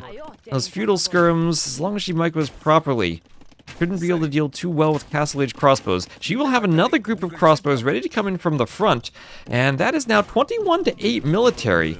Can the Armenians add more longswords and go two-handed swordsman? She really wants to hit that gold. Thunderbolt at least is floating a lot if he has to garrison. He'll have to hop in the TC, and he is now playing migration as he is pushed off of his front gold. And is Gabi thinking about TCs? No, she's thinking about a workshop. Okay, tower coming up for Thunderbolt, trying to protect another tile of gold. This map has a bunch of 1-tile golds in the middle. Interesting design there. And crossbows hitting the skirms, forcing them back. Tower goes up, and Gabi, she's definitely afraid of towers after that first one. But now in a position where she maybe can kill more vills. Thunderbolt's done a decent job of hopping in the TC at times here. But now we'll be facing mangonels. Another vill down. And, well, there's that res collected difference. I think Gabi's closed that by about 1,000 during this Castle Age transition due to all that idle time. And now she is still with that market on the outside. Still that idle vill there, right next to the stone she hasn't found. Wheelbarrow on the way. And now with the mangonel in a position where maybe she could pressure the TC, but she has a couple of crossbows on the outside just looking for potential TC spots. Oh, thanks, DE. Skirm's chasing the crossbows. Chasing the crossbows around the edge. Wheelbarrow on the way. And with that mangonel, she is pushing. Crossbows will go down to a good group of elite skirms, but second mangonel on the way for her. Not even a workshop yet for Thunderbolt. There aren't enough garrison slots in that tower for all of those vills, and yes, she'll lose some crossbows here. She has armor, though, and she can push them away from the tower. The skirms are chasing, though. Can the mule carts wall in the crossbows here? I actually think the mule carts there could have tried to trap the crossbows, but they'll get back. They'll get back. And the long swords will go after the mangonel. She'll pull back, has more crossbows on the way. More long swords just for the mangonels. The scores are very close. Gabi has a Vil lead now. Res collected is now only 600 difference. She has stabilized there. And finally she sees the stone, as gold will be in the back. And she does need ballistics, but that is very expensive when you're trying to go for a siege push. And right now, this is Thunderbolt's only TC. Gabi hasn't had horse collar. Ballistics is a lot of wood. But actually, horse collar is when you add farms. So I think she's fished so much. We've seen a few maps where players fish all the fish, whether they're fish at sea or fish in ponds, that it's maybe time to start farming. And now if wood is an issue, wood's going to be an extra issue for Thunderbolt as he has to repair the TC. Those are incredibly expensive to repair.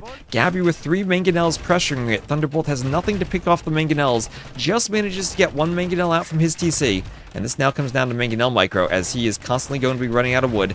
Gabi has to see the mangonel and react. She sees it, and that is 1 kill. Will it be a second? It will be a second, because at the same time, skirms are fighting Gabi's vills at the front, and she has to pull back. Great timing from Thunderbolt to send the mangonel forward, even hide it behind the TC slightly, while getting the skirm raid. Vil on stone for Gabi now, but she will have a TC in the back on her gold. She'll be able to garrison against the skirms. And now she's going to look to go around the outside. So the TC survives. TC survives. She'll bring the mangonel back. And get her second TC up first. Yeah, that was really well timed from Thunderbolt. Didn't panic, repaired the TC, just as he was running out of wood too. Got the skirms forward, and we're seeing Gabi maybe picking the right time to swap to farms, just as the skirms would be hitting the shorefish vills as she came all the way out to the side. And at least Thunderbolt hasn't seen her stone yet. He'll be going for a second TC in the back. That mule cart is on top of the TC, almost? Okay. So Skirm's taking some shots from the tower. Gabi has to realize they're coming in. She's chasing with a mangonel. Run her vills over. No ballistics for Thunderbolt. And mangonel shot doesn't hit anything, but Skirm's trying to get a vil, won't get one. They'll be chased around. And can Gabi deny the TC? No, but can she get behind the vills at the back? Yes, I'm sure she can. And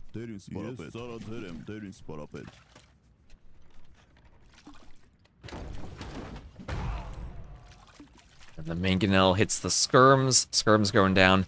Thunderbolt wants a third TC. At the same time, though, Gabi getting behind here with the crossbows, picks off vills. There's 1 vil down. Crossbows will have to run away. And third TC for Gabi, too. 1 vil TC, but third TC nevertheless. A few more vils heading over there. Finally doing Town Watch. And look at that, res collected, 400 difference. And Dravidians, Armenians, how do we like this if it goes late game? Woot Steel plus a Rumi Swordsman. Infantry and Cav ignore armor. Spin attack. Should be good against Armenian champions, even with Feriders, I would think. Crossbows picking off a couple more long swords.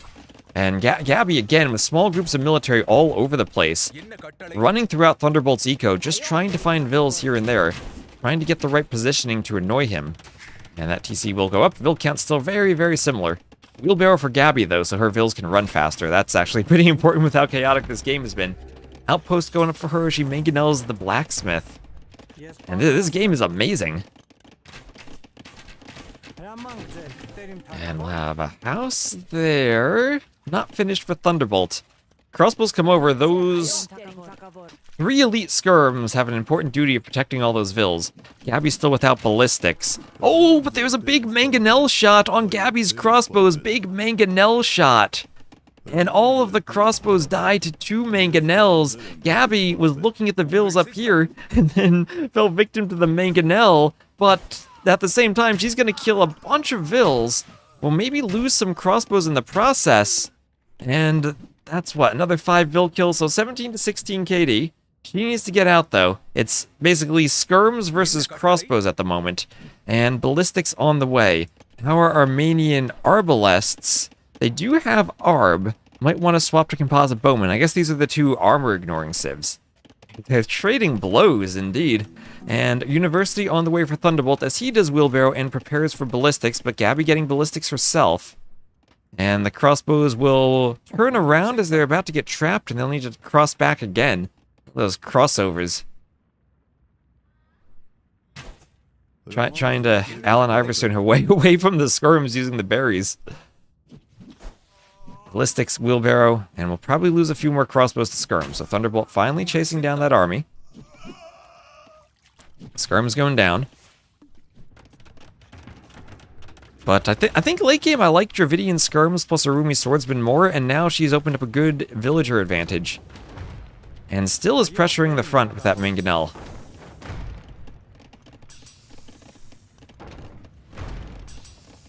Mangonel hitting the blacksmith, but needs to go back. Crossbows running around the side. We'll have another outpost going up. And the mangonel's pushing forward for Thunderbolts. What has he scouted? Hasn't seen Gabi's TC up there. That eco might remain hidden for the moment. Unless he walks in the direction, might see the house and get clued into it. Gabi Gambeson's men-at-arms scale mail armor going for infantry herself. Wants a TC, but not going to finish it in time. So recognizes that and puts it on a gold on the other side of her eco. Has to worry about the skirms. Not going to go Dravidian skirms herself. Takes something of another mangonel shot in the bottom. Skirms come forward. A couple of mangonels. That's a crazy swap. And doing another crossover. And 4th TC. So with a good villager lead, 18 vills now, but handcart started for Thunderbolt. She does have a good farming eco. No horse collar also for Thunderbolt, as he's starting to switch to farms. So that will hurt him in the long run. Gabi will have to worry about her market. Does she have more barracks? She does have 3 barracks. So time for 3 barracks longswords. Now if that forces the Armenians into 2-handed swordsmen, then you castle drop and go would steal Arumis. So where does the castle go? There's a mangonel there, so I don't know if it can be forward. Could be maybe on the front of her farming eco or even the back of her farming eco. Mangonel's still pushing the TC, but there is the armor. And 4 long swords, will that be enough? 6 long swords? Has to avoid tanking a mangonel shot. But with armor and squires, maybe another round or 2. Hold by the TC like Thunderbolt did at the start. And maybe at the same time you think about taking a mangonel fight? I don't know, but she's up by 25 vills, and another TC in the corner for Thunderbolt, but his 4th TC is much later. And here come the swordsmen, but Thunderbolt's clicking up to imp behind this. Swordsman hitting the skirms. And going after the mangonels, that'll be 2 destroyed mangonels. And the long sword should force the elite skirms away. Well, nice swap from Gabi. Dravidians don't have knights, so long swords to snipe the mangonels, sometimes the best they can do. Woot Steel or Ferreters? I'm gonna say Woot Steel because the Arumi swordsmen in an infantry fight should be stronger than champions? Stronger than warrior priests? But then again, you have to make them from castles. Gabi doing a castle on the side.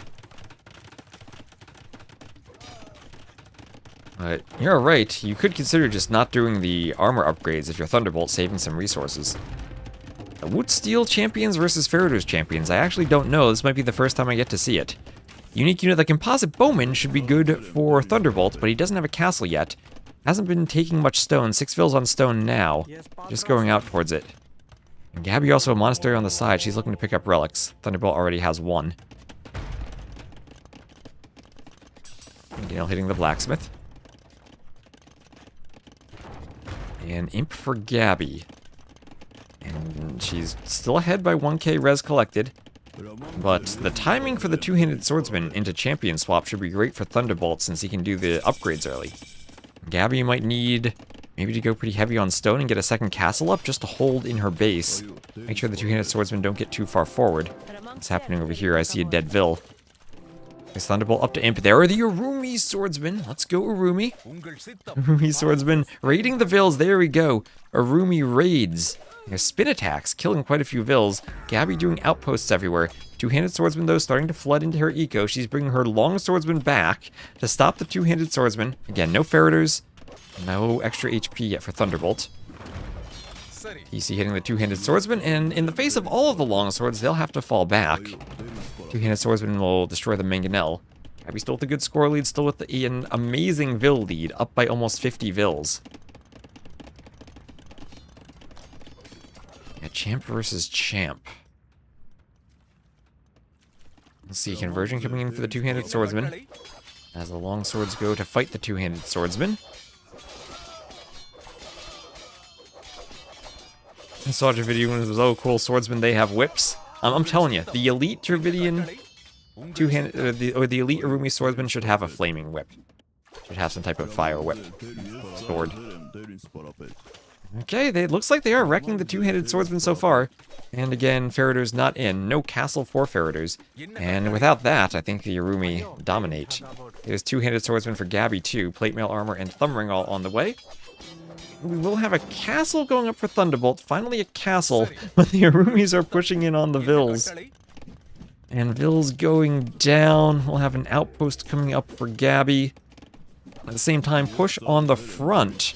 Here's plate mail armor for Gabi. Trying to do more two-handed swordsmen, get more units created to defend her base. The two-handed swordsman ready to fight the skirms, maybe.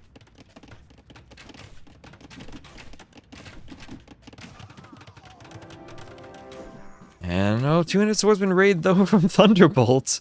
Now, Gabi at least has Vils to spare as she tries to add more ranges in. And it's Treb time. Treb can hit this TC. Can even hit the blacksmith. Outpost for Gabi so she sees everything as long as she has some Arubis here to defend. And start Trebbing the TCs. And maybe pumping out second Treb. Maybe even more Arumis rather than Trebs would be good. Range goes up. Well, Gabi, as I said, she has Vils to lose. Crossbow is hitting the two-handed swordsman as the Vils run. Swordsman dying.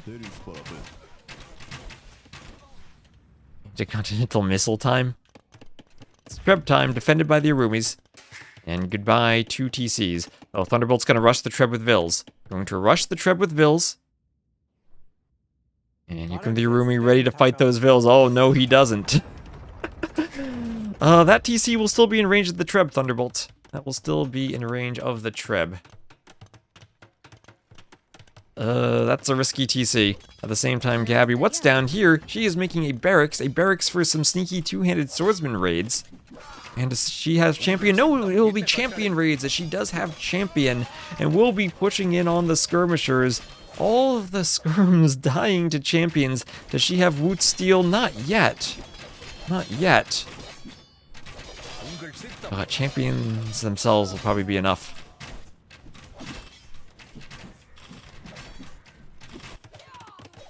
Oh, actually the Vils destroying one Treb. Destroying one Treb, chased by the Arumi now.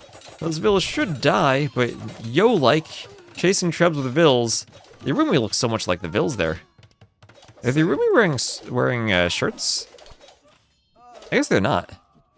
That's pretty brave to use a whip without a shirt. Like, don't hit yourself with it.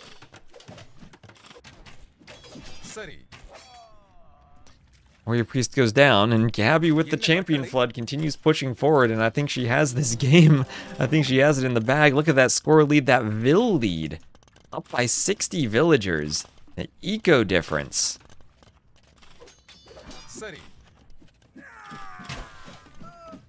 So started off with a lame, lost her scout, got decimated by the longswords in feudal, counterattacked in the castle age, traded blows with some good mangonel shots from Thunderbolt. Finally found the stone mine she had, but there's the GG and Gabi goes up 2-0. What a game between those two. That was crazy, and 211 to 163 Vils for Gabi.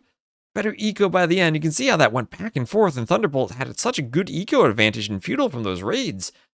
Couldn't stop Gabi's aggression. Crossbows were everywhere in early castle, so 5-minute difference from in the castle age timing. You see how expensive those feudal age longswords are. And 142 vills to 93 max.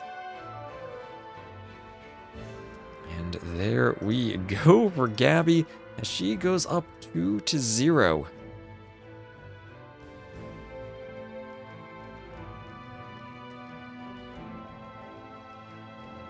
And let's... It's a bendy sword, it's a whip sword. Next game will be Mudflow, as Gabi goes up 2-0. And as far as maps go, that was a loss for Thunderbolt on Monocle. And Dravidian's very first pick over Armenians the first pick. I still feel that Romans are probably my favorite civ on that map, but Gabi did ban them.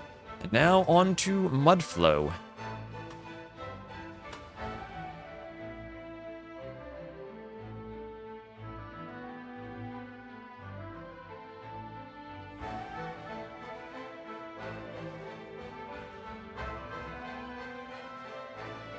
Have a counter out when she has enough wood for a forward workshop, or when she has a bunch of crossbows ready to raid.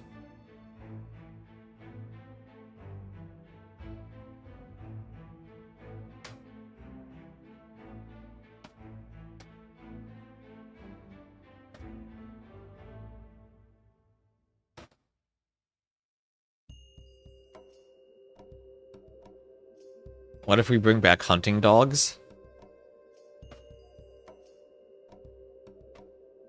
That was a thing in the Forgotten Empires mod, hunting dogs.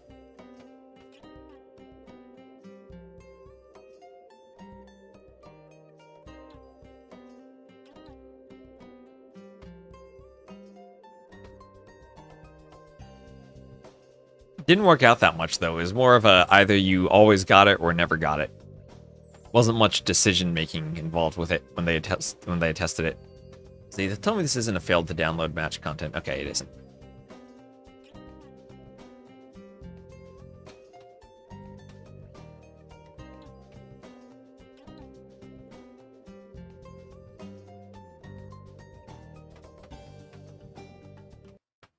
And here we have Mudflow. Gabi will be the blue Jurchens to the west.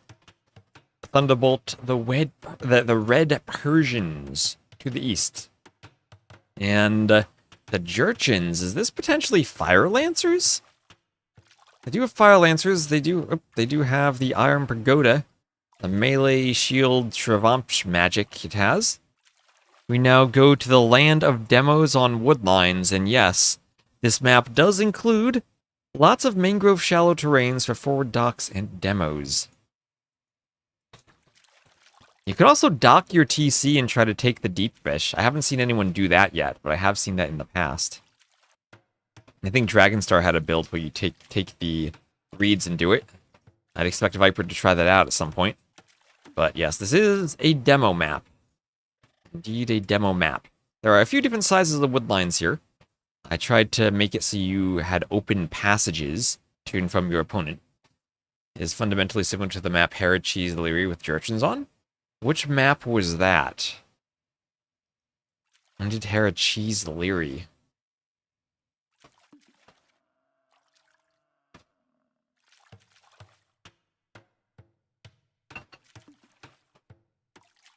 Demo map. So a lumber camp up for Gabi. And the scout for Thunderbolt will be running around.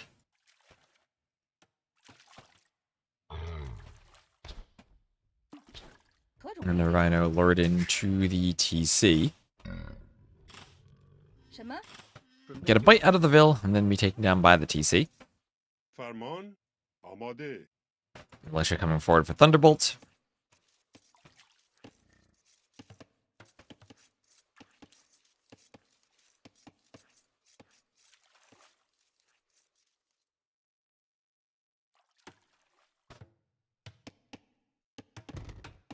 And, oh, Gabi looking to wall this up. Look at this. Look at this location for her lumber camp. She'll get a house up. Needs a tiny bit more walling. Gabi walling just in time. and gets the rest of the walls up. So she'll keep this lumber camp safe. 3 vills in there. I'm sure she'll be able to sneak more over if she needs to. Opens up maybe a possibility, though, for a tower rush from Thunderbolt. Imagine if Gabi had, instead of 2 walls there, maybe walled out here a bit more. Then this would be completely safe. She could also do a mining camp and mine stone if she wants to out there. This map does have 4 stones, roughly 2 per player. They were neutral stones, but I made them spawn a bit more consistently and fairly, so 2 per player. And luring in the elephant, we will be looking for demos, docks and demos. There are no fish, so you might not dock immediately. Some players might also try to do lumber camps on the inner woodlines and be extra safe.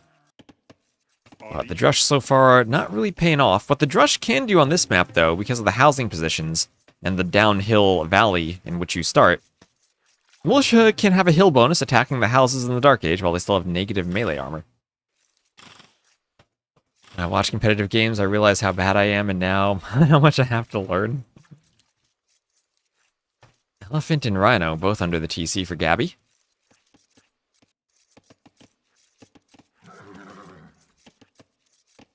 Scout Cav for Gabi still running around.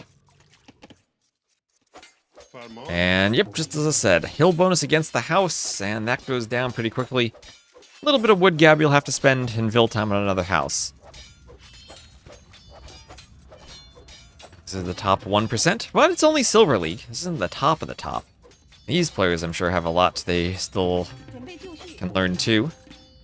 Gabi, though, feels like she probably should have been in gold this season with how close that final set was against Fire in the qualifier. And the one militia goes down. Top 1%, but hey, I think that among the top, there's more room for differentiation. I think skill follows more of a power or exponential curve. It's like if you play RuneScape and the XP going from start to level 92 is the halfway point of XP from 92 to 99. I think it's kind of like that.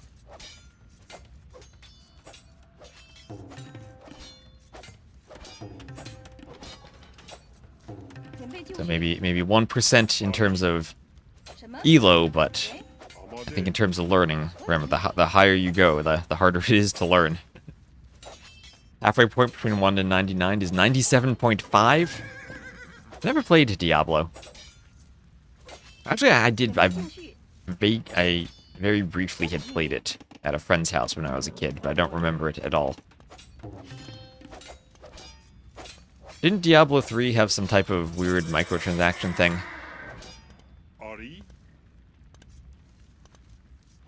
So, attacking the house now was the house and the militia, but... I mean, the house and the militia, the scout and the militia. But the scout killed by Gabi's TC. Nice use of the TC there. And barracks on the way for her, close to the TC. And what is this? It's a stable. I was hoping to be a dock for demos, but it is a stable.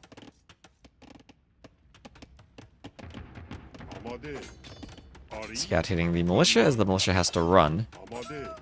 And Scout kills the militia as the house and barracks come up for Gabi.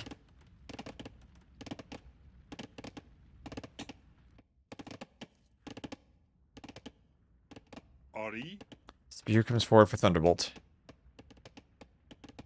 You're playing a game for 10 years and leveled up to 100. So Scout coming forward. Or maybe find the berries for Thunderbolt.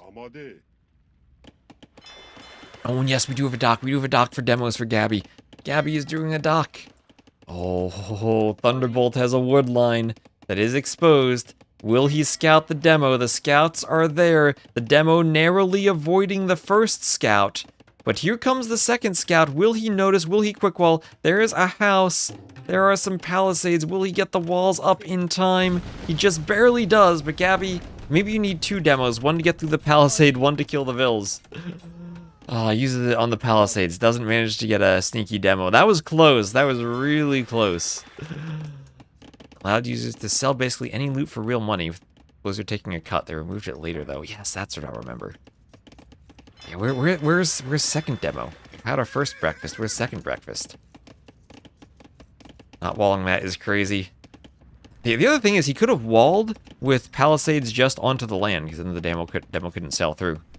But I guess it takes some getting used to on this map. And now Gabi, with a spear, has to defend at the berries. Has a weak Vil out there. Now, the difficulty of this map is that you don't have farming space by the TC. It's shallows, and you can't build farms upon them in normal shallows, not the mangrove ones. So your farms have to be outside. How can they make buildings there? This is a special mangrove shallows terrain. It was added in one of the DLCs for the first remaster. You can do buildings, and you can also sail on it. As opposed to the normal shallows, where you can only sail and you can't build.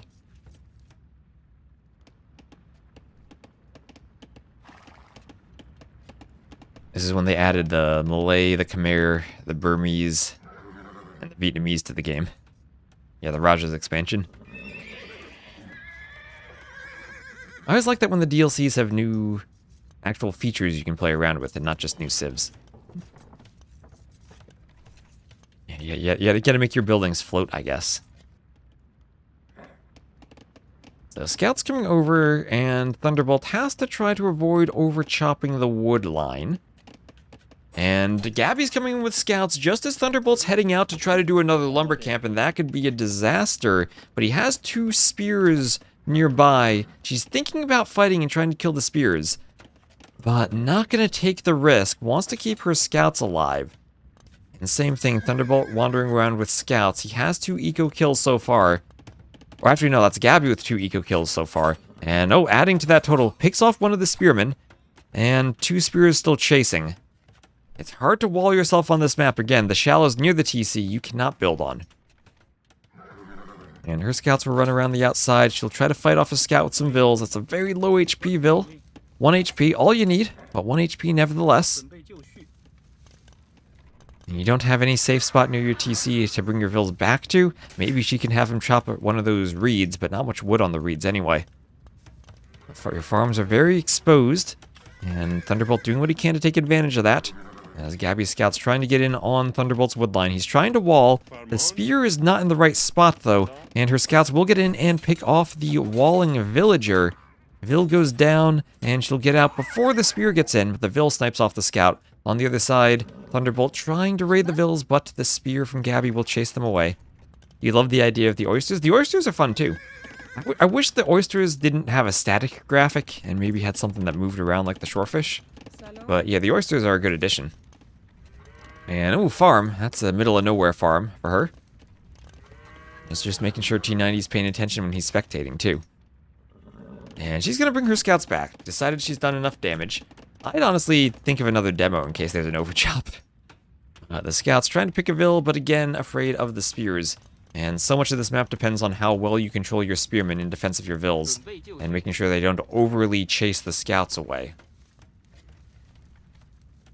Yeah, I dig her chaotic gameplay style. That's my favorite comment. Someone said that she's like Galadriel if she took the ring.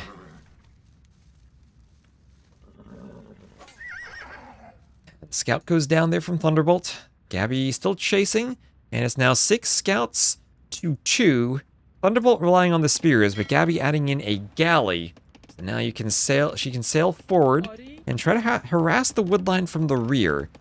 Ships and land units are very awkwardly balanced in that demo ships destroy land units so hard that it's hard to use them against ships. And we have a dock and a demo on the way from Thunderbolt. He's going to be just a bit late, though, as Gabi's Scouts make it to shore and will go for a Vil. They'll kill a Vil, then turn around and pick off the spear, losing a Scout in the process, and she will have to keep running away from the other spears. That's 3 spears, too much for her to fight. And she has to run away, but running to the dock with a demo. Thunderbolt, are you paying attention with the demo? No, doesn't get the demo out. Doesn't get the demo out. It has a gleaming effect, but not. It's not like the shorefish. There are no shorefish on this map, but they kind of bob up and down a bit. Okay, there is a nice pick of a Vil. Scouts with a hill advantage.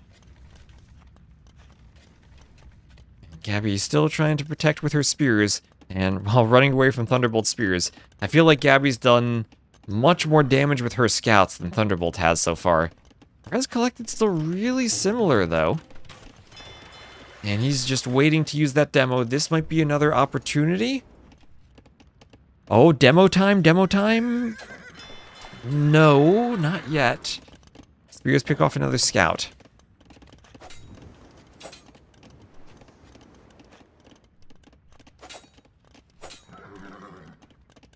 Jill being careful there. And mark it for Gabi. She's very close to going up. We'll just need to buy 1 round of food. And then we'll be up. Same for Thunderbolt, though. He's about to click up. And he clicks up first. Gabi, a few seconds behind him. Thunderbolt also will have the faster working TC. So we'll be up a bit faster as the Persians.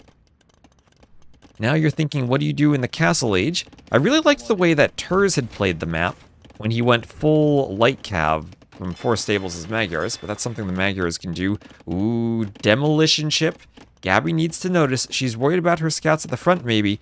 She just overchopped. Scouts coming in the rear. And is there a hole? There are trees there. There is a hole. The demo didn't find it, though. And we'll just attack the gate and explode.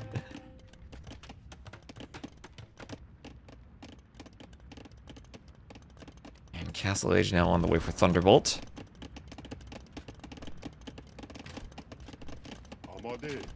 As the galleys are trying to kill the spearmen. Spears do have an attack bonus against ships, so they are useful atop this mangrove terrain.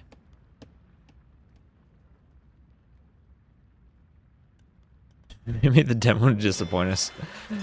Oh man, Gabi almost didn't have that walled out. I'm not sure what happened behind the gate. That's the fun of the 2D games. To be fair, though, whenever I've seen Age of Mythology or AoE 3, I've never seen anyone rotate a camera. And it's great for the cinematics in Age of Mythology, but it's not really something you use when you're playing multiplayer. And, oh, there is a palisade that was not constructed for Thunderbolt. He will realize in time, though, and add in a house. So up to the Castle Age, Gabi will probably look for light cav or the attack upgrade or husbandry. Doesn't actually have any upgrades on the scouts, but no spears nearby. She will get in with the scouts and pick off quite a few vills. Defensive camels and cav archers for Thunderbolt, but he's trying to make a transition to cav archers. You can't start creating them until the Castle Age research finishes, and that will put him behind in army numbers. Now Gabi, as the Jurchens, could do her own cav archers. She will open with a second TC, though. TC near her main gold. That gold's not going to last much longer. Not much wood by that TC either, and she will go for light cav now. A couple of fires still doing damage out here. War galley to upgrade the ships is also an option. Is there an overchop anywhere where this demo could be useful? Could the demo be useful on the cav archers? Will Gabi pay attention to this? There it goes, and boom, 3 cav archers for 1 demo. There goes all the time, and Thunderbolt, with that demo, he will call the GG. He will call the GG, and Gabi wins 3-0. Ending with a bang, 34-9 KD. Her home map, obviously very well practiced for it. Well done for Gabi. More res collected. Even with the slightly slower uptime to feudal and to castle. Didn't matter, had very smooth transitions all over the place. And finally, I actually see a demo hit. We've had so many games where I've missed the demos. We see it. And let's update this scoreboard, give Gabi that 3-0 win. Nice set from Gabi, very well done. And at the saves, that's Jurchens over Persians. So congrats to Gabi. She had a very good set last week, but nevertheless had a 1-2 loss, making up for it this week. And let's maybe check out Wikipedia for the standings now. In the bracket for the standings. Here we go, and bring my OBS over. Boom, and we'll scroll down, look at the standings. I don't know if that one will be updated yet. We're getting into the second round. So, again, how TTL works, there are 5 rounds in silver. The top player qualifies automatically for gold. The next 2 then go to the playoffs to have the winning player advance to gold. The losing player in the playoffs remains in silver.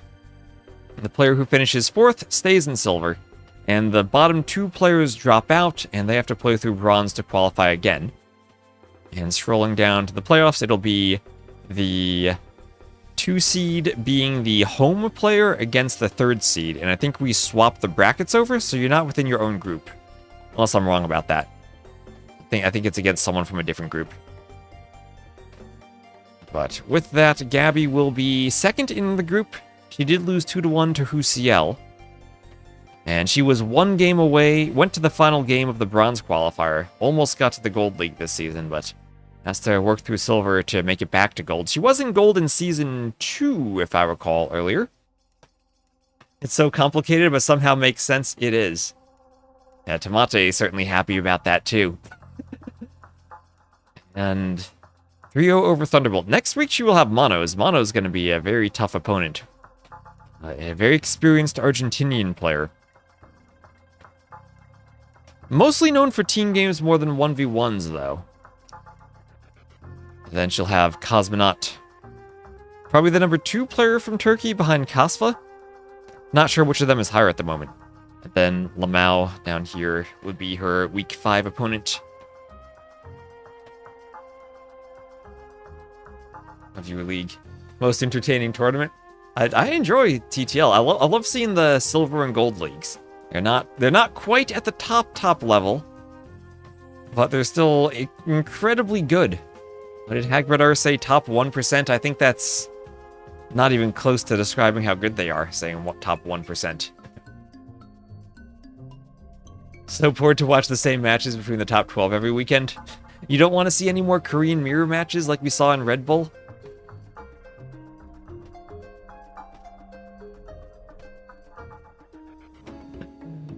The maps are great. Are there more games coming up? Like as in right now? There are no more live games today, but there are some sets that I didn't cast. So I think I'll cast the Recs of Stark versus Bad Koala. So give me a minute to download those Recs.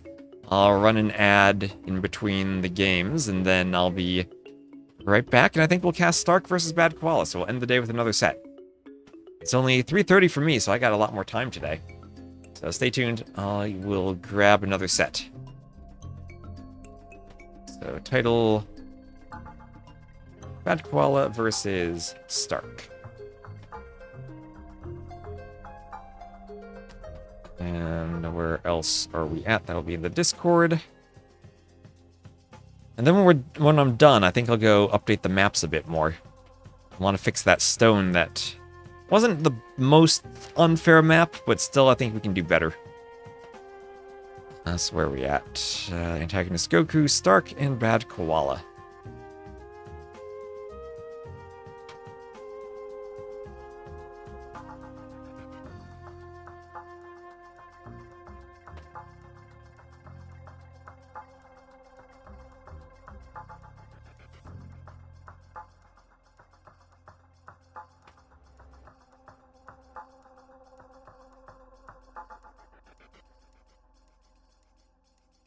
And Rex.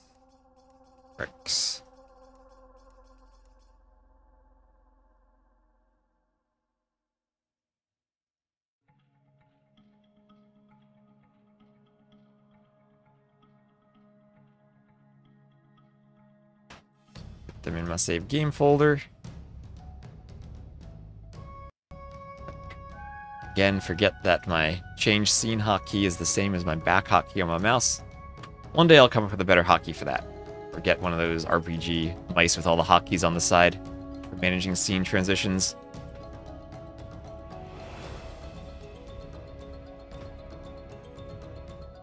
And alright, let me make sure I see everything. There we are. Why are you calling Lamo Lamau? It is really hard not to say Lamau when I see Lamo.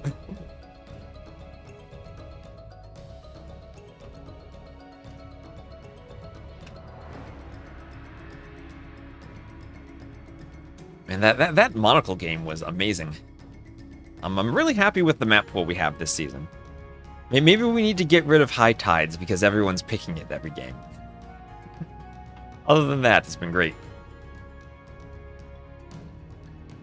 That's the key. Get rid of the map that the players like the most. So game 1 will be on slopes. Then as I say that, high tides for st4rk and too low for Bad Koala, the clown map for Bad Koala. I'm glad that we also have a lot of clown maps in here. What do I think about up-scrolling? Up-scrolled? I have no idea what that is. So game 1.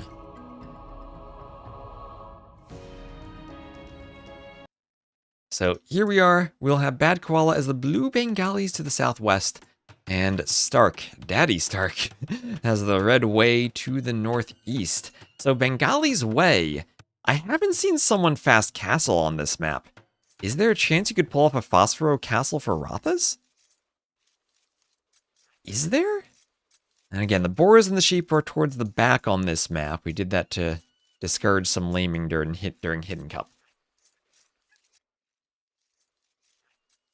Bad Koala appears on T90. Yeah, Bad Koala signs up for a lot of tournaments. He signs up for a lot of tournaments. That's why he appears so much. I feel like I've casted Bad Koala quite a bit too.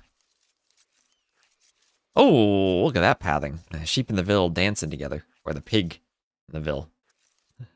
Vils take the pig. And then more Vils popping out from the TC. We'll have 6 on food there. And looking at the wood lines, both players do have a back wood line. Actually, super good map here for st4rk. Back gold, back stone. We'll put a lumber camp up on the wood on the side. Somewhat forward berries, though. Forward berries for both players. Actually, it's pretty similar maps. Back wood, back gold and stone, but forward berries. Why can't he make them phase through pigs? You don't want them phasing through each other. You just kind of want them behaving a bit more consistently with how they did in the original game. I really need to dig up that clip of Nilly crashing his drone into the roof when he tried to take a group photo. That exists on YouTube somewhere.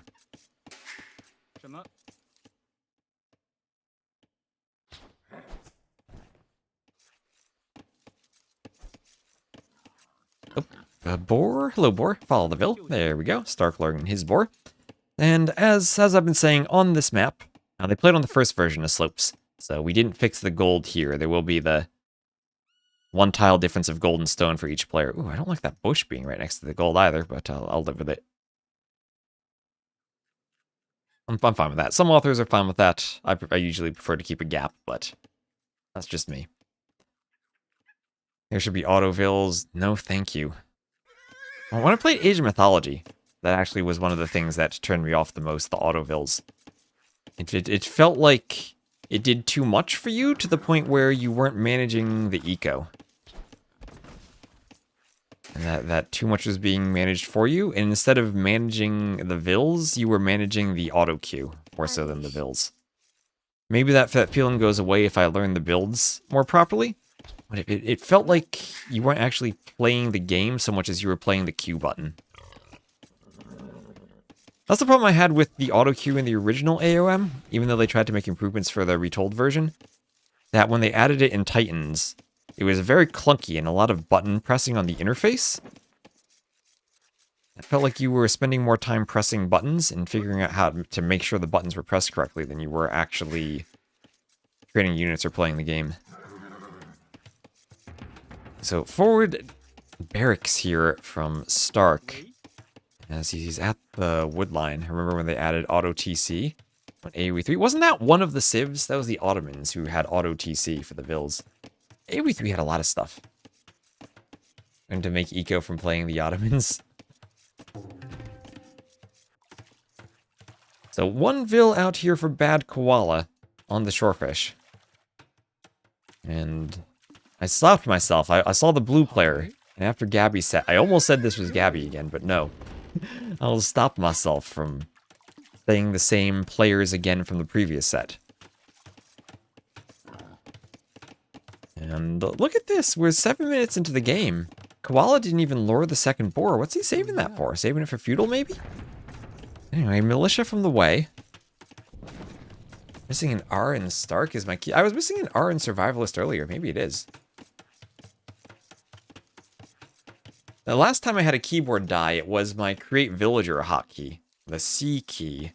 That was the first key to die.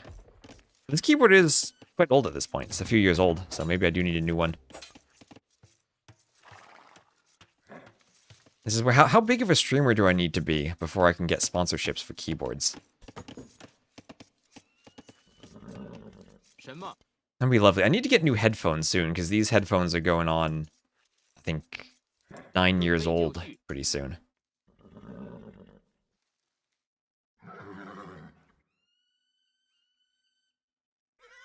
They still work, but they're... I don't know, they don't like connecting to my Bluetooth all that well, which is maybe my Bluetooth's fault. Hi. But other devices seem to be a bit more successful. I haven't had them since I was that young. So st4rk up to feudal, and his militia will be going for the already abandoned mill, and they'll make a turn and head for the palisade wall. So Bad Koala choosing to play this matchup by heavily walling, and trying to keep the men-at-arms out by being fully walled. And up much more slowly, it does look like he is trying to go for some type of Phosphoro build. Heading over to stone now, and let's go Phosphoro-style gameplay here. Haven't seen it yet on slopes, but his Dark Age plan was to take the shorefish. And 100 wood for the mill. He grabbed... What's that? There would be 400 food total, so around 375 food. And okay, st4rk trying to break in with the way. Is one vill enough to repair this? Dark Age Palisades have only 150 HP, not the 250 they get in the Feudal Age. And I've never actually seen Phosphoro pull off a build where he full walls the map. Usually he's making walls that are the cuts to the TC, as he likes to explain them. So this isn't a very Phosphoro style of walling from Bad Koala. But going up on 24 vills should give him the eco he needs, especially if the shorefish in the mill was beneficial. Did do a second mill on the berries. Like 5 broken letters, so you had a hockey script to cope with it. Oh, that is brilliant. Seen m0re get arson in these situations? The way you do have arson, and honestly, arson could be nice here for the men-at-arms. You're holding up vills who need to repair. Farms at the front of the TC. Does Phosphoro build farms? I don't think so. Farms feel like a mistake in the build order. Bad Koala nowhere close to going up to the Castle Age. And st4rk's able freely to take the shorefish by his mill. That was your old laptop for the better part of 3 years. And the men-at-arms are fended off, but 2 vills of idle time. Honestly, that's kind of nasty to how tight the build is. Well, market on the way up there from Koala. He's trying to farm his way up. That still is, I think, an awkward build order. At the very least, he also is at the risk of over-foraging. st4rk maybe needs to stop attacking the house and force the vill to work on the forage bush again. He will almost be in. Good thing for Bad Koala is that the mill is actually obscuring the forage bush, so st4rk might not notice right away. But the overforage is there, and the men-at-arms need but simply walk in. No, the palisade is there from Bad Koala. He notices. I think st4rk was likely microing his scout, and didn't notice that his men-at-arms had a clear path in. Anyone missing arson that doesn't have a comparable civ bonus? I'd say the Romans, because they don't have an attack bonus, they have an armor bonus, and it doesn't help them break through faster. I'm not sure who else is missing arson who usually goes men-at-arms.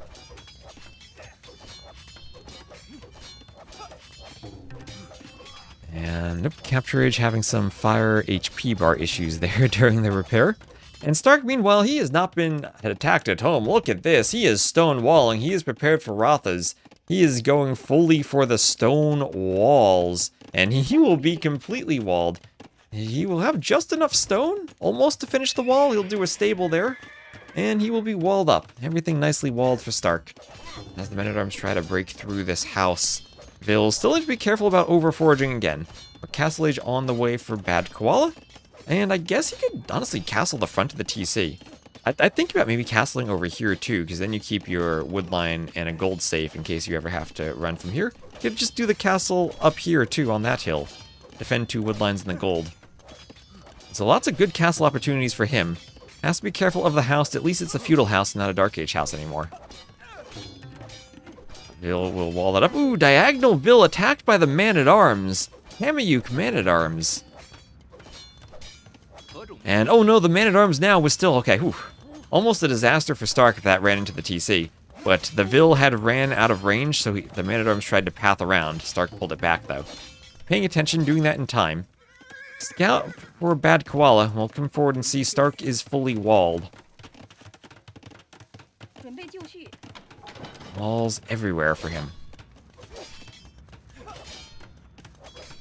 And on the outside, looks like Bad Koala will see the vills from Stark. Stark even could think about going to the other mill spot now. He's almost finished with the hares out here. And Bad Koala, is he daring enough to do a 3-vill castle out here?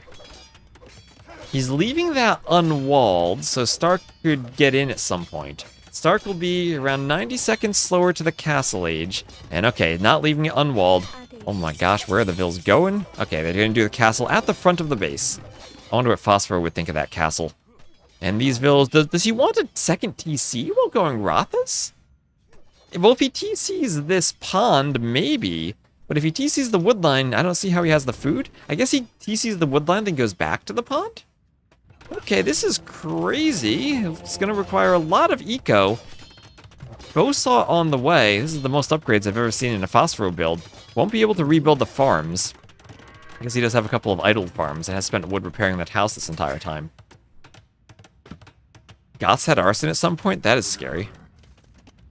Remember when civs had tracking? Remember that tech? The extra line of sight that they now get for free upon hitting feudal? And Stark's still trying to break in. I'd love to see longswords now from him. Just longsword arson breakthrough.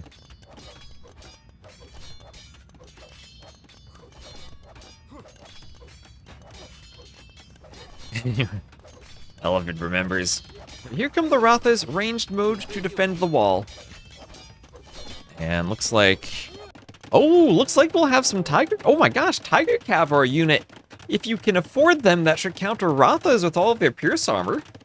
They have more HP, I think they'd win melee mode. The men-at-arms fighting the Rothas. Rothas, I think, win this in melee mode easily. Oh, those poor men-at-arms. Melee Rothas clean them. Remember, Tiger Cav usually are good against Cav archers because they have a ton of Pierce armor. And the Wei have gotten extra vills, even more extra vills than the Bengalis. 6 extra vills compared to 4 extra vills from their eco-techs. Stark could still do wheelbarrow, handcart, and both shaft mining upgrades.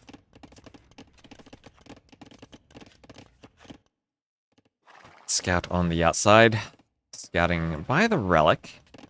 As the spear is patrolling. And Rothas come forward. Tiger Cav queued inside of the castle. And wheelbarrow now on the way from the TC. Is it live? These are not live. These were played earlier, I think overnight. I forget what time exactly, but I have not casted the Rex yet. I'm just going through the set now.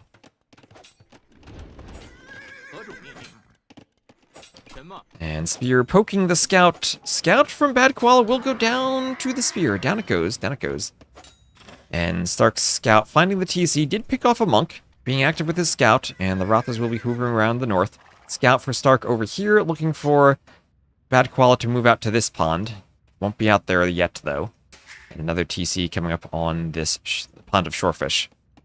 Hashtag is it live? Chat's recorded. Everything's recorded. So Monk bringing the relic into the monastery. And Tiger Cav killing some of the Rothas, fending them off. And this is what I said. Tiger Cav, I think, should win against Rothas. Are Rothas slower than Tiger Cav? Yeah, so Tiger Cav 1.35. They have the night speed. Rothas run at the same speed as a fully garrisoned siege tower.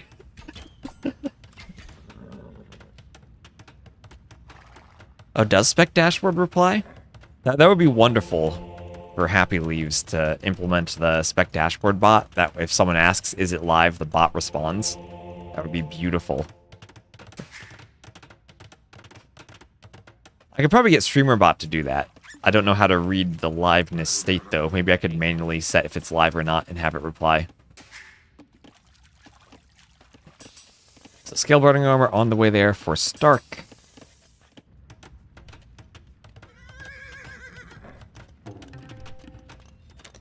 Then fletching.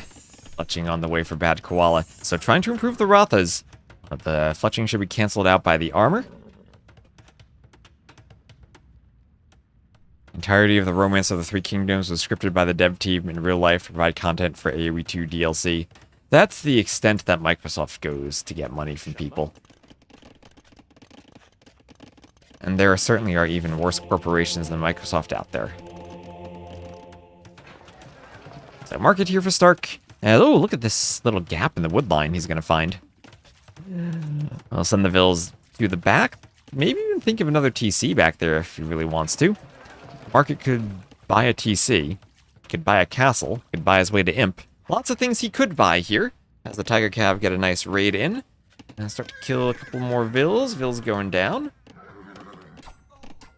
Vills going down to the Tiger Cav. TC garrisons. They run away. Fletching is a bad idea. Should go full melee upgrades. Is it better to fight the Tiger Cav in melee mode? They have more attack and more HP. I guess less melee armor. Oh, but that... I don't know what the melee attack will be. I need them to swap modes. This will be a castle drop for Koala, though. And I think this will be Stark. Does he have to buy a panic castle? I don't think he can if he tries to do that. The Rathas would come forward.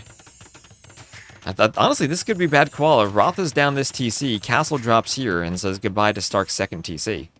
Okay, Stark in a bit of trouble, I think, as he'll try to do a 5th TC. Alright, well, there's the safer castle. Not as yellow as I thought for bad Koala, and especially with Town Watch, Stark will see that. Oh, thank you, T90, for the raid. We're casting some wrecks of sets I didn't get to yet. We have bad Koala versus Stark. The workshop on the way for bad Koala. We have Rathas versus Tiger Cav here. Leary the cable guy, what a name. And Lon's baskets. Hello, hello. We fixed this map earlier, and they're playing the old map, so you can see it's 3 tiles of gold, when it should be 4. I fixed that a couple hours ago, but this match was played before. Thank you, Glacier30, for the follow. Hi. And what is Stark doing? This will be 1, 2, 3, 4, 5, 6 TCs. Claybruns, thank you for the follow. Stark's saying, okay, you can castle drop me, I'll just reboom. Stark's the type of guy who never has enough TCs. I've seen him make 12 TCs once. There's a good old arena game, Stark versus Eddie. I think it was Masters of Arena 4, where it was 12 TCs to 1. Well, first TC, eaten by the Rathas. Elephant runs forward. Big Twist fan, hello, Rockhopper. Earlier today rather than last night. Earlier today, okay. Well, I guess it depends on your time zone, whether it's earlier today or last night.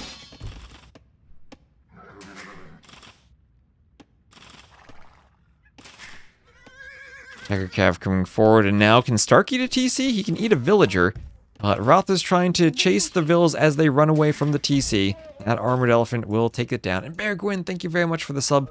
I'm having a problem with my alerts not playing, so I'll play the alert after the game. And Vills, all the Vills all dying by the Rathas. All the Vills going down. At the same time, though, Tiger Cav chasing the Vills away from Bad Koala's TC. We have a TC trade, and Monks there for converting Tiger Cav, though. They will save a good number of Vills, force the Tiger Cav to run away, and then we'll get a TC. Well, what is this TC from Bad Koala? He's deciding, Stark, you want to build TCs? I'll build TCs forward. I'll start douching you. Started the set late because he was practicing. Sometimes you gotta end the practice games to play the real thing. That was GoKu? Okay. I know GoKu and AntagonisT, we casted them earlier. And Market being arrowed down by the castle as the elephant runs around. And we will have, ooh, hello Stark. What's that Vil doing out there? Converted by the monk, I guess. And we see some sneaky buildings here. Maybe something through that overchop.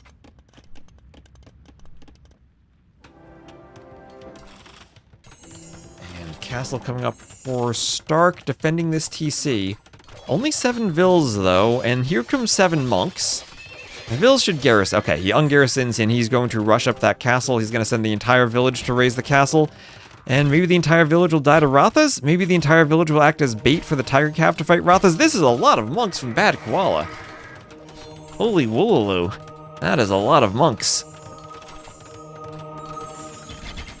And this castle looks like it'll go up successfully. And more... Oh, blacksmith for fletching. Will fletching finish? As the Rothas keep pushing, and Bad Koala taking a good score lead over St4rk. He is still the way, though. But this is another castle in his face. Those vills have to run. Monk Micro is crazy. And those Rothas have to run away. Fletching denied. Fletching denied. No fletching for St4rk as the blacksmith goes down. And he will counter castle. He will counter castle if the vills can pathfind off. But here come Rothas to fight the counter castle, maybe? Bad Koala needs to move forward. He's still dealing with Tiger Cav, cleaning up some elephants, Light Cav raiding a TC, Tiger Cav that are converted, raided in the back, and both castles on their way up. St4rk with more vills. The Rothas didn't try to dive the TC. Maybe risky with a castle and more Tiger Cav behind it. This could be a doubt castle from Koala as St4rk's castle goes up, and Koala will have to abandon this castle. Light Cav from St4rk trying to pick off monks from the rear. Stuff happening everywhere on the map right now. The Light Cav go down, a few monks survive, and there's a workshop from Koala who looks like he might go for an elephant push. Hard though against the melee unique unit of the Tiger Cav. Light Cav on the outside attacking the farm rather than the vill. That farmer will just stand there idle, saying, "Go ahead, attack my workplace. I'll take the day off." And the TC will shoot down the Light Cav. Castle Foundation still there for Bad Koala. The players do have siege towers available to them. They are not banned in TTL, we just nerfed them, lowered their garrison capacity and HP. But you could do siege towers to put the vills inside and rush the castle, or you could just rush the vills.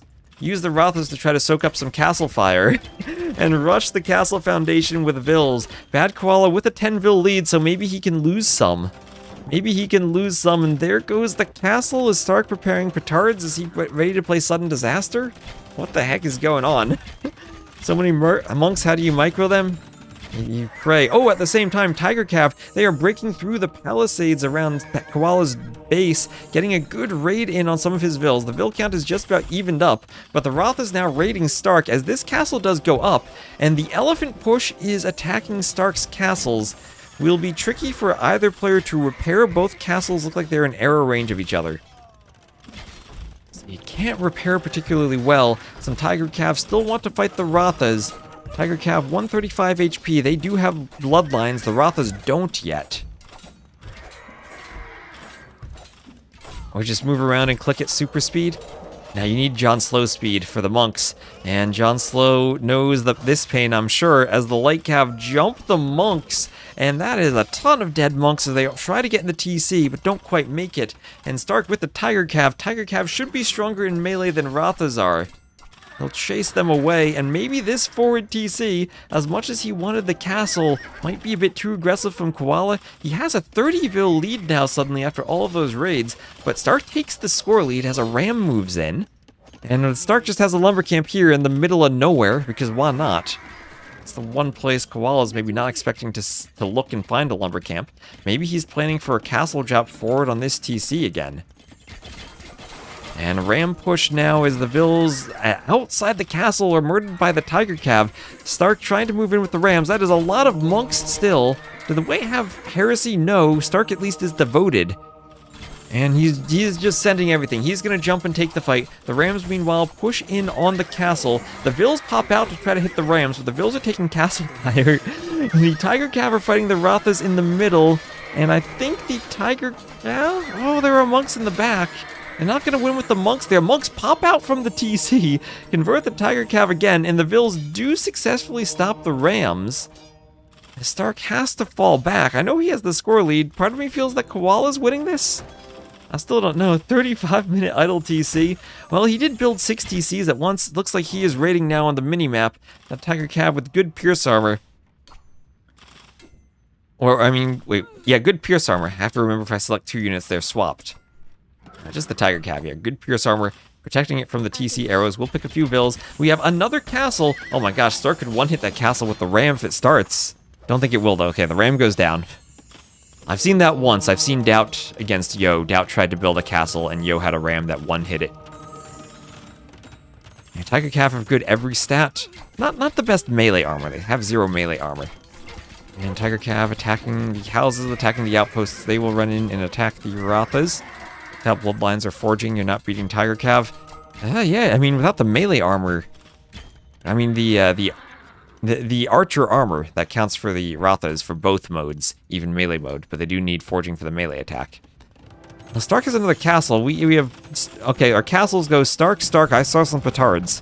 Koala, Koala, Stark, and Koala will now lose a castle finally. That petard explosion must have done it in.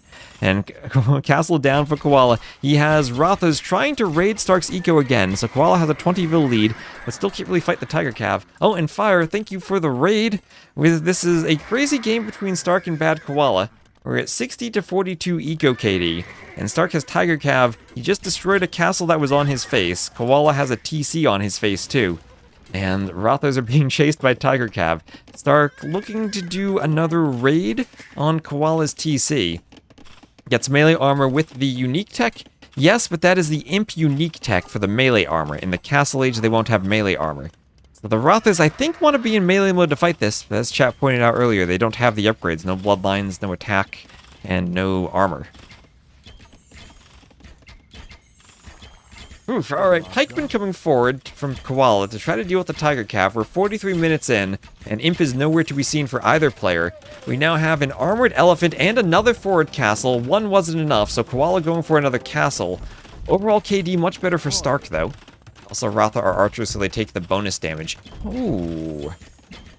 So what's the bonus damage? Yeah, Cav +2. They don't count as siege, though. They don't count as siege. I was thinking they might count as siege. But yeah, Tiger Cav +6 against archers. So you're right about that. Tiger Cav bonus against archers. And in a melee fight, they will wreck the Rathas. Don't go for the monk, though. You probably don't want to fight the pikeman all that much. Hello, everyone. Welcome to the chat. And that's 20 Tiger Cav in the castle. Does Stark have herbal medicine? Oh, he doesn't even get herbal medicine. And, well, that's a castle down as the elephants push. Stark going for a ram push. He's going to say, okay, I'll ignore the elephants. I'm just going to go for this TC down here. Try to take out some of the eco. We have pikes on the way for Bad Koala. That'll mean the Rathas attack faster. Stark, he was down 30 vils earlier. And he's also still down in vil KD, but managed to close the gap. Now it's Bad Koala who's getting some idle TC time and idle eco. I have no idea what's going on in this game. Stark has managed to say, despite the castle on the hill, I will retake the hill and try to add some stables up here to protect my eco. Fletching on the way for Stark. That was denied earlier. That's finished. He's doing another castle. And elephant push again. Koala pushing Stark's castle. The score is really close. And Stark with Tiger Cav in the castle will be repairing it. Tiger Cav fighting some Rathas as Stark gets up another castle, sending the ram forward. And looks like whatever ram push he did had to turn around, as he didn't actually manage to destroy Koala's TC. And it's an elephant push on Stark's castle now. That is 3 armored elephants pushing the castle. There are Tiger Cav within. But scale mail armor is on the way, and Koala wants another castle even after this one. Stark has to run his villagers. He still has a 10-vil lead. And Stark's TC over here still has not been threatened. This is one of the craziest games I've ever seen on slopes. Rams go for the workshop. And Tiger Cav will be fighting Vils from the top of the hill. Is the faster attack unique tech for the elephants done? You mean pikes? For the Bengalis, that is... Yes, that is done. So the armored elephants will attack faster. I think that applies to them. Tiger Cav here trying to take a fight. They have to run away. Stark still has the score lead, despite not having the map control. These 2 castles in the middle, I don't know what they're gonna control. I guess the gold and the stone there he can control. There is gold and stone in the middle, but Koala has another TC. Oh, Stark, look at that. He's saying, you know what? You take the middle of the map. I'll take the sides. I'll take the slopes part of slope. Slopes, he'll lose some Vils for the Rathas. Vils on the wood line. And Tiger Cav clean up some army in the north. There's another fight, Rathas versus Tiger Cav under the castle. Stark wants to fall back from the castle, some pikemen chasing him around, and he clicks Imp. Stark clicks Imp from the corner TC, which I guess is his safest TC right now. So yeah, Silver League games have been absolutely wonderful. And pikemen fighting the Rams. The Rams retreating down the hill as the Tiger Cav come around.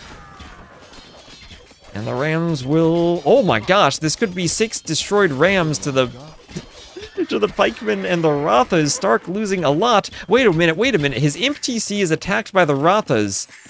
He can't repair that because then he'll reveal it's the Imp TC. Workshop going up right next to the Imp TC. Stark's doing another TC forward. Maybe should he cancel Imp and put it over here? Not when it's only a minute away. The Rathas, though, they're going to be tempted by the Vils on the wood line. And, well, Stark, they may die. That's a sacrifice he's willing to make if it means he gets Imp and the Rathas don't attack the Imp TC. No elephants queued, so I think the TC is fine, 75%. He will lose the Vils, but he should get Imp. Meanwhile, castle drop. Another castle drop here. Stark cleared the castle that was here already. We will have a castle race as Koala takes the score lead, and he will be dropping the TC. Stark has a larger village raising his castle, though. 27 Vils to 15. But the Rathas could come forward and maybe still melee some Vils here. They don't all fit in the castle. But Stark up to Imp will start getting trebuchets out. Still has a safe TC over to the side. And he lost all the Vils by the Imp TC, so it'll be a good villager lead now for Koala. Stark, though, a good eco lead in Rest Collected. And Stark now, look at those relics in the middle of nowhere. Stark has lost a ton of farming space, and he's been trying to make a food unit this entire time. He has ballistics on the way, but now Imp, he has trebs. And he has the Ming Guang armor, but remember, those trebs he has are traction trebs because he is the way.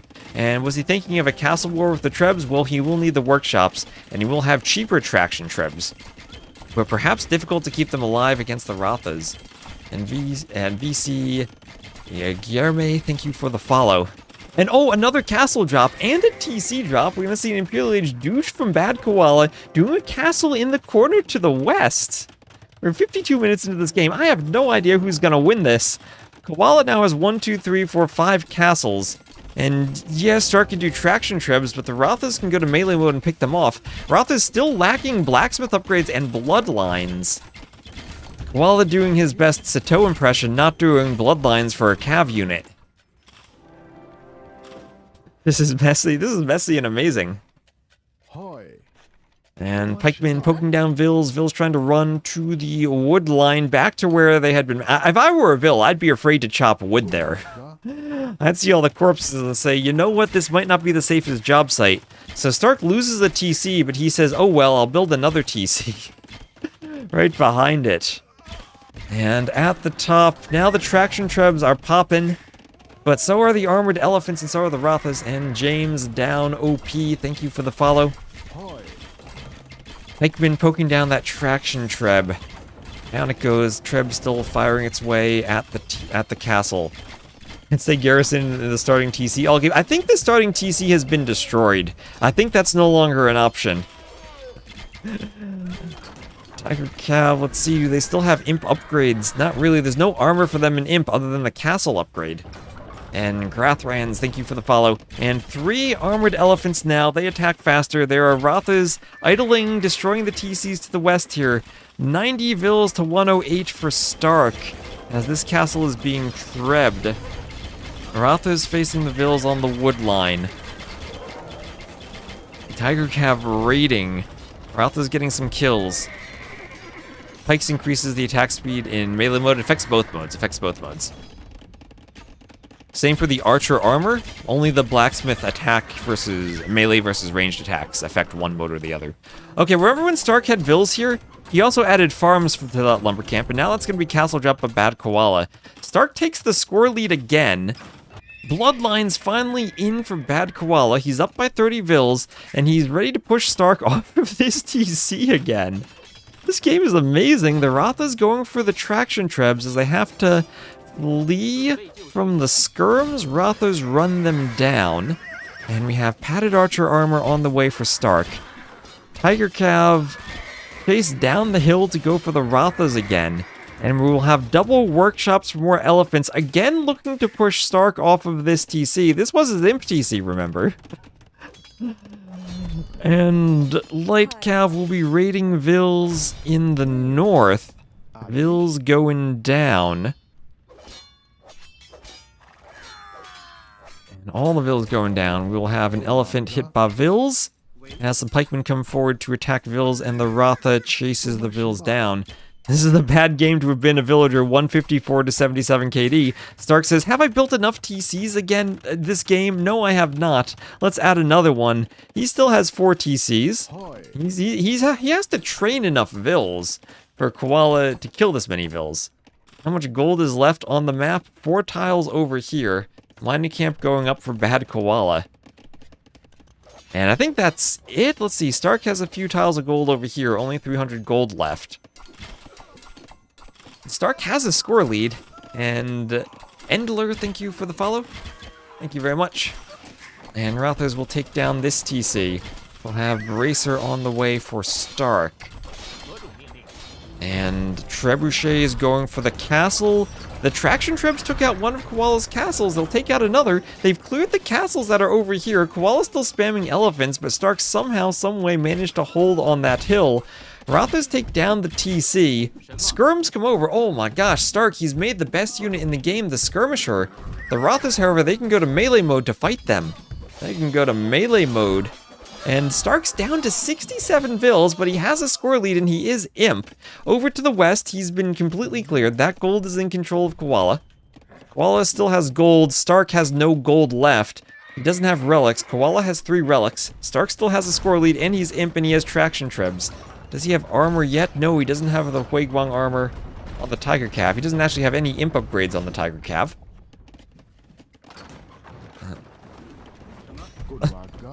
Oh, he's gonna get a relic. He will get a relic back. And oh, those Traction Trebs were by these castles. That is a lot of elephants. 6 armored elephants for Koala. But remember when Stark lost 6 rams earlier? Now he might kill 6 elephants.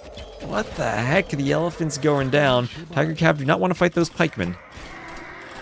And 1k res collected ahead for Koala, 73 to 72k. Even that is close. And is Stark... Let's see, the elephants go for the castle. Over to the side, lumber camp, that will be taken down by Rathas. The Vills have to run. Tiger Cav fighting the elephants again. Stark's gonna hold this castle. How many elephants is that? 6 elephants from Koala going for the push. The Vills there. Will he hold the castle? The elephant's still getting close. Tiger Cav going down to Rathas, but the castle's also killing quite a few Rathas. Meanwhile, there are forward barracks from Koala trying to push the north again, as this castle looks like it will go down, actually. It will go down, but Stark comes over with more Tiger Cav, more skirms. And can Stark fight this? Thank you, Turtle Shell. Stark can fight this, pushing back the pikemen with the skirms. And let's see, Koala still has a workshop there if he wants to add elephants in the north. Pikemen pushing forward. Ratha's raiding the farms. Well, what are all these stables and barracks? So Koala's actually getting close to Imp, too. His res are getting close to Imp. Stark's taking a higher score lead. And looks like he lost a castle, but held the second castle, and can now treb the TC in the middle with Traction Trebs. Oh, look, there's more gold there for Koala. More gold there. Let me make sure I snooze the ads in the middle of this game. 500 stables is greater than Imp. Maybe it is. Wonders Viper play? He is in Platinum. He's not washed out to Gold League like Doubt is, but Viper will start playing next week. First week of February, Platinum starts. The start times of the leagues are staggered so that their playoffs can be staggered. And now Stark, it's his turn to raid with some light cav. Chemistry and conscription on the way. Remember when Koala was thinking about Imp? No, he spent the food. And glad it doesn't have time limits. Treb's going for the house and the monastery. And skirms, what are those skirms doing? They're standing in the middle of the map fighting Rathos and pikemen. Pikemen trying to close the distance as the Trebs hit the lumber camp. We'll have chemistry and conscription both on the way.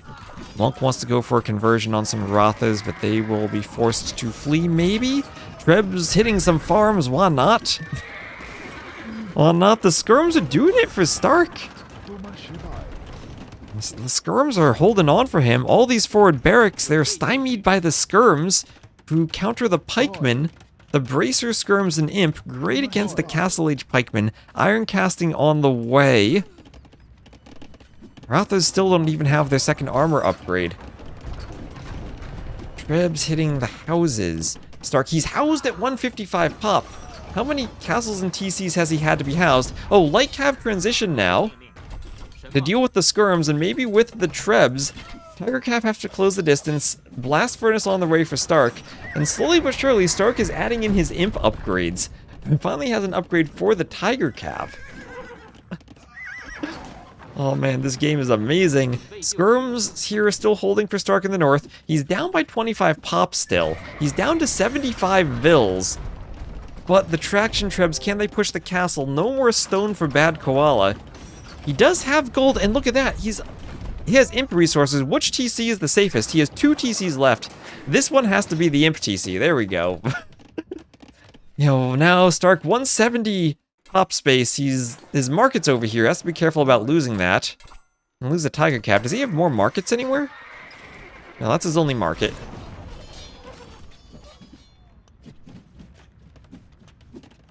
And Skirm's still trying to hold. He has a big raid. Oh, this is the Imp TC. Remember when Stark's Imp TC was threatened? Here he's threatening Koala's Imp TC. Maybe this was the better TC to put Imp in all along. Koala doesn't have any army here. He's got 9 vills inside, and he has to hope the Tiger Cav chase the vills and get distracted from the TC. They don't have the HP to garrison anymore. Stark goes back to finish it off, and Imp for bad Koala will be denied. He'll get the res back. He's gonna make a new TC. Does he need to make a TC to go Imp? Whatever he's doing, he's spending the food. Spending the food on Light Cav as he's getting pushed at the front, and I think Stark will do it. That might be it. That just might be it.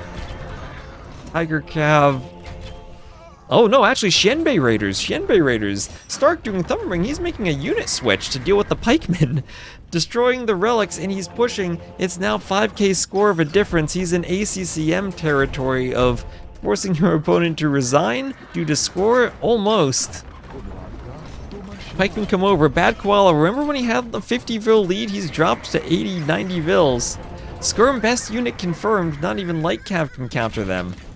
Shenbei Raiders here to deal with the Light Cav. One last big engagement. Pikemen and Light Cav converging on the Skirms and the Trebs.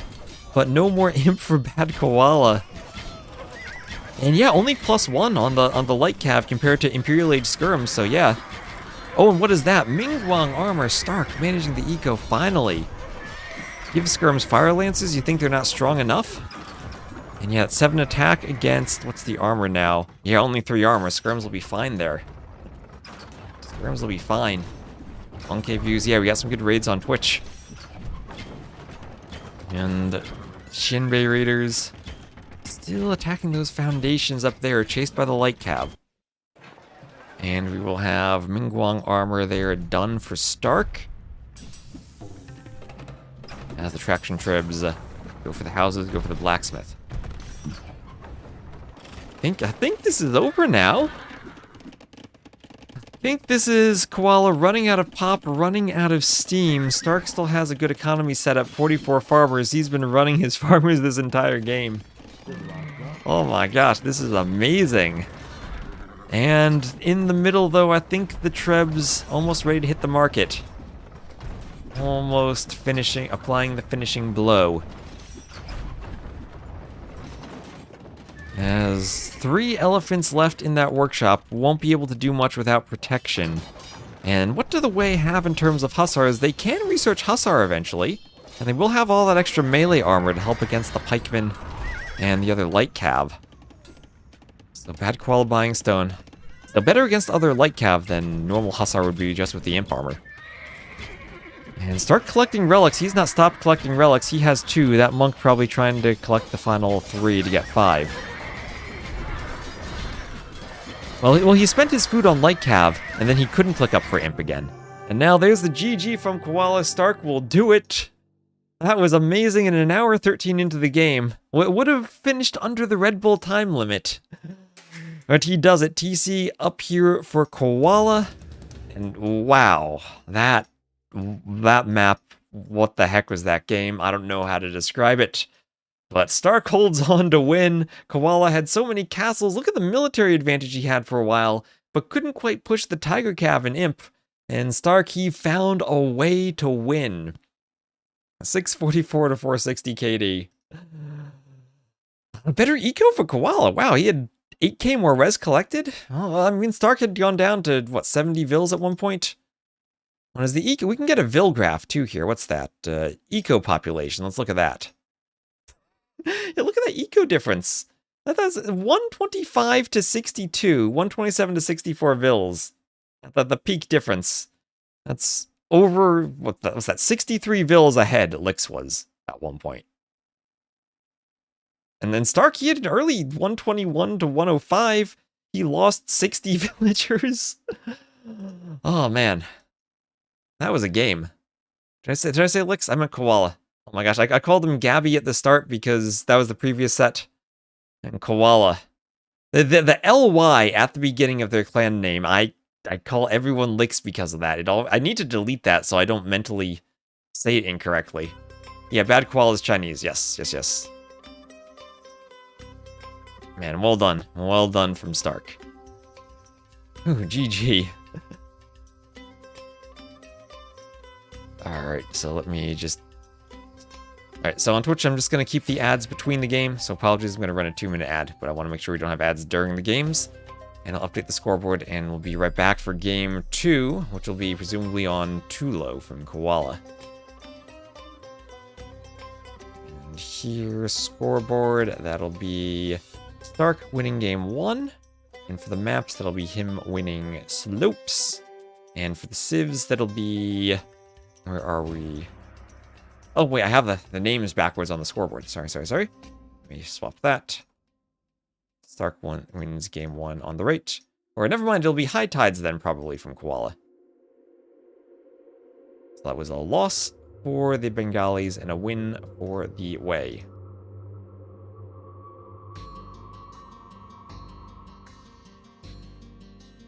Alright, so I'm gonna run to the bathroom myself and be back in a minute, and we'll see game number 2.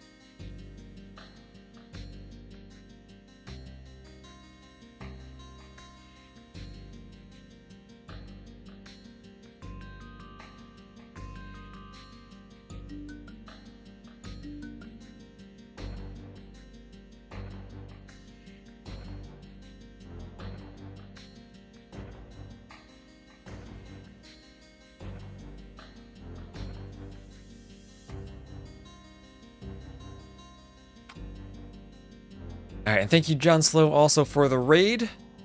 As we are going to see Tulo, so we will see a clown map here, but that'll be game number 3. And now that you mentioned the elos, I should actually add their elos to the interface on Capture Age. So let me do that real quick. Let me just get the elos added.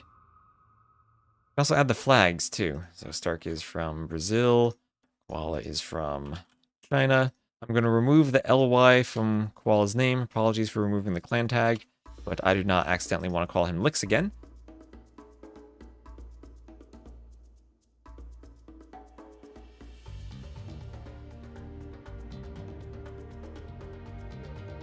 And let me grab their elos. Now, G90's playing Arabia. Let him go.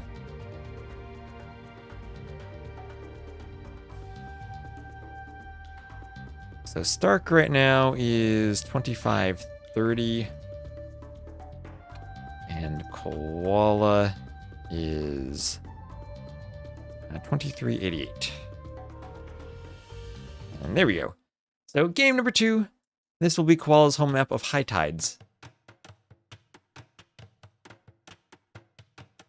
And we will have st4rk as the red Persians to the west, Koala as the blue Dravidians to the east. The map does have 2 elephants on it, and a bunch of hunt in the south, so I wouldn't be surprised to see some Mongols picks on this map at some point.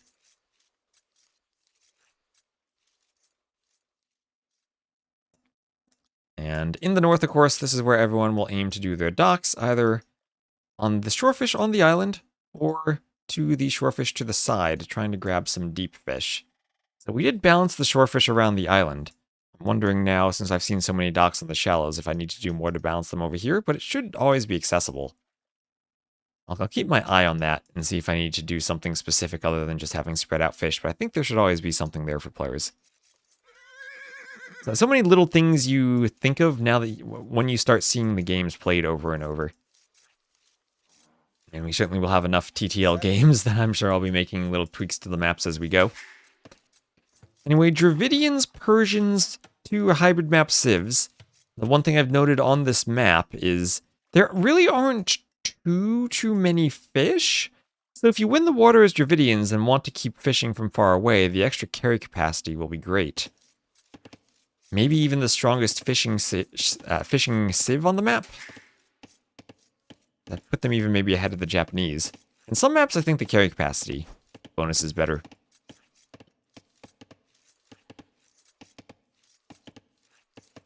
Do I have near unilateral flexibility to make map tweaks? I mean, if I turned High Tides into Forest Nothing, I don't think T90 would like that. But I certainly can make a lot of tweaks, yes.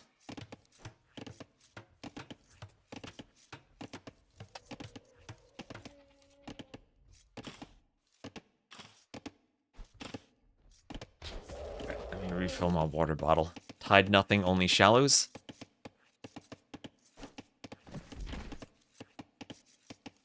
Not sure about that. Hello there, Jammin. How you doing? Hope your dino dance jammin'. How is the weather in New Jersey? Cold and snowy. I've shoveled tons of snow yesterday, and I'll probably do that again tonight. The roads are still not comfortable completely to drive on. At the map, that's not a map, that's a scenario, though. I don't think I can do that in a map. Add 10 relics in the corner secretly and tell no one before the grand final. We have 1 relic there. Is that not enough for you, Dodo? On the bottom of the map, I did make a change to balance the golds out a bit. I made sure that we don't have all 4 golds on one half of the map. It's a bit more fair for the 2 players. And st4rk will be going initially for the dock on the island. Koala for the dock by the shallows. Now, this dock has the disadvantage that with the shallows, you can't actually wall your villain. That makes it rather tricky to defend if scouts come in. Is there no more hunt on the bottom corner? There is hunt. It's only by the shallows and not directly in the corner. Hunt is by the shallows down here. I hope nobody goes Burmese to see all the relics.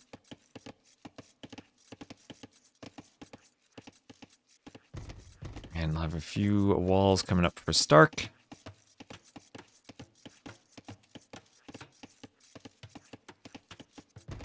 As this zebra is being pushed by st4rk. And we'll reach the TC loom on the way.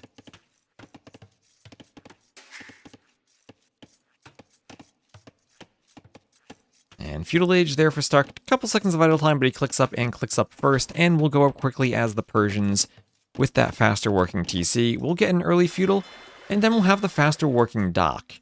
And as much as I said, if the Dravidians win the water, I think they're the better fishing civ.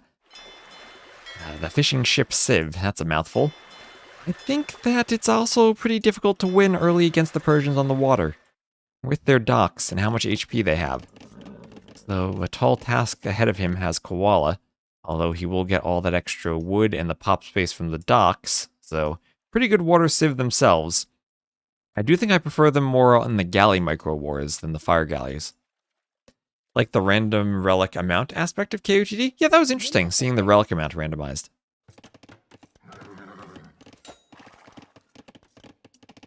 I think there was more randomization to the extra golds and stones, too. Oh, so Koala had an idea. Koala wanted to send a Vil forward to sneak and do the dock on the western corner, but Stark also doing a second dock. He won't catch the Vil in the Dark Age. He almost did.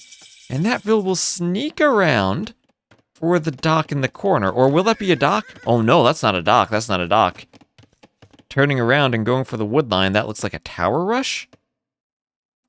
So, okay, Bad Koala has a plan, and this plan might work. He sees that Stark has walled himself narrowly by the TC. Stark will see the tower, though. He will just see it.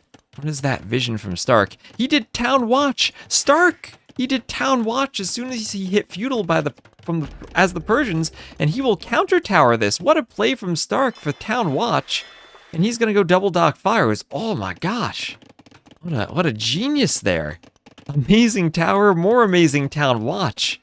If he doesn't do Town Watch, that works. Town Watch is +4 line of sight. And, oh, perfect Town Watch from Stark. That was beautiful. This forest's made of straggler trees? No, this is not a straggler tree map. And Stark has to be careful of the micro. He's behind the dock. The dock will block his fire, but allow Koala's fire to pass through. That's just how fire behaves IRL. Very realistic. Oh, okay, but Koala, he forced Stark to delete and remake the tower, and then he deleted and remade his tower again. And if Stark spends too much stone on the tower, he won't be able to delete and remake it for this tower. So Stark doing a barracks. So after the Great Town Watch, is this actually the tower he wants? It won't hit without fletching, so maybe he needs to prioritize fletching. Doesn't have the blacksmith, though.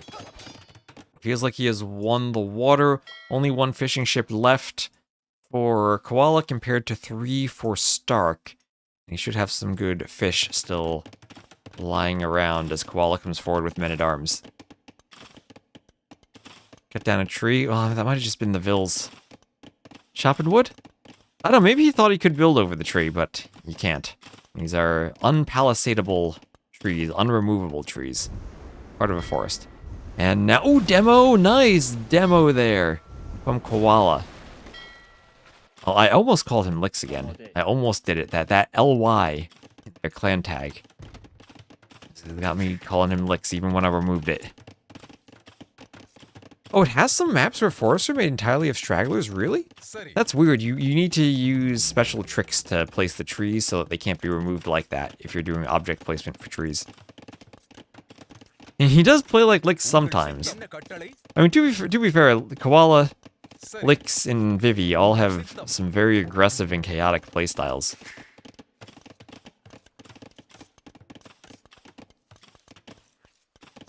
The Yo Licks 2v2s are something to behold.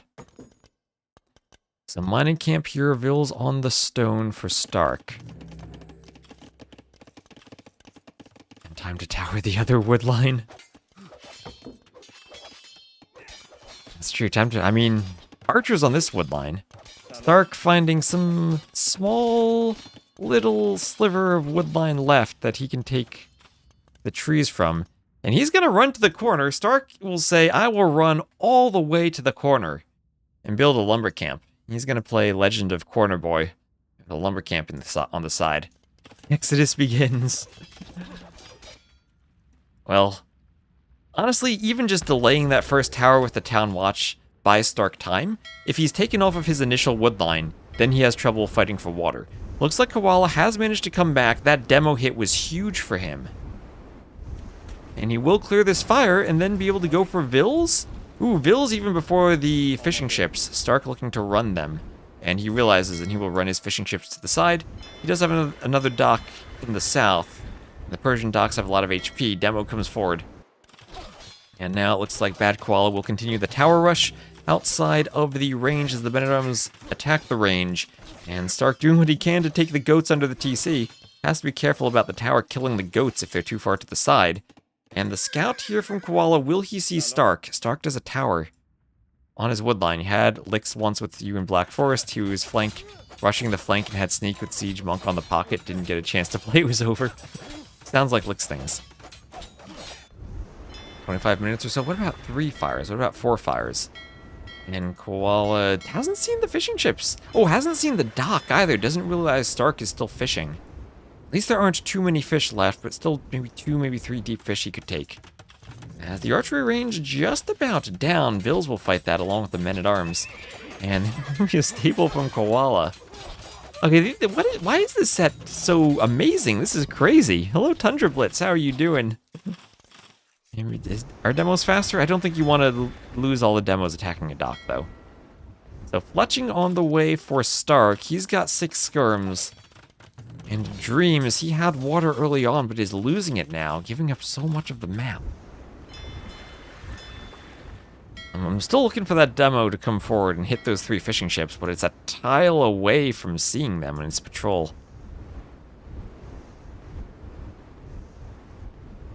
If you think this set is amazing, you haven't seen Game 3 yet? What? Game 1 was one of the most amazing games I've ever seen.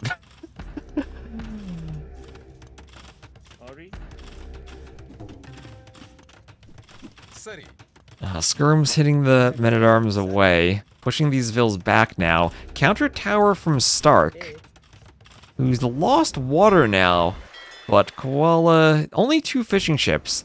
Probably needs to redock the middle and take all the fish that are out here at some point. Looks like Stark, despite losing the range, will get a tower up, and having fled to the corner for wood, he will push Koala away. Now the fish, path to the right fish or the left fish? I don't know, maybe to both. I think the left fish maybe is closer. It's the center, I mean, it's the right tile of the fish that matters for their pathing. But I guess that doesn't matter because it's the same for all the fish, so the distance would be the same. Does he know he's in the corner? He actually didn't scout him in the corner. The tower was completely preemptive. Lix had the right idea of scouting for Stark over there, but didn't quite find him. Men-at-arms attacking villagers. Vil goes down. More Vils go down. Oh, this is painful for Stark, but he still actually is up 41 to 37 Vils. Koala had idled that TC quite a bit. Koala had idled the TC quite a bit. And where has he scout? Oh my gosh, I didn't even see that. Stark in the bottom. Oh, Lix, I almost said Lix again. Koala in the bottom. Koala in the bottom. On the shorefish. On the shorefish. So both of them in the bottom. It's Koala, I know. I'm trying. Koala in the bottom. Vils taking the stone, and Koala is adding another outpost to the north. Tower fight here. Tower goes down for Koala as he fights with the Vils and has to run. And Stark stabilizing by his berries, managing to add another archery range. What do I mean Koala lost that game? I mean he did lose that game, Kaisaros. He did lose that game. For Kaisaros, he did lose that game. Stark's Vils are so weak. Koala saw that. 2 easy Vil kills. Yeah, Koala does have 5 fishing ships now. So he's actually ahead in eco units. I think he still needs 1 more dock. Clean Stark off of the water, but Stark thinking of more fire galleys than more fish.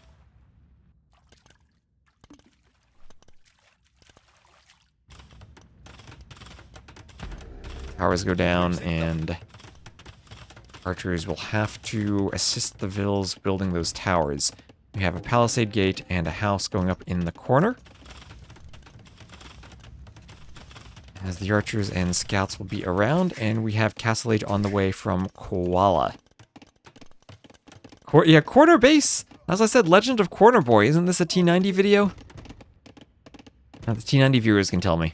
Is this the T90 video? So we have Koala. So Stark is still hidden from Koala in the very south, but in the almost south, Koala is visible to Stark's archers. Stark was thinking, I'll sneak the archers around and try to get to the back of Koala's base, but he saw the mill with the archers, and he's saying, nope, I'll turn around and hit these Vils.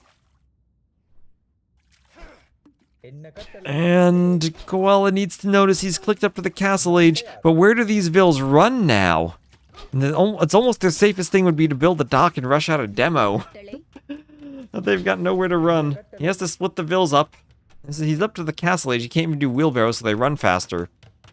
But, oh no, Stark may have revealed his mining camp in the south from that Vil, so now Koala has the scouting and knows that Stark is down here. Do another mining camp in a tower. So he does indeed Ranger Alpha. He does see the mining camp. At the same time, what's going on up here? Still a tower war. Stark with 3 towers against Koala's 2. Koala running the vills off of the other hunt because archers are chasing them. The archers have turned around, but Koala bringing his archers down. We have Stark up to the castle age, killing more vills on the way up. 53 to 42 eco now, and he's getting some fire galleys back on the water. Bad Koala could do war galley though, and probably take Stark off of the water with some fire ships. What is this? Bodkin on the way for Koala. Town Watch on the way for Koala. You've never heard of T90? He won a Battle Royale tournament years ago. Archer attacking the tower to his detriment, being killed by it. And Workshop forward along with elephants, Dravidian battle elephants from Koala.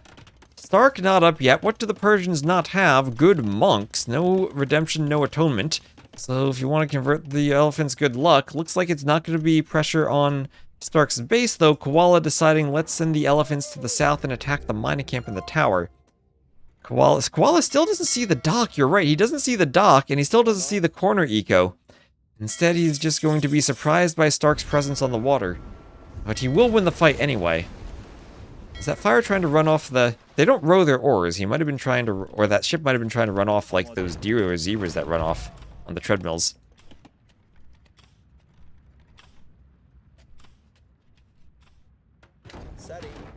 And... outpost attacked by the mangonel. And elephants coming down to attack the tower. And these should finally be cleaned up vills from Stark in the south. Stark, his crossbow's getting in on the woodline of Koala, though. He did upgrade to crossbow and run around with his castle age. And now 2 TCs at home to the 1 of Stark. Stark trying to do scale barding armor. And he'll maybe make a swap. He has 2 ranges. He's adding in a stable. Wants knights maybe to clean up the mangonels. And a few crossbows being hit.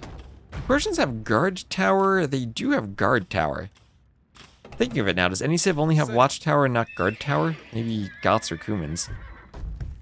But the elephants have cleared the south.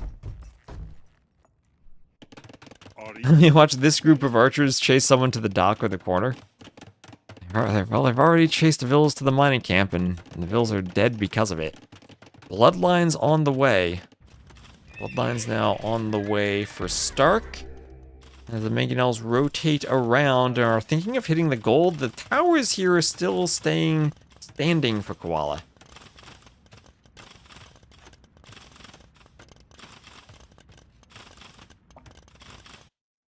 And all the crossbows still hitting vills on the gold. Still hitting vills? No ballistics, though. Armor for them. Stark saying these crossbows have done well enough. Let's kill the rest of these vills. Oh my gosh. Low HP vills, the crossbows target the scorpion because it's closer, and the scorpion has to stay closer. Otherwise, the vills will be killed, but the scorpion low on HP will go down. What am I even casting today? This game is amazing. And Knights trying to pick off the mangonels, they will do so. Stark's still repairing his towers. They are very low on HP. The vills here, they're just having a meeting, deciding what to do next. They don't even know what to do. Tower here, fending off the crossbows. Parthian tactics for Stark. He did the stable so he could do bloodlines and husbandry. Was that a misclick on the armor earlier? Maybe it was. Doesn't have a stable unit, but he's going Persian cav archers. Castle Age Parthian tactics for more Pierce armor. He finally will do a second TC, but he's up 50 vills to 41 because of those crossbow raids and also because he's Persians. I know, it looks like a campaign tower fight up here. So 3rd TC for Koala. His crossbows behind the wood line, where Stark will kill the vills. Koala still fishing on the high seas, but Stark did manage to add in 4 fishing ships of his own. No one contesting each other's fish yet. Koala finally got that middle dock, but having not scouted that dock, feels so painful for him now that he didn't realize Stark would come back on the water. And now Stark, still fighting scorpions, losing crossbows he'd tried to use to raid Koala's wood lines and his farms, but he's also getting a couple of Vil kills. 19 to 15 KD in favor of Stark, and oh look, are the elephants going to discover some of this hidden corner eco? They'll find the TC, the cav archers will chase them to see the market and the gate and the tower, and you'll know maybe there's something going on over here. Yeah, he sees the lumber camp. The elephants I think will go down. Dravidian battle elephants not really that good. They'd miss the final armor upgrade and they miss bloodlines. Can you TC the bottom? If you find a TC spot, I don't think you can with all the hills. Or if you could, it would be very difficult. You can castle it, though. You can castle down there. Both with only double bit axe, neither with eco upgrades. Still with the crossbow running around the back. He does again have a score lead. Somehow, some way, Stark has managed to collect 2.5k more resources. Is that simply the Persian economy? 1 TC Persian eco, and you catch up on Vils compared to people with more TCs. You surpass them sometimes, and the cav archers massacre a group of crossbows from Koala. And now it really does feel like Stark is maybe pulling ahead with those cav archers. Elephant archers? Would they be good against cav archers? Maybe Dravidian skirms? And Pole Dancer, thank you very much for the Prime sub. Oh, remind me, I need to play the alerts. Yeah, the alerts are broken. I gotta play them manually. I need to play Bergwins too. Play the alert to get a campaign quotation. Bonjour, John. My colleague and I will escort you to the Chateau of the Dauphin, or else we will die trying. And also thank you, Hackor, for the sub. Cav archers under the campaign towers. Oh, we will have a castle from Stark. Where is Vils coming from for that castle? Oh, there they are on the house. All right, castle time. Castle time. Mangonel and Scorpion running around. Let me play Hackor's alert, and then I gotta go do Bergwins. Vils on the stone, chased by the cav archers. Well. This is a The massacre. iron boar lairs near here. Let the one who kills this mighty beast lead our people. Oh, and also we just hit the sub goal, so thank you. No music yet. I'm trying some different things with the music off. I thought it was getting maybe a bit repetitive, just doing the in-game soundtrack over and over. Maybe I need to find some more medieval-themed games with music to add to the playlist. Those campaign lines are seared into your brain. Yep. And now that the castle is up, the castle will hit the TC, and the cav archers maybe need to chase the Vils. Scorpion's on the hill, and we'll get a TC going to the bottom corner. Hackor is the pharaoh of the 29th dynasty of Egypt. No Haxors. Reading names is hard. Reading names is very hard. I guess it's more Hackor then. Vu's unfortunate scouting in a couple locations. Yeah, I know some people like the music, some people like without the music. There are different preferences, so I'm experimenting a bit. You probably don't hear it as often. So Scorpion hitting the cav archers chasing the scorpions. And Vil goes down. And Scorpion's still going down to the cav archers. Bolt's trying to push through them. And where is Koala gonna run his eco now?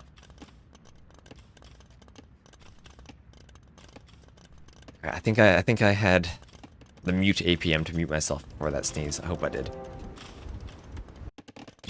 And there we go, castle in the south. Asking about TCs in the south, they don't fit, but castles do. And that'll give all the gold and stone control to Stark. And the mangonels will hit the watchtower here from Stark. Bill's trying to repair the mangonels. And the towers go down. Ooh, don't mangonel your own mangonel, Koala. Repair from a distance. I think they laugh, Gosman. Yeah, I think they laugh.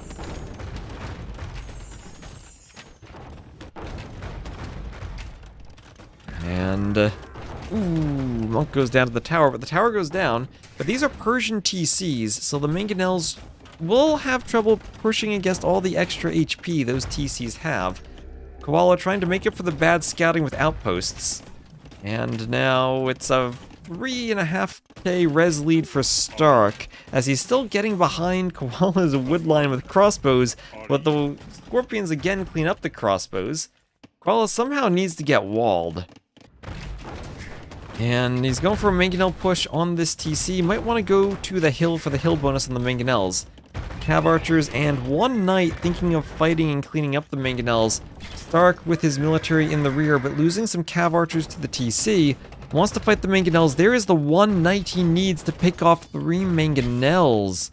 Now up by 14 vills, that lead will continue to grow. A couple of forward vills for repairing, but they'll be picked off by cav archers. Great hill control also from St4rk for those cav archers. And the Mangonel will go down to the knight. Scorpion getting some shots on the cav archers. Oh, did I see? War Elephant. War Elephant for clearing the towers. Koala calls the GG, but Good Eyes spotting the War Elephant. When you see the War Elephant, it is GG. Oh, who needs rams when you have elephants? Look at that beast. Look at all that majesty around him. Wow. Someone told me Game 3 was the best, and these 2 games were amazing. So let's check out the score and get Game 3 loaded. Oh, also, I need to play Beargwin's sub message. I forgot that earlier. I have to manually do the alerts today. You must be wary on the road ahead. Our enemies, the British, are out in force, and their Burgundian allies are thick as rats. Discretion is the better part of valor. And do I have the tuxedo ready? I do, but I think I'll do that since I've been streaming for 7 hours and we have maybe 1 game left. I'll do that on a day when we'll have a longer remaining session of the stream. Alright, so let me just get the ads done between the games, and then we will take off for the next game. And whew, I'm exhausted after that. But one more apparently epic game as St4rk goes up 2-0. He will win Koala's home map of High Tides. And that was Persians against Dravidians. And Chinese, Aztecs, and Malay, all different civs for Tulo with the Regicide start. Against Bohemians, Catans, and Spanish.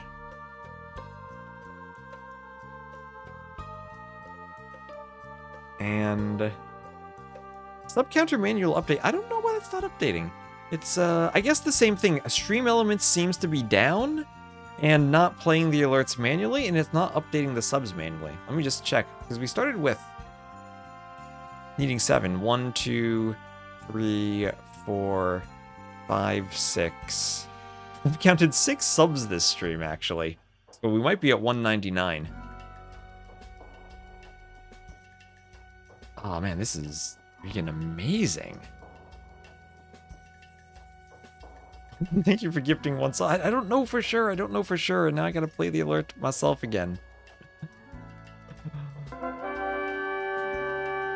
There's 7. And what have the Mongols sent me?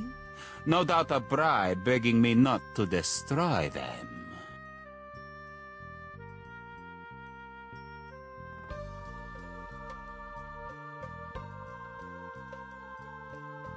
And alright, thank you very much. The ads are done, and it's time for game number 3. So welcome to Tulo, a regicide map with standard regicide resources, which means 0 gold. Bohemians for Bad Koala, and Aztecs for St4rk, who get plus 50 gold from their Civ bonus. I heard game 3 is amazing. That's what people have been telling me. The first 2 games were amazing. We're gonna need more matches between these 2 at some point. We have kings now for Tulo. This is regicide. We have to keep an eye on the kings, because if they are sniped off, you lose as soon as your king is killed. And as we've seen from the Aztecs so many times already, they are using their gold for 2 militia. Not for loom, not to take better vill fights, but for militia, so they can go for the dock. The eagle is chasing the king is faster though, so he won't die. The eagle can poke the king, but won't do too much. Eagle could think about laming. Oh, what's the king doing there? He's luring the eagle inside the gate. I think that's a mistake from Stark. I don't think you want to go inside like that. And that is definitely a mistake. He was attacking the king, and we'll probably lose the eagle here. Buffaloes need to go under the TC so they're not lamed. And, well, I guess it's maybe a bit risky because the Vills don't have loom, but the eagle will be walled in. Yeah, the eagle walled in there from Koala. Not much HP on the house. Koala actually does need to go finish the house. Or add more HP to it. The Vill gets there in time. And, oh, he's trying to trap and kill the eagle, but not going to work. And the eagle will keep running around, and he realizes to put the buffalo under the TC. Okay, so Stark's still on the dock, still has his king scouting in the back. King is safe in the tower for Koala. Use the medieval 2 OST. Yeah, I think he uses that when he plays Rage Forest. And is there a hill there? Does that eagle have a hill bonus? Is that little... That looks like something of a hill. But I think the scout wins that fight anyway. And a Vill will come over to fight and help the scout kill the eagle. So Stark, aggressively going for the king, loses his eagle, but he does click up to the feudal age very quickly. And again, shout out to the amazing architecture of this Aztec's fortified tower. Does anyone hear an echo? Yeah. If anyone else does, let me know. Are these rampart walls made with mathematical formulas or flagging or what? These are made with lots of placeholder objects. The ones on Coast Arena are done with some very hacky programming. These are hacky too, but not as crazy as the diagonal gates of Coast Arena. And militia coming in on the woodline. These Vills still do not have loom. They still do not have loom. No gold collected, and the no gold strikes again. The wood line on the outside was not walled in from Koala, and the Vills have to run through the gate. The militia will stand in the gate to hold it open. Have the stream open in 2 browsers. All right. That explains it then. Oh, and Feudal Age on the way from Stark, and thank you, Ziba, for the follow. And wall behind the gate there from Koala. Stark will stand in the gate, though, and keep attacking the house. No, he'll run around. Still try to be useful with the militia. And an archery range coming up from Stark. A sneaky forward range where he will look to deny Koala the ability to chop to the outside. Koala's still scouting. And wait a minute. When you get to the Feudal Age, your scout gets an attack bonus and a speed boost, so it becomes faster than the king. Stark, don't do this to me, Stark. Don't leave your king out there. Opening your browser and your TV. Some people do YouTube for the TV and Twitch for the chat. Oh my gosh, Koala. Did you not notice the king? Wait, oh. Well, Feudal is in. Also a line of sight boost, so if he doubles back, you'll find it. Just passing. Blacksmith there for Stark. And forward archers will be popping from the range. He will reveal them right away. Don't lose the king, Stark. Don't forget about him out there. And Oscar Unit 2, thank you for the follow. As the TC takes out the boar. And the militia attacking the fortified palisade wall. And there'll be loom on the way. For Koala. We have fletching on the way for Stark. As an amazing looking king, I love the feathers. Yep, Regicide is enabled, yes.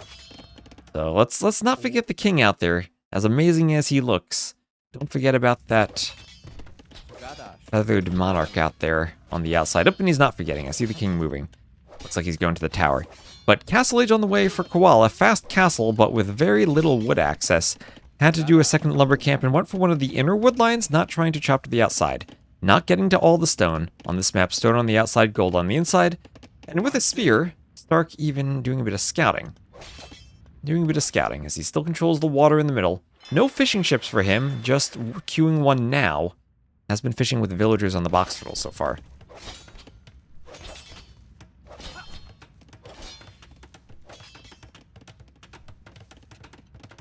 Yep, it's a league format. It's a play all 3, and you get points for all the games you win.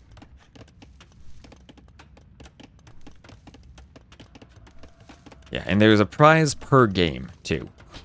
So even if you're down in the standings, there's still an incentive to win the games. Archer's trying to push through and keep the Vills away from the wall. The Vill's trying to get as much HP on the wall as they can, but those two militia break through. Break through right away. A spear there at the gate. Vil goes down, and the quick walls don't come up in time to stop the archers from getting forward. And looks like that Vil will go down too. And that's now 29 to 18 villagers in favor of Stark. And Panjan AoE, thank you for the follow. Game wins rather than set wins. I forget which is used. It might be set wins. Actually, no, it's game wins, because game wins are how you get the points. Yes. And Derimius, thank you for the follow. In the back, Stark fully walled, adding in a market. He has the blacksmith already, so he will get ready soon to click up to the castle age. Finally doing loom. Is there loom? There is loom now for Koala. This army for Stark holding the gate open.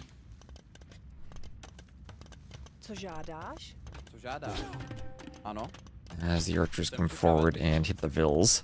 Vils will run to the TC and try to find some cover from the archers. And Stark will build his houses to wall in the lumber camp, be as annoying as he can be, use militia to deny the wood on the other side, and the monk wants a conversion on the archer. Stark so far so good with that Aztec's drush leading to some map control. Archer is pushing the Vils off of the gold. And Archer is running around, pushing the gold Vils back to the TC. They will go to the other gold, hopping back and forth. Monastery now up for Koala. And he's going to go monks then, Bohemian monks. They do have the unique tech, Hussite reforms for food monks, but that's an imp. Against the Aztecs, they could go Castle Age hand cannoneers at some point.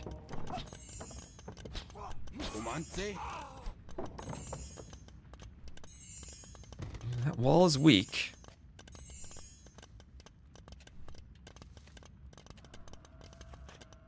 I have to allow the YouTube chat. So Stark is indeed keeping the king in the tower. Both players are Sanctity on the way, Castle Age up for Stark. But looks like we'll have a monk rush from Koala. One thing the Bohemians can do is the Castle Age University and Chemistry, and potentially hand cannoneers. That could be good against Aztecs, and good against Eagles and Monks. Some Eagles amassed in the barracks for Stark. Maybe he'll come forward with them and try to snipe off the Monks.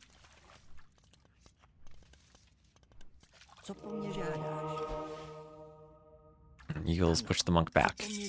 So, Fervor on the way for Koala. Eagle Scouts and then Squires. What a nice map, yes. So, Squires on the way there from Stark. And makes the Eagles faster, makes them faster. And he has Chop to the outside, so Stark the only player on the outside. Stark literally could go around the outside and tower, wall, do whatever to make sure Koala can't chop to the outside and never can access stone.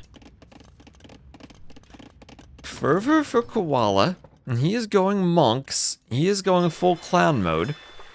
You do need redemption, he doesn't have that yet, to be able to convert the buildings such as the dock, but he does have the monks with their HP and speed upgrades. And Stark indeed sending that archer around the outside. I'm trying to convert the fishing ship. Well, then need the dock so we can actually drop off the fish. And TC from Koala stopped or found by Stark's archers. Koala will have to run the Vils back just a bit, and the TC does go up to kill the archers. Nice garrison, and the archers may be overstaying their welcome just a bit. I guess that's some idle time on the TC at least. And hello, Koala, you gonna ungarrison? No, are you microing in the middle? Probably with monks, but Eagles counter monks. Oh, nice, quick gate. As more monks come over, another quick gate. Vil single-handedly keeping the monks alive, and now all those monks will go for conversions. One getting hit, and Chronic Skillness, thank you for the follow. Eagles kill a monk. Monks forward, workshop for Koala, but that is found by Stark's archers. Can the monks keep the eagle alive? They're going to try to convert the archers, or can they keep the Vil alive, trying to convert the archers, and The Eagles, they have to run, and Koala gets the work. Oh no, there's a demo! There's a demo that gets a villain 2 monks! He does not finish the workshop. Almost had the workshop. Converts an archer, more monks on the way. Well, he's gonna do another demo. Oh my gosh, Koala. The demos. Demos. Here we have Stark still with the archer on the outside. No chopping out from Koala. Stark making sure of that. And with the second TC, he's picking up the other relics. Gets the one in the back. And, ooh, walled the relic, but monks can grab relics over walls now. Look at that monk. You can't hide the relic from the monk like that. You have to wall it fully. So it'll be 1-to-1 on the relics. Stark with the relics, though, they'll be extra valuable for him as the Aztecs. Eagle gonna kill this archer. Yeah, I think that's because relics were made bigger. You can block tiles completely if you use them as walls now. But now that means you can pick them up across the diagonal. That'll be a good experiment. So, horse collar on the way for Koala. I'll need to check that. I'll need to do some testing there. Jumping the fence like a kid, getting their lost frisbee.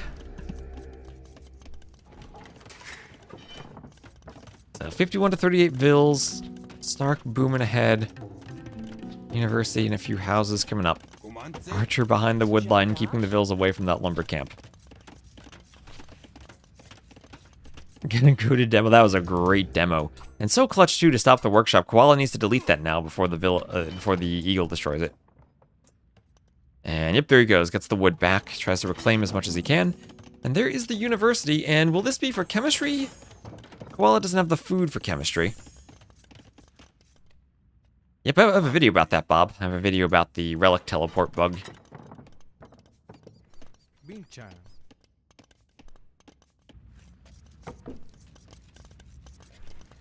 Koala walling up more. Doesn't matter if he's walled, if Stark could get archers. Ooh, Stark, he needs Town Watch to this game. He needs Town Watch. And then he'd see that Vill could add 1 crossbow and stop the wall. Yep, they do get Castle Age Cannoneers. They need to research chemistry, though, from that Castle Age University. That's 1, 2, 3 TCs there from Koala.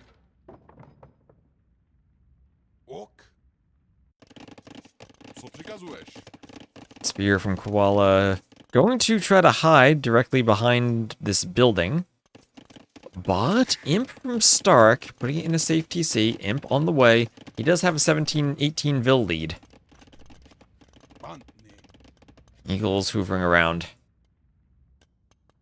And Monk grabs the relic from the north. Oh, he's waiting with another demo. He's waiting. Picking up all the relics now as the Aztecs. He'll have 4 relics as Aztecs.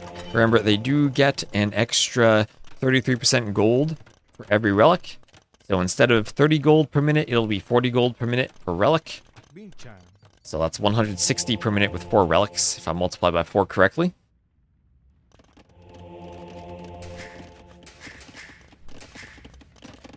Relics on the outer difference make a difference to the map. They'd make it more valuable to cut out, I guess. And Stark is going to stone wall on the outside. Stone wall to trap Koala and prevent him from chopping out. Oh, but the monks come over. If Stark gets that Vill converted, then Koala's out and he can do a TC. He can't let that Vill get converted. Oh, Stark, you have to delete. You have to run. And he deletes. Imagine that, you get to the outside by converting a villager. Imp on the way for Stark. It'd be fairly easy if there were incentive. The only difficulty is that with the 2 trees, we doubled the amount of wood per tree. This map has 200 wood per tree, so it takes longer to chop out. On the corners, it's also a bit larger for the border. So we have Imp here just about finished for Stark.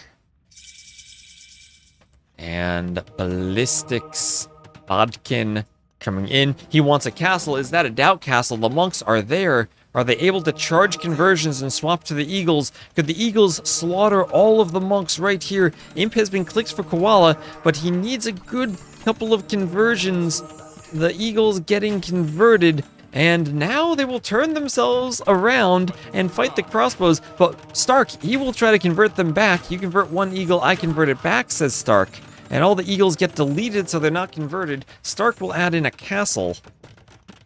We'll add in a castle. But Imperial Age, where is chemistry for Koala?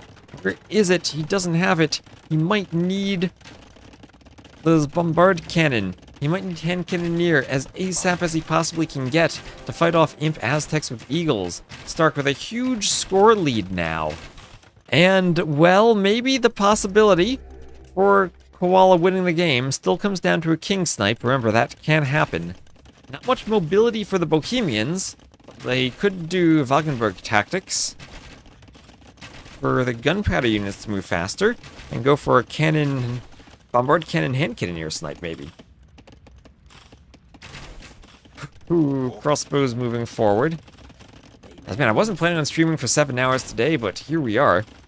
And this range will be doing elite skirm, but the Treb is trebbing the tower. Where is the king? Where is the king? The king is running for Koala, but he can't run to the outside. He hasn't chopped to the outside yet. Where does he run? He simply is going to go to the corner. Okay, don't forget about that king. And chemistry on the way now in the university, but the crossbows are coming forward. Crossbows on the way, TC being threatened. Crossbows hitting some of the vills. 87 to 75 vills. Stark still in the lead, and he is not threatened at all on his side of the map. I hide behind the pagoda. They are outlines, though. There are outlines. So block printing, Bodkin chemistry, just about finishing for Koala. And he is starting to queue some skirms with Bodkin and chemistry. Best unit in the game, the elite skirmisher. We also have redemption on the way for Stark. As the Trebs are pushing the TC, at least Koala is imp, but he will lose his TC as Stark takes a 2k score lead and also will Treb the other TC. So, he can also Treb the final monastery for the relic. Everything from Koala's base destroyed by the trebuchets. Stark has so much map control, still worried a bit about the monks. Theocracy on the way. Koala trying to do monk upgrades. But the crossbows are running. I am still streaming, yes. I've been streaming 7 hours. And oh, one shot! The castle's one shot by the cannon! The castle is one shot and Stark loses all of the stone. Oh, I actually caught it. I was afraid we'd miss something. There we go. We caught all the important bits. The demo from Stark, the cannon from Koala. Koala will destroy a Treb. Is there some way Koala pushes this back? We've seen Stark win down 60 vills already. Can Koala win down 20 vills if he has gunpowder against the Aztecs? Wait just a minute. Wait just a minute. That king still in the back. Stark knows where the king is. The king is hiding next to Stark's house. Stark can see that. Stark needs to pull off a king snipe, maybe. Is treason researchable? Yes, that's why we use the regicide game mode. Make sure that we use the game mode. And the cannon are pushing back. Now wait just a minute, wait just a minute. Aztecs, they don't have cannon galley, and this pond won't be as valuable to them. They'll get a siege ship in the new DLC, but they don't have one right now. Racer on the way for Koala. He has skirms. He has cannon. Maybe he needs hand cannoneers against the Eagles still. Enough repairs and skirm javelins might do that. Heresy on the way for Stark, because why not? That'll give his monks more HP. Aztec monks always need more HP. There is a petard. Is Stark legit gonna go for a snipe somehow through these walls running into the back? What is he gonna do? Where is that petard going? Imagine if Stark chopped through the back. He's Aztecs. He could do onagers, chop through the back and go for the king. Now, TC goes down to another sneaky Treb. That is 0 TC gaming for Koala, 0 structures in which he can garrison the king. He is at least on the outside mining stone, pushing forward. And can he take this castle now? He has gotten 6 cannon, doing armor for the skirms. I know Stark needs eagles from both sides. He needs to go for the snipe. He's getting pushed back. 34 vills ahead, but Aztecs really do struggle against Bohemians and Imp. Monk is going down, trying to outskirm the cannon. Time is 5 p.m. And those red palisades in the back give me angst. I think one house went down, so the king's still not as visible now. Stark needs some of that town patrol to see the king. He has the res for Eagles. He's going Eagle Warrior and Scale Mail Armor. And Koala pushing this back. Koala is pushing this back. And yep, he did not do Atlatl Skirms. So he did not do the unique tech for +1 attack and range on the Skirms. And without that, Aztec Skirms do lack Thumbring, and they do lack the final armor upgrade. Actually, Bohemian Skirm should be better without Atlatl. And Henkineer starting to come out. And wait, I see the king is running. The Stark, he tried to go with Eagles. He tried to go for the king snipe with Eagles, but the king is running now. The castle has to go up, so the king has a place to garrison. The king is threatened. He didn't get attacked, but the king was threatened. The king was threatened over here. He's fine, though. He's fine. Castle will go up. TC will go up. And look at the score getting a bit closer. Wait. Where are the demos from Stark? Stark ready for more demos again.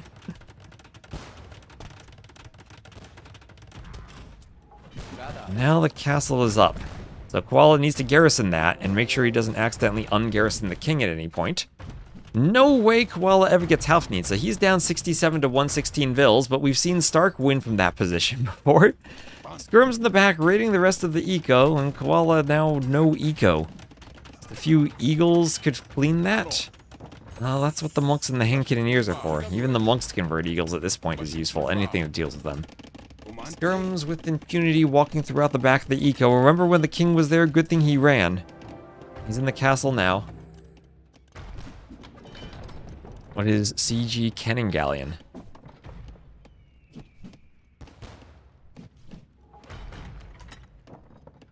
Nope, they do not have Cannon Galleon. No, they do not.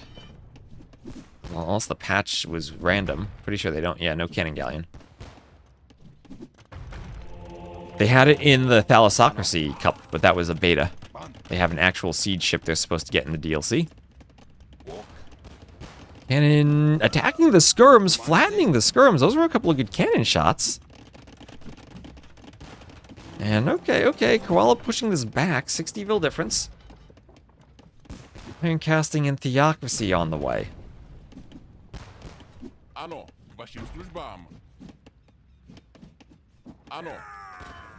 Skirm War here. Castle in the north for Stark. He's trying to control the stone on the outside now, and he's sending Vils around to the south on the outside, doing more outposts. He might try to castle the outside here and take out the TC from Koala. Koala has no eco left. He's down to 57 Vils. He's trying to TC in the middle of the map. Stark simply can't fight the cannon, though. Aztecs struggle here mightily. There'll be a catapult-like ship comparable to the Droman, from what I've heard. The Eagle Warrior and Plate Mail Armor on the way for Stark, and he's ready to go Eagles. He's got 1,400 gold. He is ready to go Eagles. He needs to do Garland Wars, though. That's still kind of expensive. And, ooh, demo shut down by the castle. And they do struggle by 80 more Vils. 80, I think he's probably okay. Koala making this really interesting, though. It's only a 1k score difference. He's trying to hold on as another outpost goes up over here for Koala. Skirm's coming forward. There is the Plate Mail Armor upgrade for Stark. Custom stream. Thank you, Lemon Hope. 55 versus 134 eco. We'll have a castle in the north, a couple of petards, and this is where the Eagles are going to raid from Stark. He's doing a castle on the other side as Koala's trying to wall him out. But Stark already is behind the walls with a barracks and an outpost. Stark is everywhere. Outpost sees it though from Koala. Garland Wars on the way from Stark. And I guess Koala is going to have to abandon the outside of the map and run to the middle? Can he pull a Cannon Galleon Small Pond camping stream? Oh, thank you for gifting a sub to the Lemon Hope. I gotta alt-tab to play the alert manually again. Your campaign quotation. Barbarossa, I have some unfortunate news for you. You see, it is I who should be Holy Roman Emperor. Kneel before the lion.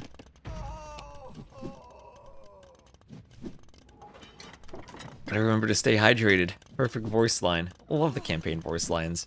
Freaking Henry the Lion. Oh, Skirms hitting the Vils. Vils losing HP. It's 61 Vils for Koala. Where's the king? The king's still in the castle. But Stark has not moved his king. Stark's king is still in that tower. Is there a chance that with 7 bombard cannon and also 12 hand cannoneers, is there a chance of a snipe? Is that 1/5 of his eco? Yes, more than that. Oh, wait. We got cannon, we got skirm. Make a hole in the fortified palisade wall, then go for the TC in the tower, skirm snipe the king. There's a chance here, there's a chance here. Wait just a minute, wait just a minute. Koala, remember that it's regicide. Please remember that it's regicide. The voice line's automated. Stream elements seems to be broken and not playing the alerts. They should be automated. Here come the eagle. Oh, eagles, no bombard cannon here. The cannon don't manage to hit the eagles. And with Garland Wars, the cannon should go down fast. Losing HP. Eagles hit by the skirms. And oh, that is a massacre from Stark skirms. On the outside, cannon trying to clean up the barracks. Multiple layers of stone wall from Koala. And oh my gosh, is this Fat Slob? Didn't T90 tell me Fat Slob stopped playing? Yeah, you hear the alerts, but I had to Alt-Tab to play it manually. Oh, it's Fat Slob, bad Koala. It's a bad Koala, good Fat Slob. Now Stark's still raiding with skirms, 60 Vils to 151 Vils. That's the Stark I know. Onager, he's gonna Onager cut around the walls. Not Fat Slob, you can cut with Onagers in DE. Game sound is too low. Some people say it's too loud, some say too low, so I'd rather it be too low than too loud.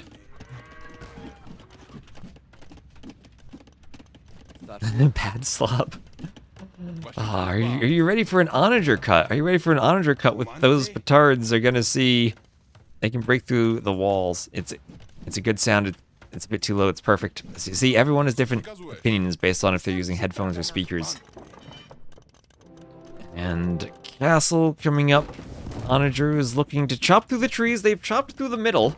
And don't make it know your own eagles. Okay, the Wallingville's going down. Wallingville's going down. And another castle coming up. I can raise it by like 1 decibel.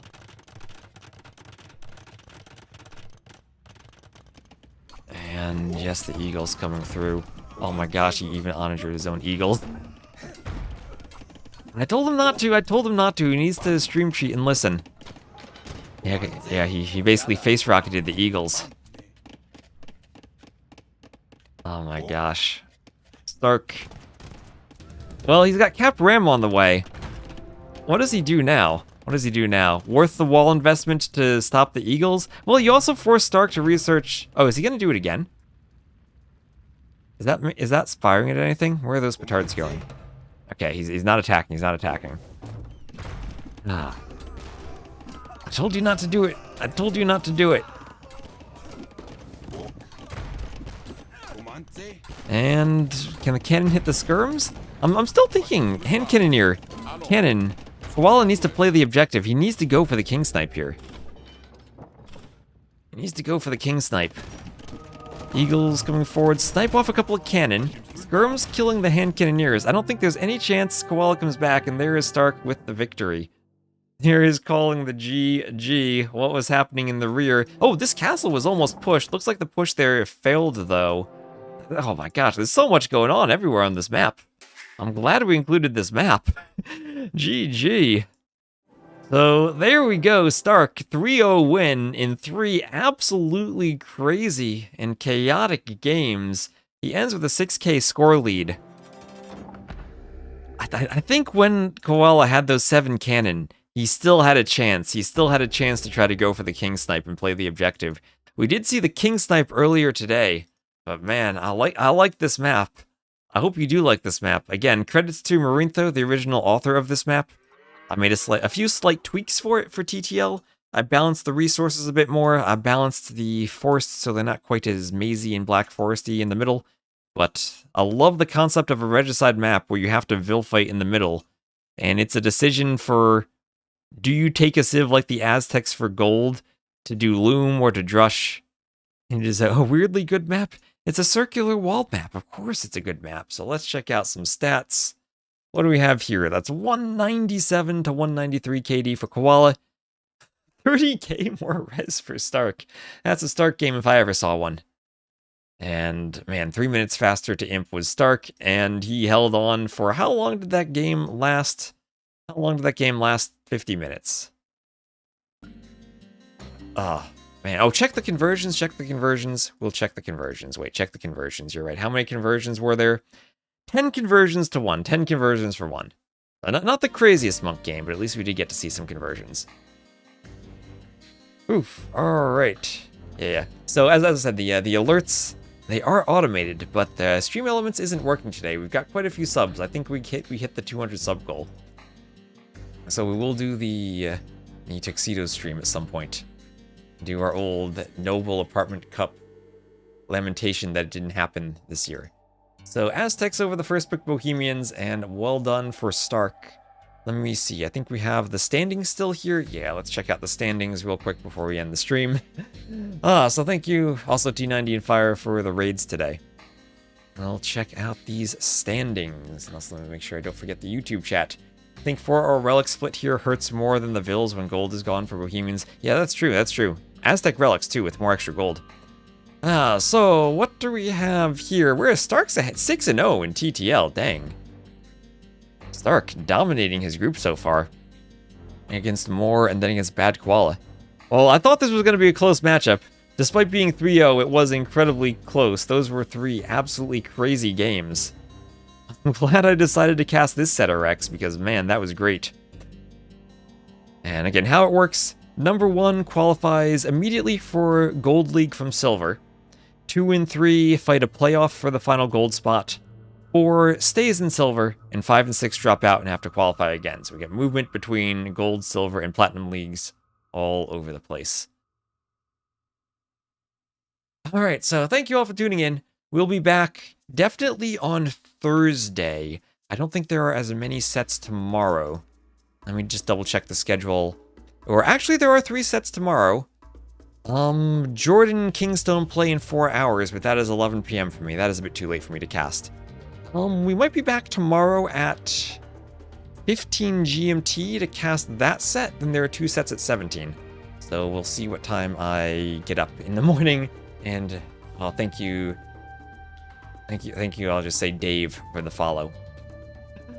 Oh yeah, also, we're at 14,944 followers on Twitch, and also at, I think it was 29,950 on YouTube, so we're about to hit 30k and 15k on YouTube and Twitch. So, thank you all so much for the follows, and I'll see you tomorrow, and then also definitely on Thursday. Tomorrow we might do the Tuxedo stream then, since we hit to the, we hit the goal. So thank you so much. We'll raid someone on Twitch and we'll end it on YouTube. So thank you, and I'll update the YouTube video with the timestamps later tonight. So we have, I won't put them in the video itself so we don't have